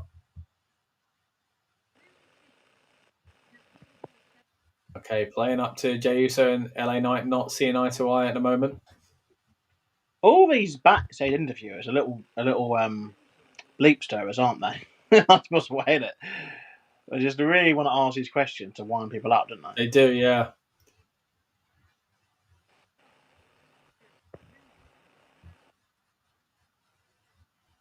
Okay, it seems like he still wants to go after the World Heavyweight Championship, LA Knight. Well, I see Kieran lost his internet, but he's got it back in time. Good, buddy. The main event should be coming up very soon. LA Knight being interviewed backstage. And as Lucas says, a little bit of stirring from these backstage interviewers when it comes to this feud. Oh, here we go. They're face to face. Well, Jackie's stepping out. Her stirring job's done for now. Yeah. She's going to find someone else to stir up.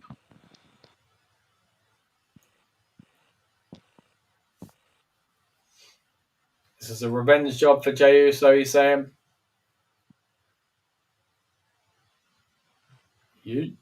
Oh, 4 letters, 1 word, nah. Yeah. It's 4 letters and 1 word as well. So a little bit of clever wordplay there. Saints up next. Probably after more adverts and bits and pieces. But yeah. Yeah. It's not... Advertisement now for NXT. Big 8-man tag match. Dark State against Hank and Tank, Oba and Ricky Saints. It is nice how they hype this stuff. Yeah, here we go. CM Punk backstage with Rhea Ripley. Still waiting for Seth to show up.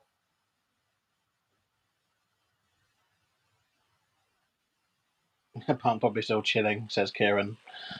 He is, yeah, there he is. Adam Pearce is maybe about to break some bad news.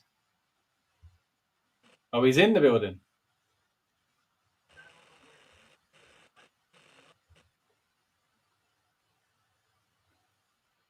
What does that mean, says Adam Pearce, because Punk says he's going to go handle it. But you got to imagine it'll play into this match. Yeah, I'm saying that'd be something definitely in front of the crowd now, I think. Yeah. Yeah, they can't keep showing someone backstage. Kind of right in the comments earlier on, though, suggesting that Punk would be in the wrong area when Seth arrives. That's exactly what's happened. We've now got, interestingly, the break, but the commentator's talking to the camera. So again, if you're missing this because it's been cut on your feed, then let me just fill you in. They're basically reflecting what we've just seen from CM Punk backstage.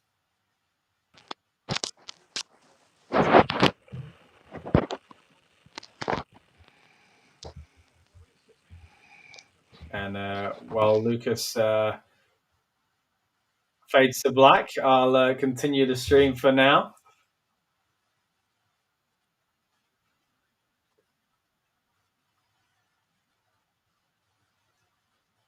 A world premiere for the tag team division. Funeral, even. Here we go. So we've got the New Day. Again, this is not being shown on American TV, Lucas. Yeah, and it does seem another New Day segment.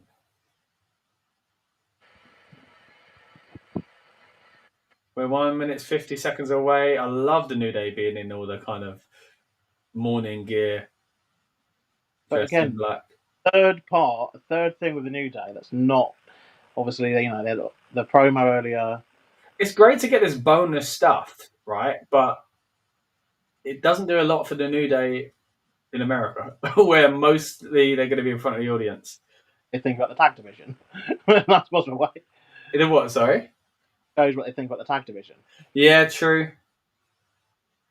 I mean, this is the kind of thing you think they would put online. They'll no longer get missing in a dirty, disgusting clubhouse.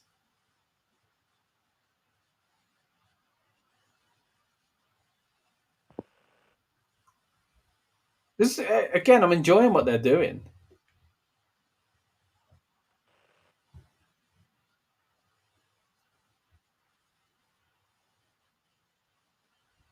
The size of that hat that Xavier wore was so ridiculous.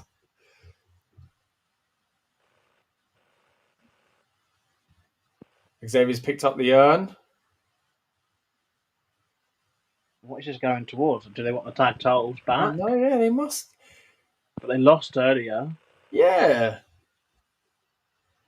So they're basically saying the tag division is dead. I mean, if we're honest, Lucas, we've been saying the same thing as well about the Raw tag division. What do they want? Yeah, what do you want? I mean, we were 10 seconds away. It's just a general talk crap promo, isn't it? But we saw them do a promo in the ring earlier, Grayson. Yeah, it's a bit baffling. More of the same. Well executed and performed. I think it was pretty entertaining. Something they should have done wise. Off they lost the belts. They haven't been champions for about 2 months now. Yeah. Yeah. Well, I mean, you got to expect they're going to go after him again, but it's weird because heels have got him at the moment. But as Kieran said, yeah, Seth Rollins is in the building, and Aiden rightly predicted earlier on he would find a different entrance. A bit of a weird kind of anticlimactic bit there. I think it would have been better to show Seth in the ring and then Punk showing backstage frantically going, what the heck? And then his music hit or something like that. Kieran says, what the hell am I watching? It was a bit strange, even though it was entertaining. And someone looked like Dean Ambrose today. What, on the UFC ad? I didn't notice it.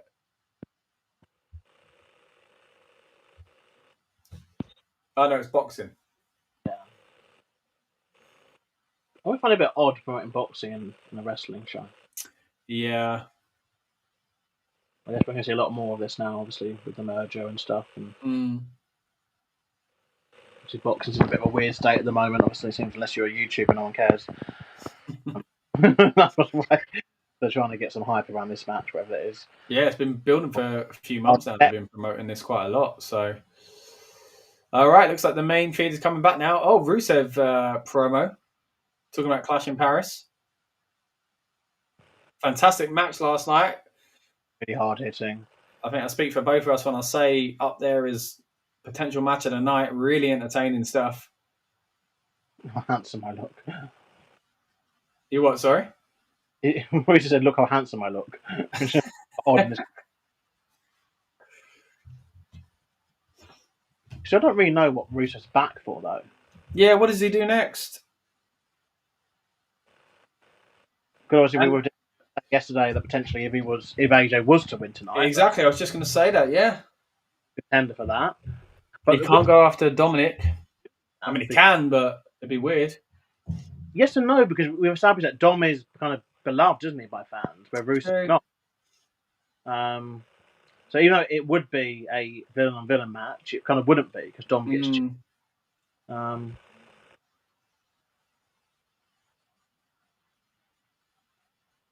He said maybe we can be friends now again, but has obviously given Sheamus a very harsh and that kind of rundown. Basically saying, look, if you're a strong, tough man, then watch out. Essentially, might give us an indication to who he might face next. But yeah, just very weird. Back about that. Okay, Punk's coming out now. Punk's coming out. Not what I expected. So, okay. Guess he's either going to come out on commentary or sit by ringside, I guess. Maybe, yeah. But then that's not really looking for Seth, is it? He's probably just going to call him out, which is a bit odd because we've got the tag team match coming up. If it does go 2.5 hours, we've got 25 minutes left. And yeah, kind of shocking order of things here, as Kieran says. Ooh, CM Punk makes his way to the ring quite unexpectedly in this position of the show. He means business, though. He's not in the best of moods. Now, let's quickly touch on it, Lucas. I don't think it's happening tonight because I think it's too soon from another kind of big story, which was last night with Becky Lynch getting involved. But this seemingly opens a door potentially for an AJ Lee return. I didn't think it at the time. And I have been wondering all along, what is the correct storyline and moment to bring it back? If it weren't the Rumble, if it weren't Raw after Mania, if it weren't Evolution, what would it be? And her going after Becky Lynch to even the score does kind of make sense.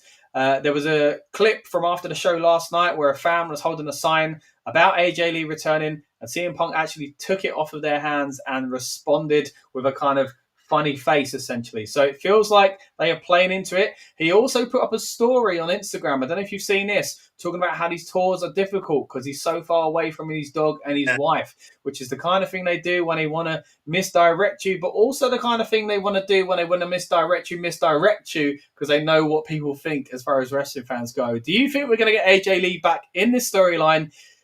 And we ain't got much time to predict it, but is it happening tonight? No to both. Not at all. I don't think it's happening tonight, but I think it will happen. No to both. Wow. I think the most we get, I think she'll go in the video game or something. Something like that. Something like that. Make a thing. This is very weird, though. Like, sorry, just to clarify, the main event is next, but then we get a Punk promo before it. Which is also linked in with that storyline as well. Very strange. Kieran hopes it is time for AJ Lee to come back. To do what, though? Well, face Becky Lynch. Yeah, okay, but why? I mean, because her husband's getting beaten up by a woman. So she's come to even the score. You're a wrestling couple. We're a wrestling couple. Yeah, I don't know. It's just... Yeah, I think it makes more sense than any other scenario. Mm. If she was to come back. Again, there is a chance she just never comes back. Kieran wants to hear more of the Punk song. We're hearing Seth Rollins' theme song. No, he is there. Will he come out with Becky Lynch? Punk has specifically said he wants to see a man-to-man. The man will be Becky Lynch. Imagine if it just goes to Becky Lynch's music now. I know. It is Becky Lynch. Coming out as Seth Rollins. It is the man indeed. It's not the man you're looking for. That's so funny. She's literally doing Seth's entrance. I've dreamed of doing this though for ages. You know? Yeah, it's cool. Oh, wow. This feels like Raw should have started. Yeah. I think it's a bit weird to be hyping a main event, and they said up next 10 minutes ago. How does this end, right? How does this end? Let's say Seth attacks him from behind, right? Because he's apparently there. Then there's a beatdown. The other two come out to make the save. Does it turn into a 6-man tag? Maybe. Yeah, Kieran has just said that, I think. He said Seth will sneak up behind Punk. And yeah, Seth will sneak up from behind. I want to hear some songs, Punk. What was that in regards to? You want Punk karaoke, Kieran? Yeah. Becky says, "Oh, what's the matter? Not the man you're looking for." But I'm the man you're going to have to deal with. AJ Lee chance. Let's see if she acknowledges this, or anyone acknowledges it. Yeah. That's usually another telltale sign, isn't it? Oh, classic, she says. Always chanting for a dope that doesn't work here. Maybe that's a sign.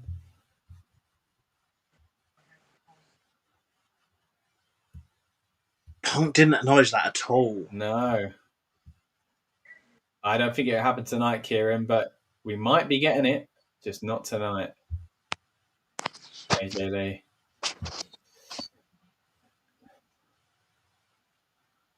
Do I care to CM Punk when Becky says, "Do you think you only affected one person in my family?" This is what I was saying yesterday, wasn't it, Lucas? That realistically, if you got the same personality as your partner, odds are you hate who your partner hates.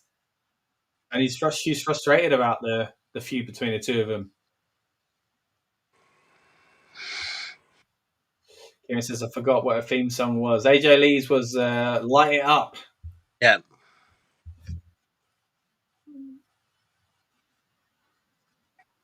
See, again, I like this promo. It makes sense. Mm. And she's been used as a weapon in promos for the past few years, by the way, you know, especially when Seth's been a heel. Yeah. And now she's here.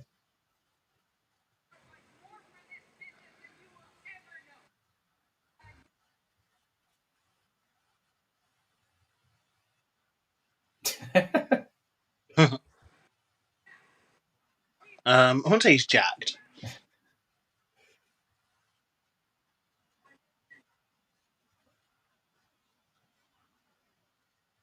CM Punk still trying to get Seth to come out. Do you think there's a chance he just doesn't appear? Kind of has to. Well, it's been a weird thing, this whole thing.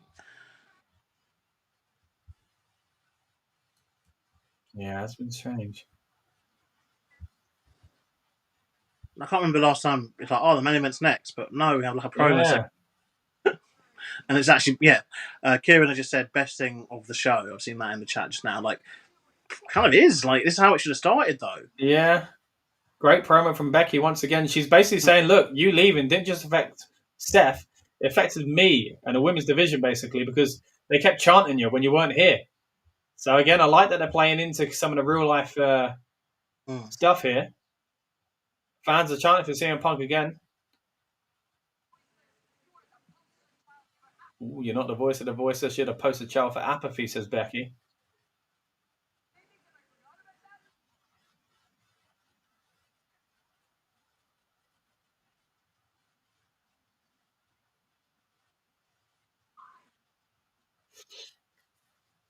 Painting by numbers when it comes to heel promos and talking about they didn't need the fan, but still good delivery from Becky.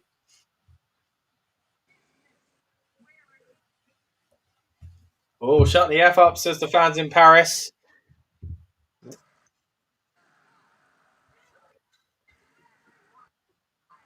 They're actually transcribing that on the screen. By WWE.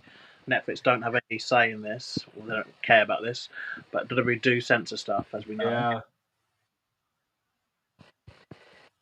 So that's their kind of gimmick at the moment, that them two brought WWE to where it is. I mean, Steph's been saying that, you know, since you were gone, Punk, I carried the WWE, I had to deal with it. And Becky saying, well, I did the same thing in the women's division. So it's a smart way to play into this story.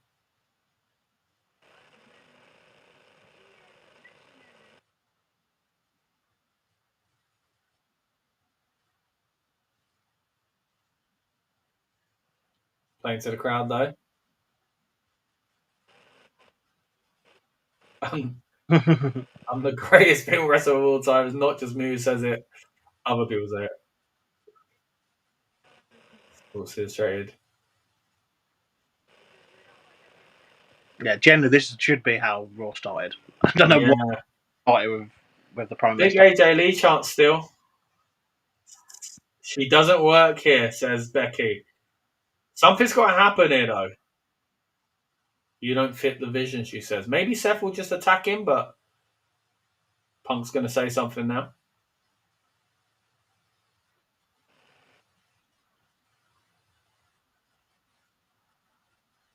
The vision's a bit blurry.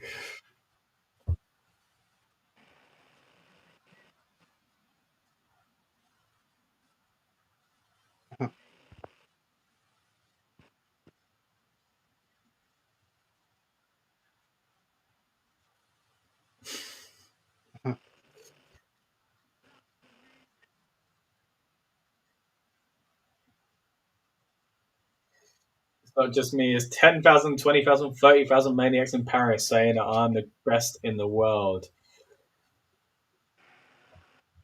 I think you forgot where he was there, Lucas. Went with the standard 10,000, went to 20 and thought, I'll do 30 to say it, be safe.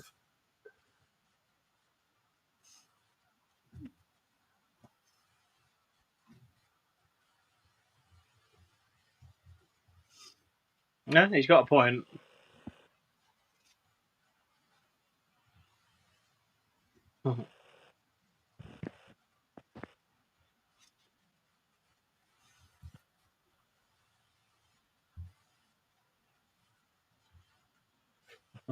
Sounds like you're talking about the English Football League. Oof. Your plastic belts, you and your stupid husband weren't there in all the towns that CM Punk went to in the live events.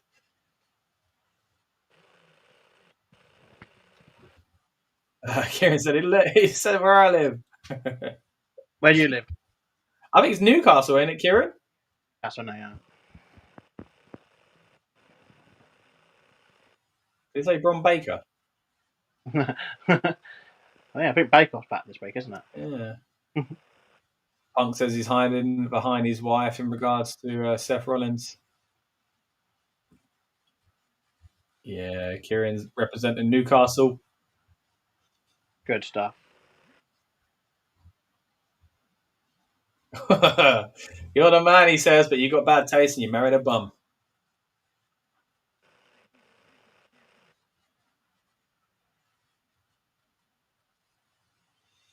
Feels like that, Punk. But this will never be over. He's looking past her now. He must be on the ramp. There he is.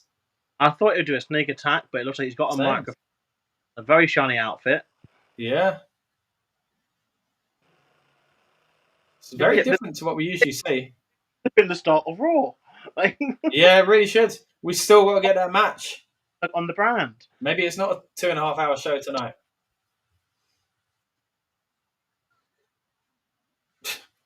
He's been looking for Punk all night.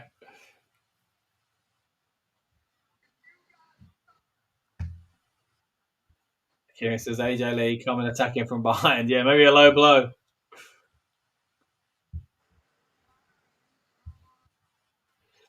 Okay, he's inviting Punk to meet him on the stage. I'm assuming the Brom's going to come out. Yeah, this is very strange. No, the man's stopping Punk from getting to him.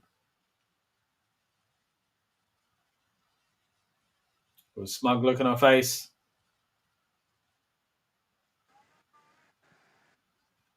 I mean, not so much where you could just go backwards. Yeah. I thought he was going to hit her then. Oh, he's in front now. And then Seth walks away. How do we end the segment? Another low blow or just Becky laughing at him? Like, what do we get? Oh, a slap. And another. Oh, loads of slaps. And Punk looking furious, but he ain't going to fight back, it seems. And this is where you need your wife to beat up someone else's wife. Oh, she's really taunting him now.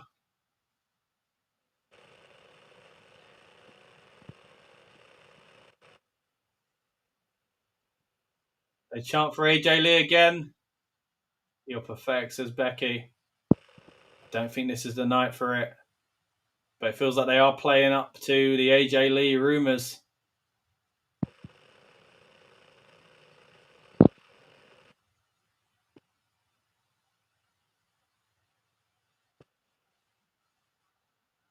Oh, it's happening, Lucas. It's happening. He said, you're going to regret ever putting your hands on me, and I'm going to make Seth regret cashing in on me. She has to get the last word, though. She said, go away, you stinky. Oh!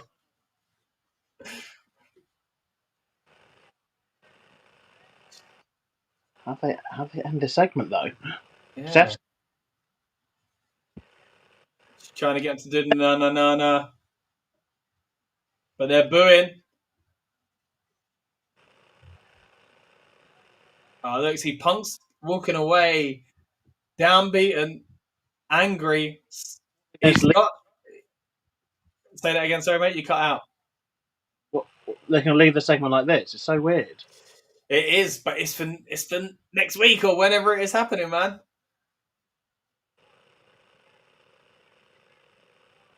Keep walking and never come back, says Becky Lynch. He's coming back, but he's coming back with someone, I reckon. Maybe not tonight, but yeah, that's a promo that sets up for the future if I've ever seen one. Oh, it's gone to complete black. For some reason, yeah, it's completely black. We can get audio, but they don't know what's going on. They're promoting WrestlePalooza on ESPN, but we can't see anything about it.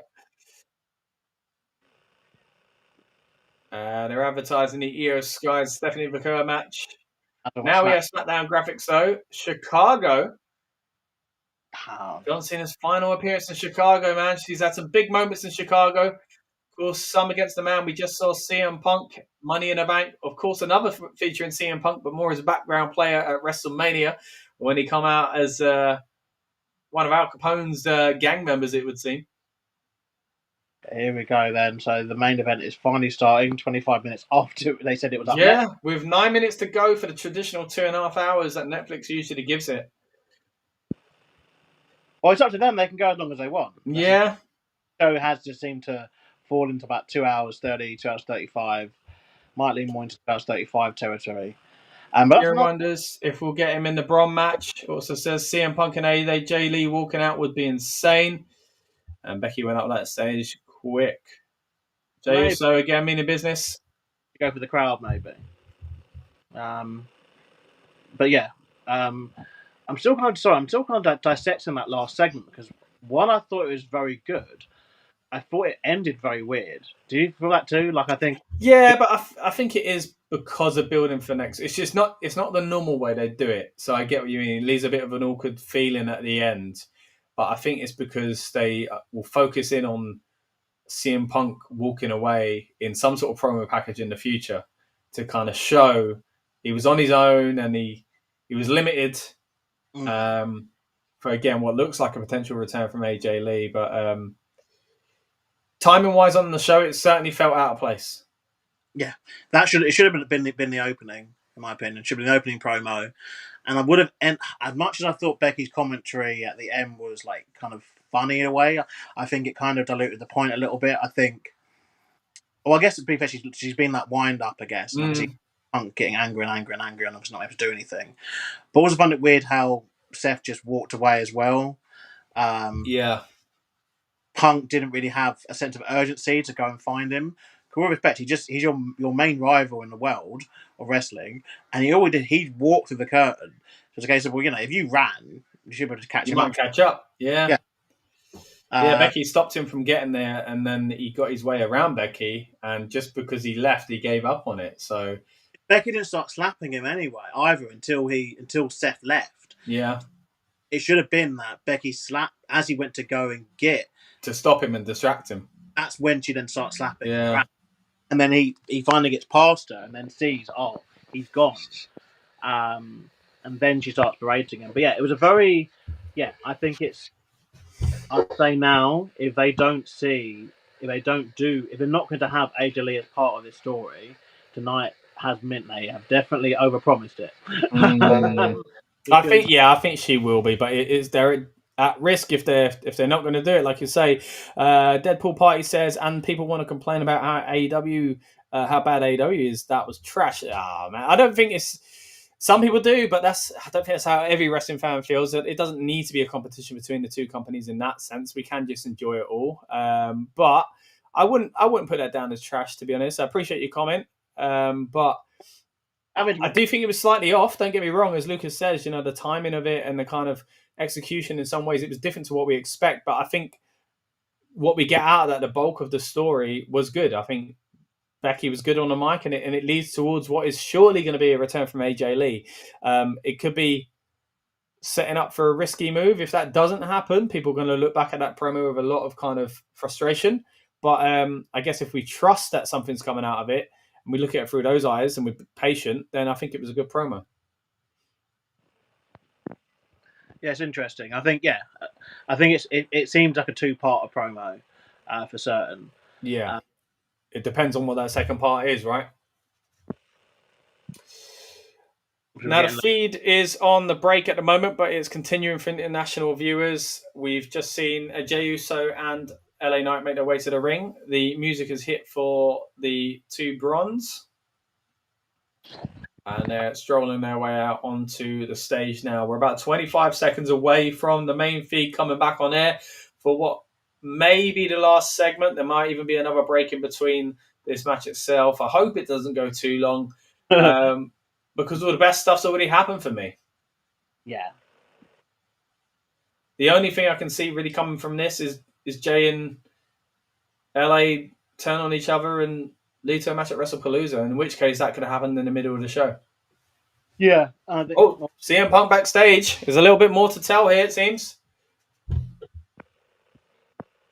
He's gone, says Adam Pearce.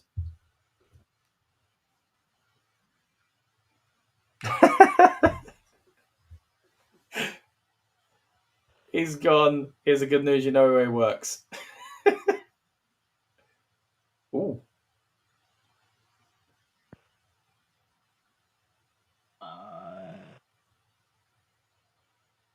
It's happening on SmackDown.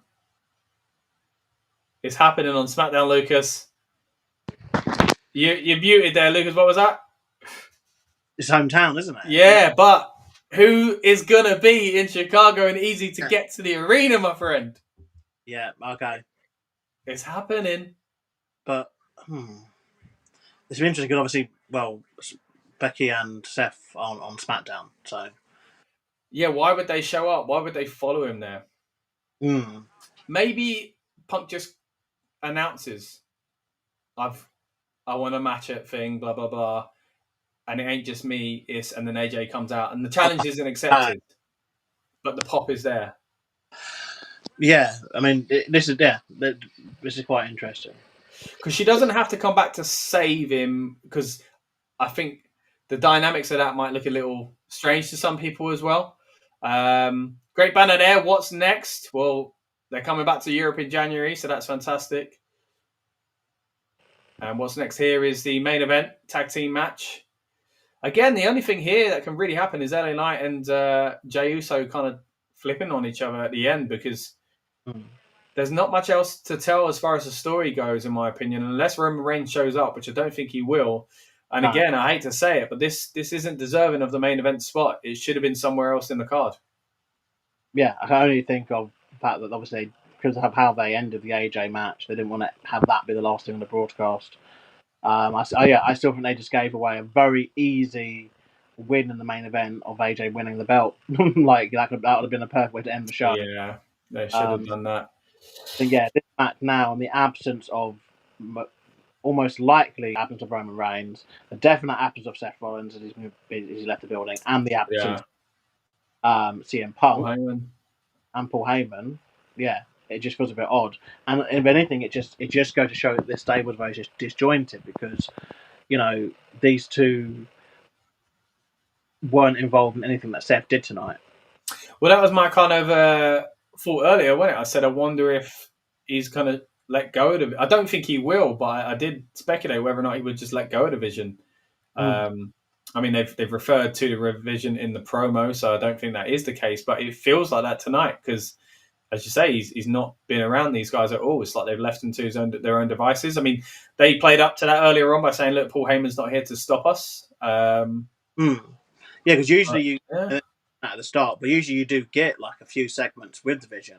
But because how I guess could have had the whole. There's a lot of questions, so there's a lot of questions about this because obviously, if they did the whole Seth Rollins, they were waiting for Seth Rollins to arrive, and CM Punk was at the only entrance, but then somehow he got in the building and haven't really explained that. And even he didn't explain it when he came out. He could explain by saying like, "Oh, I was here all day" or whatever. You got here. Yeah, the only thing that came up in the promo about it was Seth kind of taking the mick by saying, "Oh, I've been looking for you all day," like when we know Punk was looking for him. But the only thing I guess that could is potentially Adam Pearce being in on all this as well, because he's the person who obviously informed Punk about it being the only entrance, and informed Punk that Rollins wasn't there yet. But what if Rollins was and had maybe paid Adam Pearce off or something to say that he wasn't there? But then Rollins being there hasn't really done anything for this. Or hasn't, I don't know.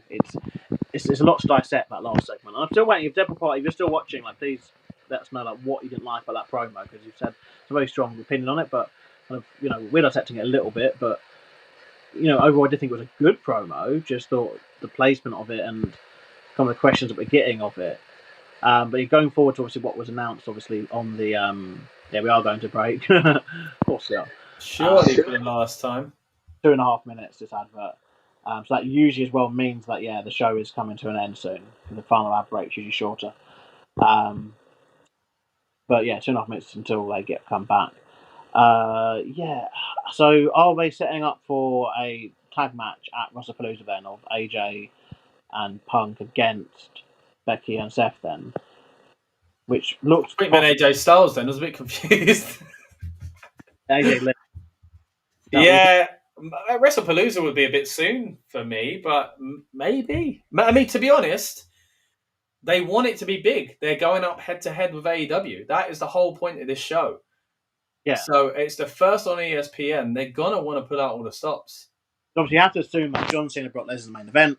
And we also have to assume that we are going to get the return of Cody Rhodes taking on Drew McIntyre. Could be a big card, man.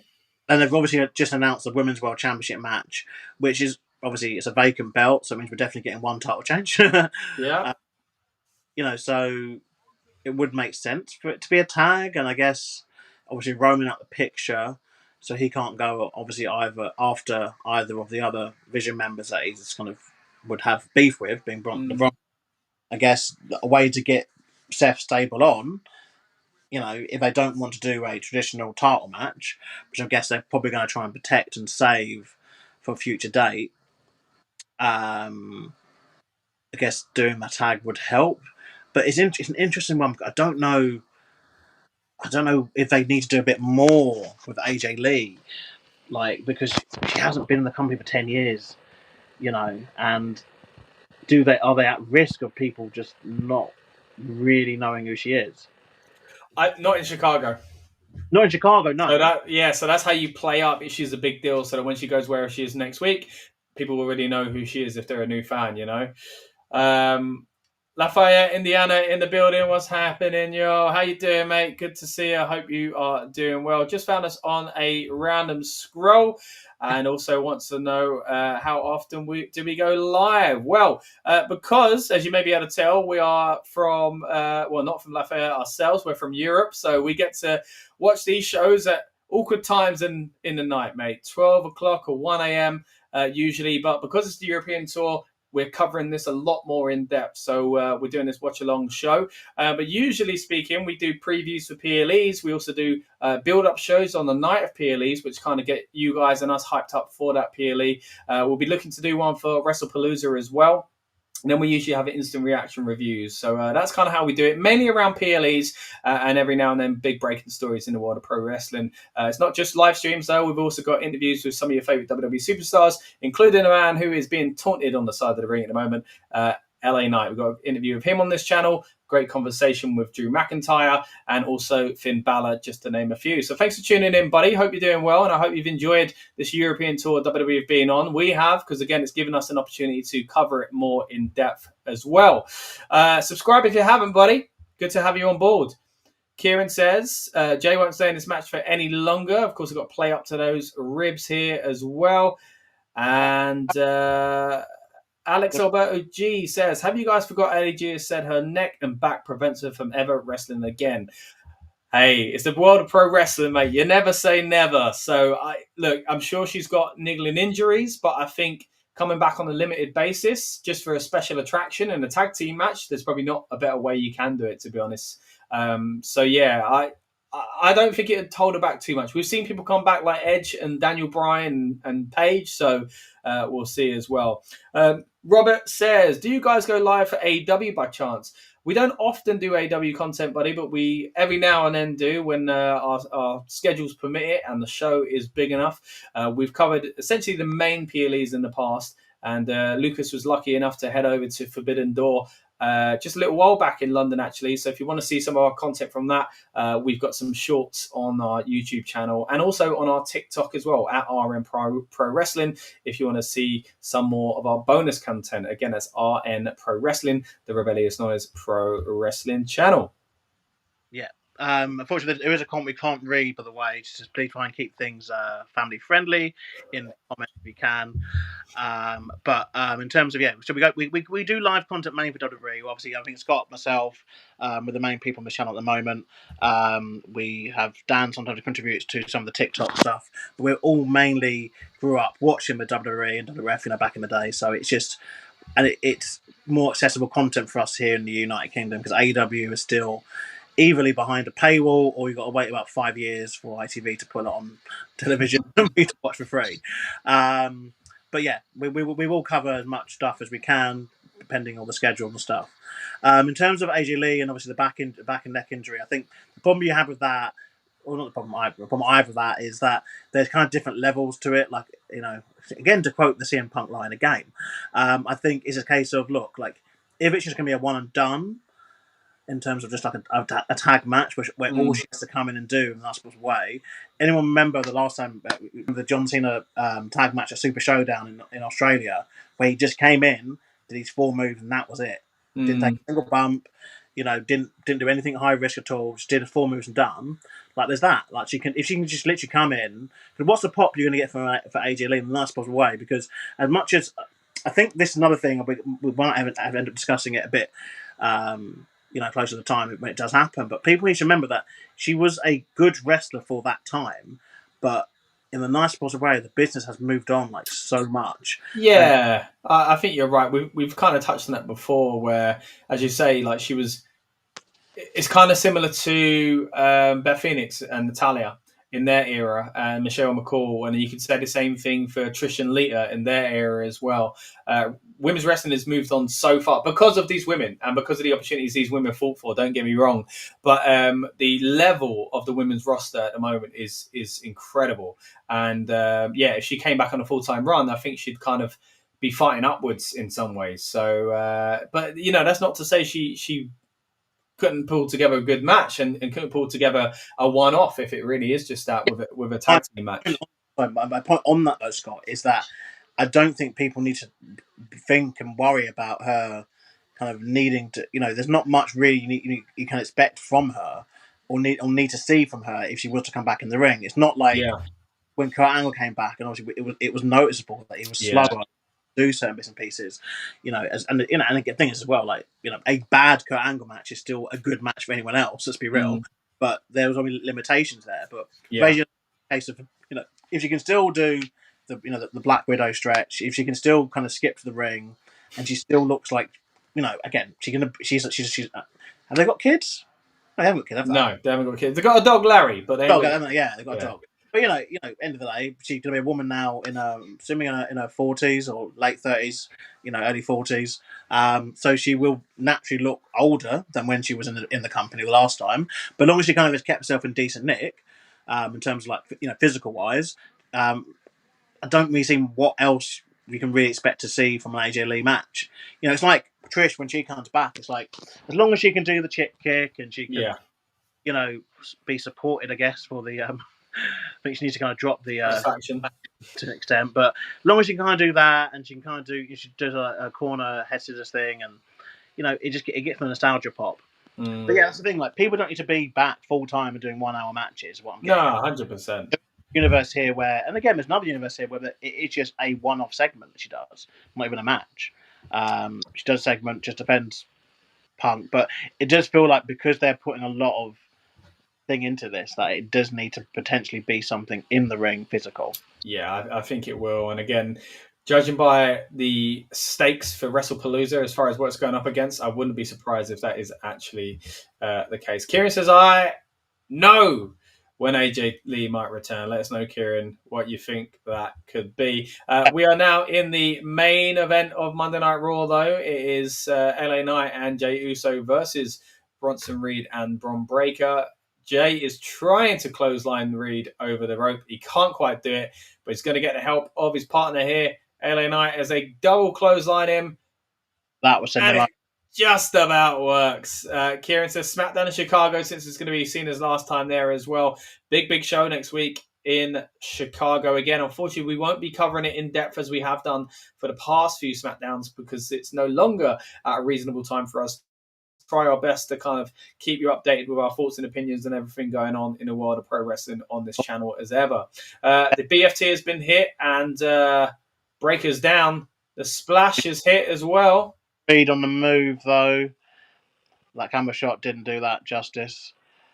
They're like cutting that out, but yeah, you could quite clearly see Bronson Reed. He was getting ready. Whoa! A slide out the ring for LA Knight. Knocks Reed into the announce table. Oh, we haven't seen an announce table break. No, we haven't, yeah. Which has reminded me of we've also missed the Sheila Fowler, man. It's strange not seeing those around his neck anymore. We've also not seen any interference in this match either. Yeah, and a lot of chance of Roman Reigns at the beginning of it, so I don't think he will be showing up, but that would be a big way to end Monday Night Raw. It would be. And we've gone past the 2-hour 40-minute mark, so it is, I think, one of the longer Raws in recent history. Yeah, it's not to that level. Don't get me wrong, but I said it when I first came on air for the preview section of this stream that it's almost Raw after WrestleMania vibes. It's a special Raw. It feels like, because of how kind of special Paris was for Clash. So again, not comparing it to WrestleMania. Don't get me wrong, but this feels like a different kind of Raw. Quite newsworthy as well, and we'll be live as soon as this stream starts wrapping up. We'll have our instant reaction review, so make sure you stay tuned on this very stream as well. We'll be talking all about Raw as we start coming towards the end of the show itself. A big old spear for Bron Breakker onto the injured ribs of Jey Uso, goes for the pin. Ollie. Wow, and that is it. And how do we close the show? That was very interesting. Yeah, that was very weird, because we're so used to the format of interference. I know, yeah. We can't, as Kieran says, because Roman Reigns is probably watching in his hospital bed on his iPad on the hospital Wi-Fi that he's paying, like, I don't know, $10 for. All right, now they're going after Jay, so it looks like getting a bit of a beat down. Maybe Jimmy, if not Roman. Don't think it'll be Roman. So as the commentators hype up, LA Knight is outside. They always do this at the end of the match, as Kieran. And as Michael Cole says, there's a message being sent by the Vision as they rip off. Back in. LA Knight, yeah, trying to make the save. Just not Bronson Reed off the top rope. Kieran thinks Punk could be making the save here. Oh, they're back in control. It's a spear.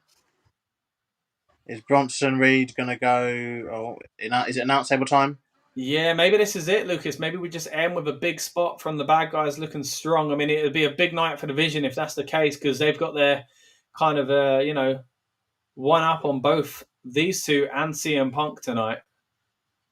If there's no comeuppance for the good guys, or for the bad guys from the good guys, then it could be next week that we get something different.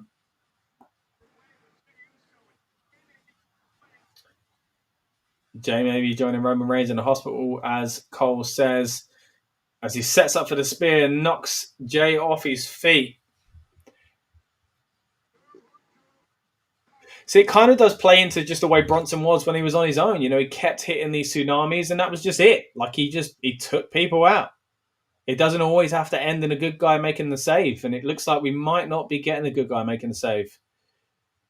Kieran says these guys will go to prison one day. Oh, here we go. Jimmy Uso. Oh. Running to the ring with a chair. Maybe that's what we're going to get. The returning Usos at WrestlePalooza, perhaps. As Kieran says, yeah, they might be going to prison one day if they keep treating people like this. Yeah, and Jimmy is here to save his brother. Late, but Jay was also late for saving Roman last night. Yeah, true.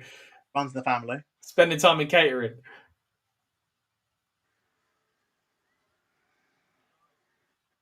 I think we have this. Jimmy is a SmackDown wrestler, superstar. Yeah. Obviously, A Knight was drafted over. Okay. There we go. Credits have rolled. Kimmy says Jimmy about to get injured when they've got a baby. Yeah, maybe. Give him a little bit of time off, write about the story. But the show seems to be ending now, guys. But like I say, stay tuned. We're going to hit you with an instant reaction review.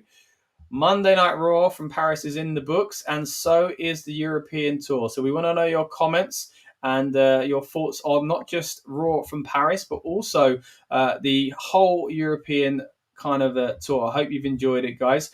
And what we're going to do is throw it over to the instant reaction review right after this. Welcome to the Rebellious Noise Pro Wrestling channel. On this channel, we bring you some great content from inside and outside of the squared circle. We will go through and offer some in-depth analysis of the biggest events of the year, as well as bringing you exclusive interviews with some of the industry's biggest names. There will also be live show reviews, in-depth features, and podcasts. So make sure you give that subscribe button a slam so you don't miss any of the action. Hello everyone and welcome back to the Rebellious Noise Pro Wrestling channel. My name is Scott and we are here to break down a eventful Monday Night Raw. It's just gone off the air, but it was a fun show overall. I hope you enjoyed it as well. Thank you to everyone that joined us on the watch along stream. We are now going to break down everything we saw on Monday Night Raw. It was, again, an eventful show, and it looked like we might get a big surprise there for a moment. We didn't get it tonight, but I think they are going to give us it on SmackDown. Of course, I'm referring to a lot of rumors going around at the moment about AJ Lee.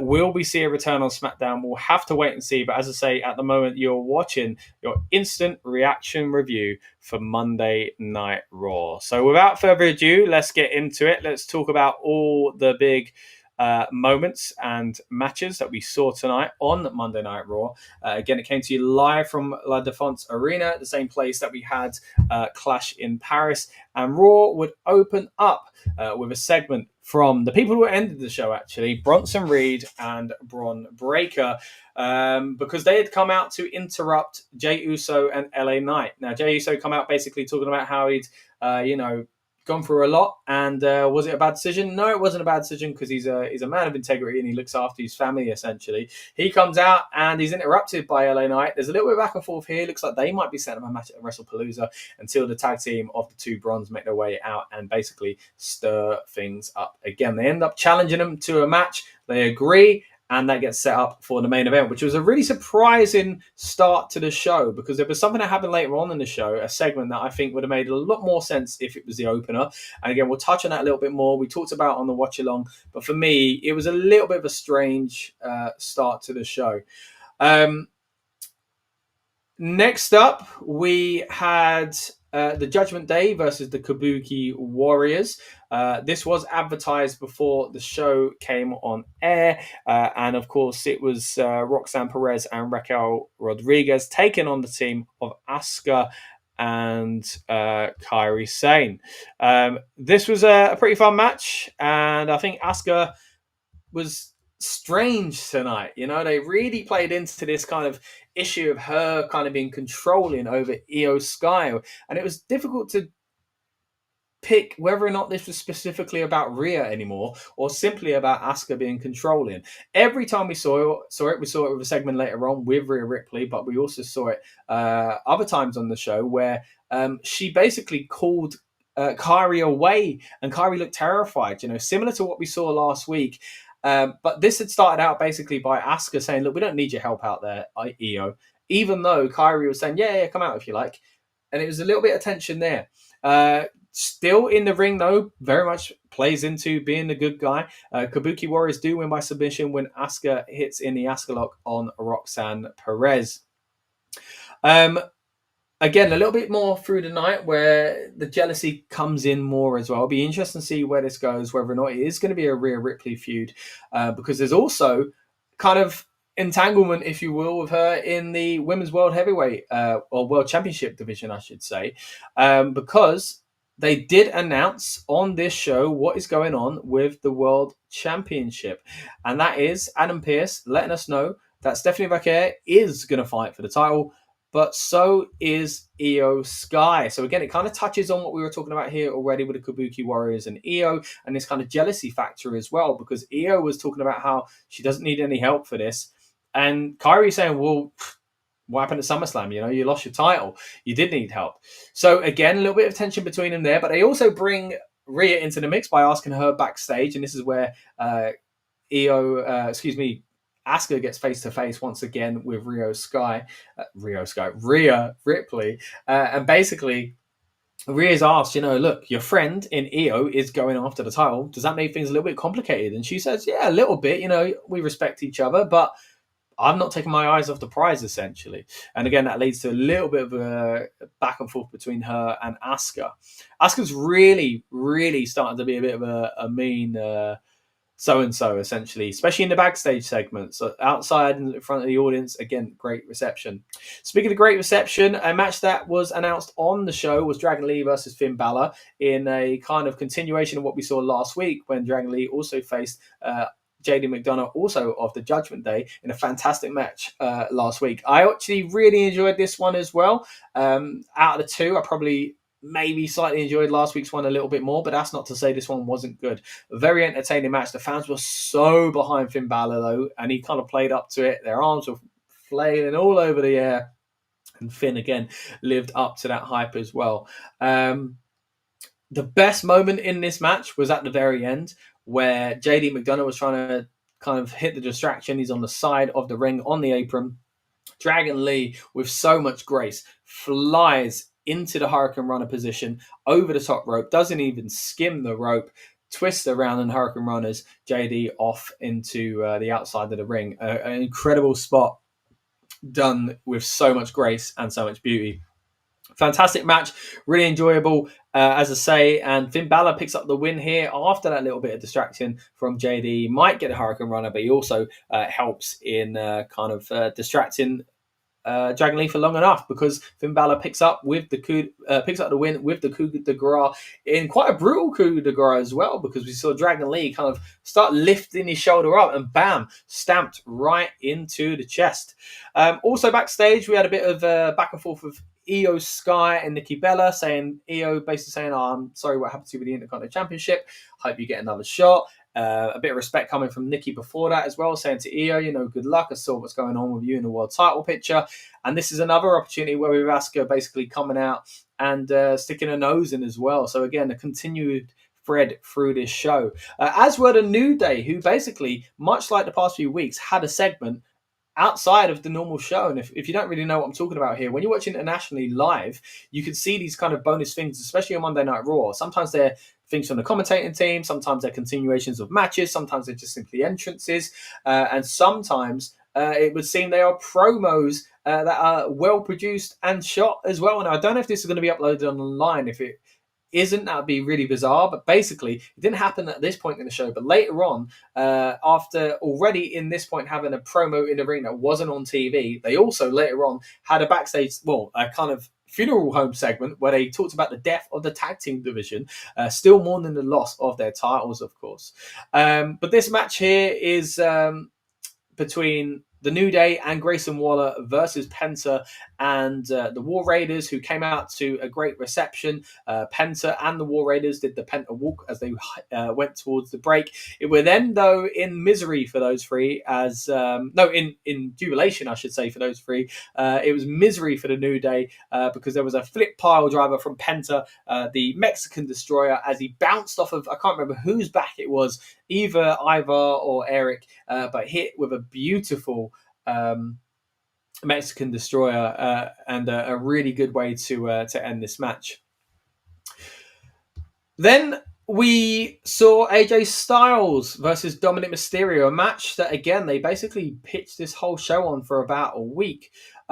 But it wasn't the main event that we all expected, and it wasn't the result that many of us expected as well. I actually did believe up until today that AJ Styles would be coming away with the win. If you were with us last night at Clash in Paris, you'll know that Lucas was saying how the dynamic of the heels and baby faces is a little bit off at the moment as far as how these storylines can go. There are too many heel champions, and this was an opportunity to change that and give the title to AJ Styles in his native France. I kid, but of course, big reception for AJ Styles and Leon, where last year he couldn't take advantage of that fact because he was a bad guy and they didn't really prepare themselves. They didn't understand what that chant was all about.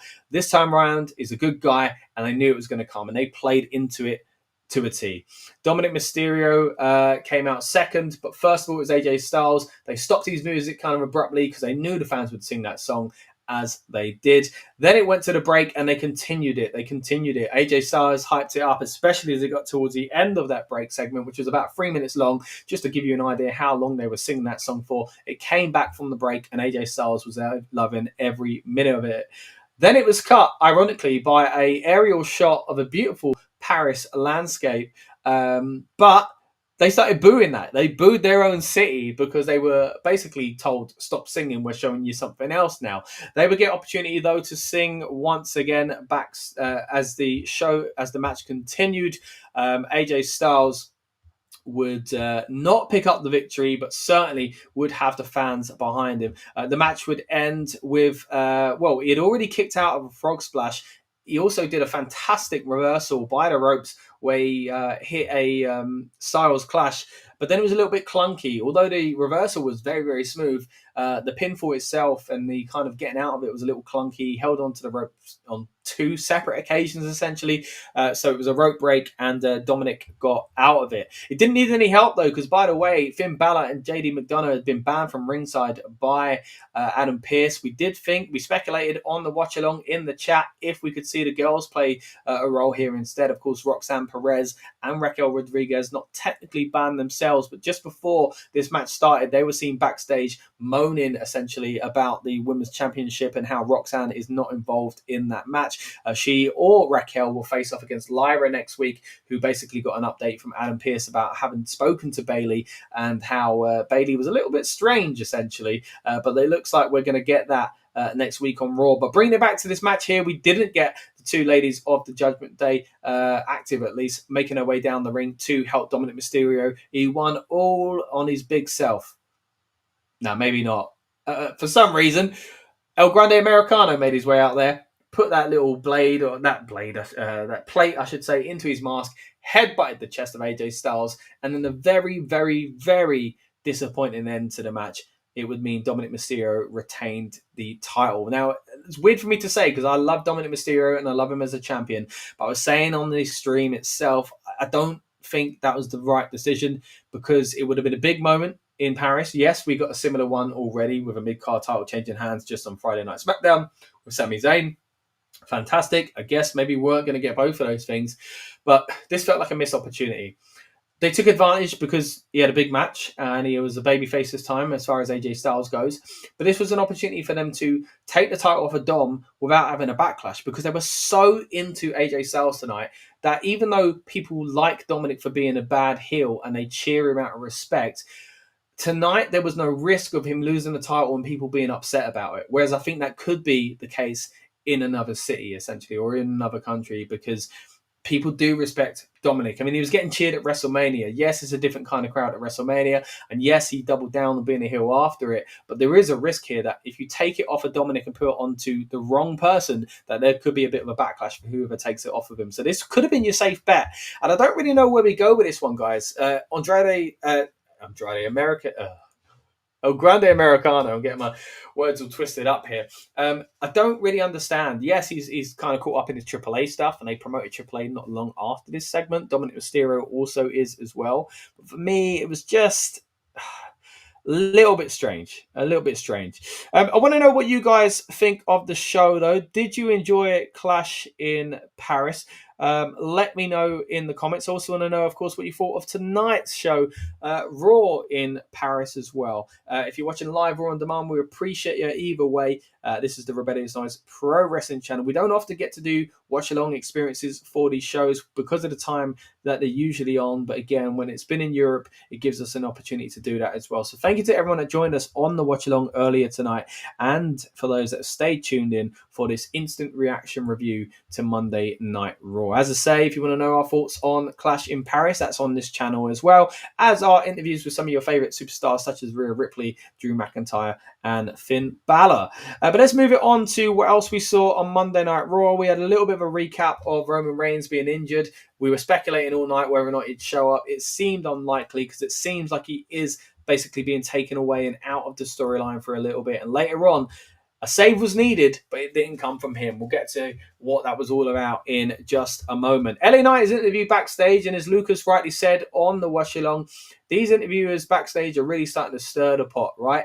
They were basically saying to LA Knight, look, you and Jay ain't going to get on, are you? Jay went face-to-face to LA Knight, and they basically showed that they would get along throughout this match. There was no kind of real tension between them, even though they played up to it. It wasn't as dirty as we expected. Before that could happen, though, for some strange reason, we got CM Punk making his way to the ring. And I say some strange reason as far as the timing of when this happened. Now, all night we'd seen CM Punk backstage waiting for Seth Rollins. Of course, the big story coming out of Clash last night was that Becky Lynch had come out and helped her husband with a low blow to CM Punk. And I love it. I think it's fantastic. I've been wanting her to align herself with Seth for a while. I think if she's a heel and he's a heel, it makes sense. And she played into that in this promo because although CM Punk called out Seth Rollins to come man-to-man, well, it wasn't the man he expected. It was the man, Becky Lynch, who came out, though, to Seth freaking Rollins' music, dressed a little bit like him, and actually did some of his mannerisms as well. It was a funny little moment there for Becky Lynch, and it was a really good promo. I just think it was really weirdly placed on the card. CM Punk kept saying, look, where is he? Bring him out, call him up, all this kind of stuff. And Becky Lynch's argument was, look, you ain't just ruining the life of one person in my family. It's more than that. You've ruined my life. When you left WWE and people were chanting in our matches, you know, it bugged us and all this kind of stuff. She said the same sort of stuff as Seth Rollins said, though. When CM Punk went and kind of took his ball and went home, it was up to Seth Rollins to put the company on his back and carry it. And Becky's saying the same thing here. She did the same thing as the top wrestler in the women's division, as far as she says anyway. So they've really played into them being similar and having similar kind of thoughts about CM Punk and what he's done to the business and done to the WWE and the kind of person he is. And I thought that worked really well. As I say, it's about time these two aligned in storyline. If they're both bad guys, it makes a lot of sense in my opinion. You're going home moaning about your day at work. If you're Seth Rollins, that involves moaning about CM Punk. So she's probably sick of hearing it and thought, you know what, I'm going to end it myself. Hits him with a low blow and starts kind of ridiculing the man tonight as well. Then Seth Rollins' music does hit and he makes the joke. He says, I've been looking for you all night. Of course, alluding to the fact that CM Punk had been waiting at an entrance, but for some reason missed Seth Rollins because he arrived via another entrance, if Adam Pearce is to be believed. Didn't know anything about it. Lucas wonders if Adam Pearce maybe could be in on this. But what we do know is Seth Rollins was, again, kind of dishing the dirt on CM Punk and said, look, if you want to come fight me, come and do it. Come and get me. I'm at the top of the ramp, mate. So CM Punk steps one way and Becky Lynch goes with him. He steps the other and Becky Lynch goes with him. She finally lets him through, but then Seth Rollins walks backstage like the coward he is, and CM Punk looks frustrated. Now, Lucas rightly said, why didn't he just run backstage? you're desperate. You've been looking for him all night. That's the kind of thing that CM Punk would do in another segment, but there was another story to tell here. And that was CM Punk turning around to a very, very cocky Becky Lynch who really laid it on thick. Started slapping him, shoving her head into his chest as if to say, go on, mate, what you going to do? Now, throughout this segment, people have been chanting for AJ Lee, and we've been speculating it all night, whether or not she'd be returning soon, or maybe even returning tonight. I didn't think she'd return on Monday Night Raw in Paris, but I did have a good feeling that they would play into it. And if they did that, it would mean she was coming back. Now, she didn't return tonight, but there are heavy rumors now, surely, surrounding her showing up next week, or later this week, I should say, in Chicago on SmackDown. And that's because when CM Punk went backstage looking furious, with his head down, looking embarrassed but upset, with the wheels in his mind going round and round, figuring out how he can deal with this situation, as Becky Lynch berated him and kind of, stepped up her kind of cockiness once again. He went backstage and said to Adam Pearce, I want Seth Rollins. I want to sort the situation out with Becky Lynch. And Adam Pearce had the great line of, well, you know where he works. He's left, but you can see him next week, which prompted CM Punk to say, well, where's SmackDown next week? It's in Chicago. Who lives in Chicago? CM Punk.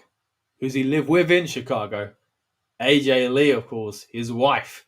So it's looking like AJ Lee might be showing up on SmackDown. Now, how do they do this? Because there's no reason for Seth and Becky to show up on SmackDown. So a lot of people wonder, right, how could AJ Lee show up? Would it be in the Royal Rumble? Would it be a surprise and starting a feud at Evolution? The Raw after WrestleMania to show that she's back in the WWE? Or would it be maybe for a one-and-done tag team match at WrestlePalooza?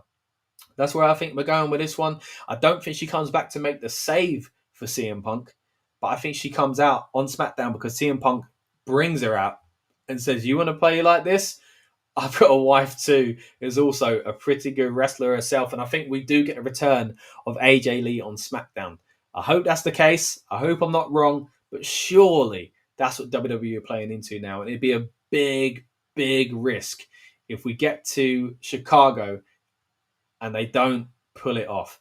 They have surely played up to the fans expecting AJ Lee to return here. So, we'll see how it goes. He said he's going to handle it next week, and I do think it's because he's bringing AJ Lee back to the WWE, and I'm all for it. Now, we get a promo video for Rusev talking about his good old-fashioned Donnybrook match with Sheamus, and says, look, I'm moving on now. If any other tough guy wants a piece of me, come after me. So it'll be interesting to see where Rusev goes from here. But again, great match last night at Clash in Paris. Then we also had, finally, the match that got set out at the beginning of the night, the tag team match. And this felt really odd because, again, it felt like that promo ended a little bit odd. I know if you go back to the watch-along, you'll see that Lucas was really, uncomfortable, I guess, with the way that finished because it felt different to the way they do things. It felt like it would be better suited as the opening segment, and I would agree. I think it should have been the opening segment of Monday Night Raw, and that the segment that set up through, because it was the same formula they've had the past few weeks, so it would have freshened things up as far as that goes. And the big story coming out of last night was Becky Lynch, Seth Rollins, CM Punk. So that, in my opinion, should have been the opener. But I guess they were playing into the whole Seth was not here yet and CM Punk's waiting for him. So what we did get is the tag team match, and we were thinking, well, there's got to be something big to end this, right? Especially with these guys. It seems to end in shenanigans each week. So who makes the save? If the bad guys come out on top, would it be Roman Reigns? Or do the good guys just explode and it leads to a match at WrestlePalooza, as we started to think it could at the beginning of the show when LA Knight and Jey Uso were going face to face? Well, it would turn out that LA Knight and Jey Uso actually got on quite well in this match, but LA Knight was taken out and Jey Uso was viciously attacked by the two Bronze. Now, this would lead to a save from his brother. Big Jim makes his way down to the ring with a steel chair to chase off Bronson Reed and Bron Breakker, surely setting up a tag team match. Again, you'd like to think at WrestlePalooza between one of the greatest tag teams to ever do it and one of the hottest acts in WWE at the moment in the team of the two Bronze from the Vision. So if that's the case, then WrestlePalooza is looking stacked. And I said it on the Raw watch along. It makes sense. They're going up against AEW in a head-to-head here for the first time. It's usually NXT shows doing that. This time, no. A WWE PLE is going up against an AEW pay-per-view. And they've already kind of alluded to it being John Cena versus Brock Lesnar, marquee match. They might be bringing back Cody Rhodes in time to face Drew McIntyre. It looks like we could have AJ Lee and CM Punk versus Becky Lynch and Seth Rollins. And it might also be the return match for the Usos, Jimmy and Jay, one of the greatest teams of all time, again against Bronson Reed and Braun Breaker. A fun way to end the show. I still would have liked to have seen this in the middle of the show, maybe, or a little bit earlier. But the order of the show is not what I'm here fully to kind of review, right? It's a part of the flow. It's a part of the enjoyment and the way it comes across. Don't get me wrong. But all in all, I think all of the wrestlers on tonight's show delivered. It was fun. There were a few kind of decisions I'm not too sure about. Like I say, pacing, order of things. The El Grande Americano thing when it comes to Dominic Mysterio retaining felt a little bit off to me. Felt like they missed an opportunity there with AJ Styles and missed an opportunity to get the title off of Dom without creating a headache for themselves. But maybe there's something else waiting in the wings for Dominic Mysterio that's bigger than this, and we'll have to see where we go with that. But that brings us to the end of the Raw, guys, and I really do appreciate you tuning in for this instant reaction review of Monday Night Raw. As I say, it's been a real pleasure to be able to cover the European Tour in depth. We don't often get to do this. As I say, I'm from England, which means I have to watch Raw or SmackDown like 12 or 1 a.m. Same with the PLEs. And it's not as easy to cover it as in-depth as we'd like to. So with these European tours, it's given us the opportunity to do exactly that. What we'll do, though, is when we get to WrestlePalooza, we'll hit you with a build-up show, as we always do with our PLEs. That'll be the plan again this time around. September 20th, we'll be get you hyped up and in the mood. We'll talk about last-minute rumors and stuff like that as we get towards the PLE and its final hours as well leading towards it. But thank you very much for those that have joined us for these bonus streams over the past few weeks. As I say, instant reaction reviews for Monday Night Raws, for SmackDowns, and also for Clash in Paris. If you still haven't seen my thoughts on Clash in Paris, you can see me and Lucas chatting about on this very channel on demand as well. Again, appreciate everyone that tuned in to the watch-alongs and kept us company, and I hope you enjoyed our play-by-play kind of analysis of everything we've seen here, as well as our instant reaction reviews for the shows as well. Again, it's been a real privilege. Thank you, Lucas, for joining me on the watch along earlier on. I've been flying solo for the instant reaction review, but I hope you've enjoyed it either way. And again, we'll try our best to cover pro wrestling as much as we can over the coming weeks, because it seems like there's a lot going on in the world at the moment, and WrestlePalooza is shaping up already, even with nothing officially announced beyond the Women's World Title match, to be a very, very strong card indeed. And that's what you would imagine, right? The first ESPN pay-per-view or PLE, and so a new era there, and also going head-to-head. It's going to be a big show, I reckon. So, once again, thank you to everyone that's joined us on this stream and throughout this European tour. WWE will be coming back to Europe, as we've seen, in just a few months' time with the Royal Rumble European Tour as well. The Road to Royal Rumble hits many towns and cities around Europe, most of them covering Germany. But as you can see, there are some TV shows as well. Berlin will get SmackDown, as will London. And Monday Night Raw will be heading to Dusseldorf in Germany and also to Belfast in Northern Ireland as well. So hopefully we'll be able to cover that in depth, just as we have done on this European tour. But once again, thank you very much for tuning in, guys. If you haven't already, subscribe to our content and find more of it on demand. I've been Scott. This has been a Rebellious Noise Pro Wrestling channel, and I'll see you on the next one. Welcome to the Rebellious Noise Pro Wrestling channel. On this channel, we bring you some great content from inside and outside of the squared circle. We will go through and offer some in-depth analysis of the biggest events of the year, as well as bringing you exclusive interviews with some of the industry's biggest names. There will also be live show reviews, in-depth features, and podcasts. So make sure you give that subscribe button a slam so you don't miss any of the action.